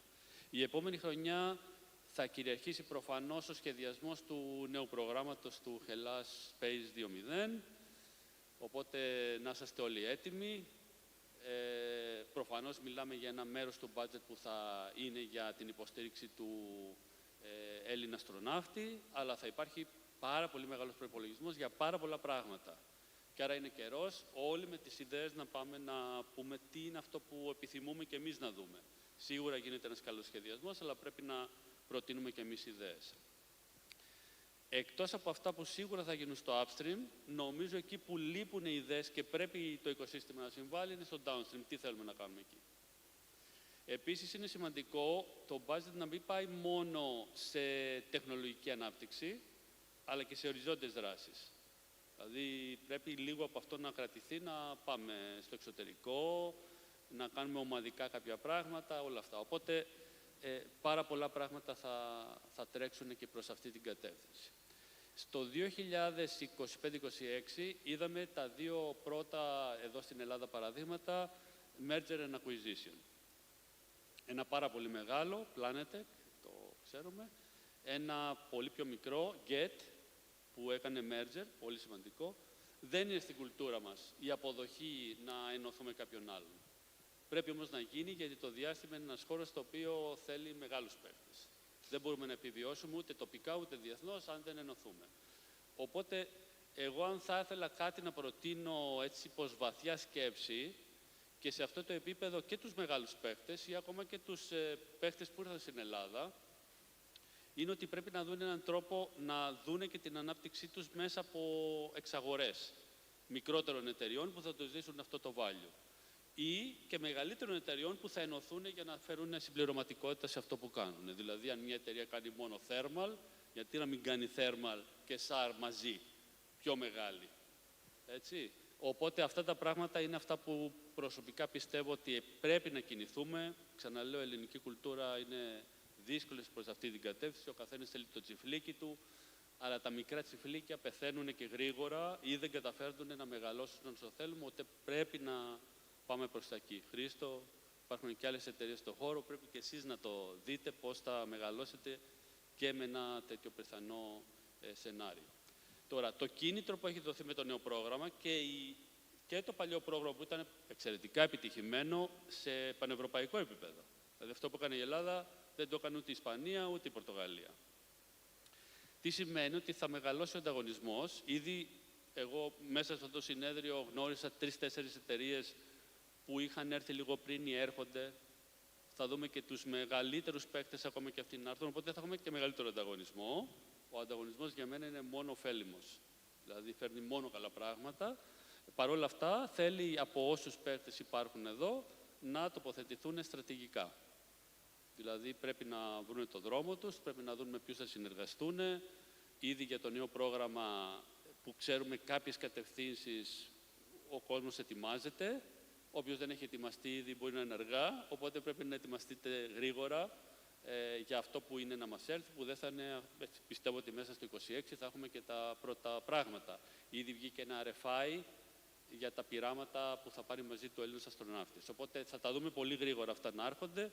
Ανταγωνισμός μεγάλος, οργανωθείτε σε αλυσίδες αξίας, δυνατά πράγματα που να προσφέρουν αξία τόσο για το ελληνικό δημόσιο, γιατί θυμίζω ότι αυτά πλέον είναι ελληνικά καθαρά λεφτά, δεν είναι RRF. Άρα πράγματα που εξυπηρετούν το ελληνικό δημόσιο, αλλά και εξυπηρετούν σημαντικούς οικονομικούς τομείς. Ωραία. Υπάρχει και ένας άλλος κόσμος, τον οποίο πρέπει να τον μάθουμε να κάνει ακριβώς τα ίδια πράγματα. Το Υπουργείο Εθνικής Άμυνας. Ο κόσμος αυτός λειτουργεί με άλλους κανόνες. Πολύ σημαντικούς και πολύ σωστούς κανόνες. Όμως ο κόσμος αυτός, το κομμάτι της διαστημικής, επειδή τώρα το ξεκινάει και το δουλεύει, φαίνεται ότι το φοβάται λίγο. Τα χρήματα όμως τα οποία επενδύονται αυτή τη στιγμή στο Υπουργείο Εθνικής Άμυνας για το διάστημα είναι πάρα πολλά. Είναι πιο πολλά από το πρόγραμμα το Ελλάδα 2.0, το Space 2.0. Είναι πιο πολλά. Που σημαίνει ότι αυτό που θέλουμε να δούμε του χρόνου, θέλουμε να δούμε ένα Υπουργείο Άμυνας το οποίο θα ανοίξει περισσότερο τις δομές για βιομηχανική συνεργασία και θα απαιτήσει να ακολουθηθούν ακριβώς τα ίδια σενάρια και οι ίδιες διαδικασίες που εφαρμόσαμε μέχρι τώρα με πολύ μεγάλη επιτυχία. Άρα αυτό είναι ένα πολύ μεγάλο στοίχημα και θέλουμε να ολοκληρώσουμε και αυτό το οικοσύστημα κάτω ακριβώς από τους ίδιους κανόνες, προφανώς ακολουθώντας διαδικασίες που ισχύουν στο Υπουργείο Εθνικής Άμυνας. Άρα αυτό είναι ένα πολύ μεγάλο στοίχημα το οποίο πρέπει να το πετύχουμε για τον χρόνο. Ακούσατε σήμερα το πρωί από τον στρατηγό ότι γύρω στα 600 εκατομμύρια ευρώ μέχρι το τέλος του χρόνου θα συμφασιοποιηθούν σε 2 προγράμματα στα πλαίσια του SAVE. 600 εκατομμύρια ευρώ. Όχι 350 που είναι το επόμενο πρόγραμμα των μικροδορυφόρων, είναι τα διπλά σχεδόν. Άρα φανταστείτε ότι εκεί έχουμε ένα πολύ μεγάλο prospect για να μπορέσουμε να δούμε την επίδραση της επένδυσης αυτής πίσω στη βιομηχανία. Για μένα προσωπικά, θα μου επιτρέψεις, πέρσι είχα βάλει ένα στίχημα. Να βάλουμε το διάστημα στα σχολεία. Ο Πρωθυπουργός προχτές το ανακοίνωσε. Ότι θα περάσουμε πλέον το διάστημα στο πρόγραμμα της ρομποτικής, προκειμένου να περάσουν στα σχολεία. Άρα αυτό χαίρομαι πάρα πολύ. Αυτό που θέλουμε να βάλουμε σαν στόχο του χρόνου είναι να ολοκληρώσουμε την κυπριακή διαστημική βιομηχανία με το ελληνικό οικοσύστημα. Είναι εθνική στρατηγική επιταγή να μπορέσουμε να ενώσουμε τους Έλληνες σε όλο τον κόσμο. Διότι η τεχνογνωσία και η εμπειρία που έχουν οι Έλληνες, που έχουν φύγει ανά τον κόσμο και έχουν σπουδάσει είναι τέτοια, που αν την αξιοποιήσουμε έστω και σε ένα ποσοστό, θα κάνουμε θαύματα. Πολύ περισσότερο δε και με την κυπριακή διαστημική βιομηχανία, οι οποίοι έχουν δείξει πολύ καλά δείγματα. Μην ξεχνάτε ότι ο Κύπρος μπήκε και αυτή στην Ίζα, οπότε έχουμε πεδίο δόξης λαμπρό και πρέπει να ακολουθήσουμε τις ίδιες διαδικασίες που κάνουν κάποιοι πολύ καλοί μας γείτονες, που αξιοποιούν όλες τις ευκαιρίες που έχουν, έτσι και εμείς δεν πρέπει να το αφήσουμε. Δεν πρέπει να λειτουργήσουμε ανταγωνιστικά, πρέπει να λειτουργήσουμε συνεργατικά. Είναι μεγάλη ευκαιρία να μπορέσουμε να κάνουμε συνέργειες και να εντάξουμε την τεχνογνωσία και την τεχνολογία που έχουμε εδώ με την Κύπρο και γιατί όχι να κάνουμε και κοινά προγράμματα μαζί. Μου θύμισες και κάτι άλλο πολύ σημαντικό. Κατά τη διάρκεια του συνεδρίου ιδρύθηκε και το Women in Space Regional Network, το οποίο δεν είναι μόνο για τις γυναίκες, είναι για το γενικό diversity που χρειαζόμαστε για να γίνουμε πιο ανταγωνιστικοί και το συγκεκριμένο δίκτυο θα βοηθήσει λίγο στην δημιουργία και περαιτέρω skills που χρειαζόμαστε. Όσοι είναι πανεπιστημιακοί εδώ, θυμίζω ότι αυτή τη στιγμή έχουμε μόνο ένα προπτυχιακό το οποίο μάλιστα στήθηκε σε μια σχολή που δεν ήταν και η πιο super wow κατάλληλη. Οπότε χρειαζόμαστε, αν δεν γίνεται προπτυχιακό, τουλάχιστον 1-2 ακόμα μεταπτυχιακά. Στη Θεσσαλονίκη δεν έχουμε. Λοιπόν, πρέπει να έχουμε τουλάχιστον ένα Θεσσαλονίκη Δημοκρίτιο που έχουν expertise κατάλληλο γύρω από το χώρο. Πολύ σύντομα, δηλαδή μπορείτε το Σεπτέμβριο. Έτσι. Λοιπόν, άρα... Λοιπόν, οπότε έχουμε την ίδρυση. Αυτό χρειαζόμαστε τα skills, πρέπει και αυτό να το δούμε. Θα έχουμε και το νέο συμβόλαιο του EZABIC, ακόμα 5 εταιρείες το χρόνο θα έρχονται στο οικοσύστημα τοπικά. Νομίζω αυτά. Ευχαριστούμε όλους όσους... Ευχαριστούμε πάρα πολύ. Ήταν εξαιρετική η συμμετοχή σας. Να είστε καλά.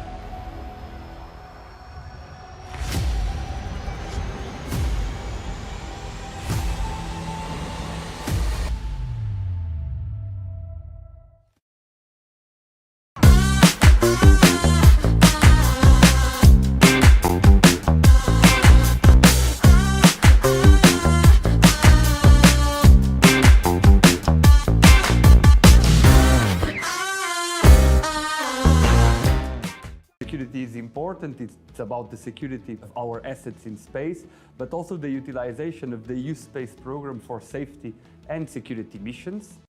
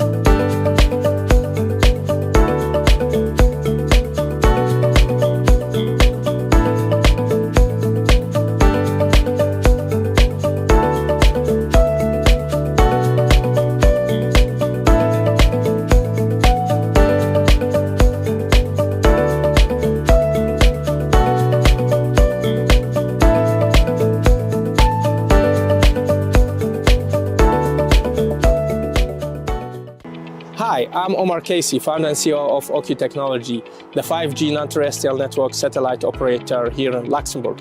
Today is a historic day.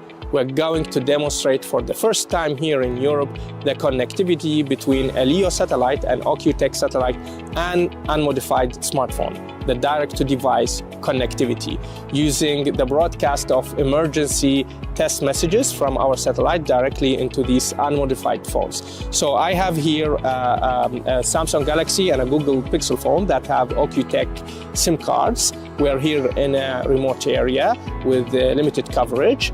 And the idea here is that once the satellite pass starts in about 10 to 15 minutes, and we switch off the flight mode of the phones, we should be able to receive these broadcast test emergency messages from our satellites. This has a huge importance, especially during disaster and catastrophe times or during cyber attacks when the cellular network is not available. Our satellites could be used to broadcast emergency messages to communities, first responders, and also people in areas where there's no coverage. We're very happy to have achieved that as the first European company to achieve direct-to-device connectivity over full sovereign European infrastructure. So let's wait for the pass and then we will show you the demo. So the satellite pass has started now and we should be receiving on the phones the emergency test messages. So we have the two phones now, the Google Pixel and the Galaxy, in flight mode, and I'm gonna disable the flight mode now and both phones, and we should be shortly receiving. As you see, we start receiving on the Galaxy the emergency message. Now also we got it on the second phone.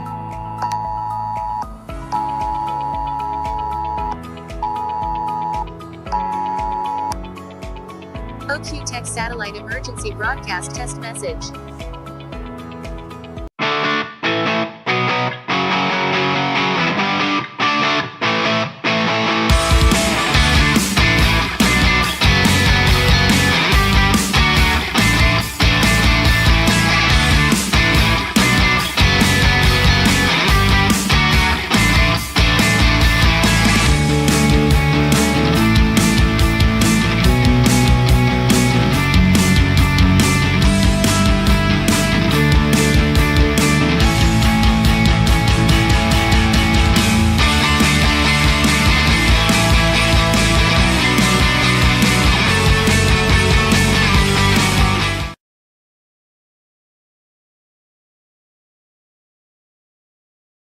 Hi, I'm Omar Casey, founder and CEO of OQ Technology. Today, we will be demonstrating a video feed from a small drone transmitted directly through our European low Earth orbit satellite constellation using a 3GPP compliant non-terrestrial network in MSS S-band spectrum. What's different about this is the direct-to-device approach. Instead of using big, power-hungry and expensive traditional satellite terminals mounted on a drone or connected indirectly to a drone by backhauling data, we're actually using a compact, low-cost OQ modem that is integrated directly into the drone platform. This significantly reduces cost, size, and power consumption, making satellite communication practical even for small and low-cost drones. We'll be demonstrating three use cases: infrastructure monitoring, traffic surveillance, and autonomous guided drone towards a designated destination, all connected through our satellite network. So let's see that in action.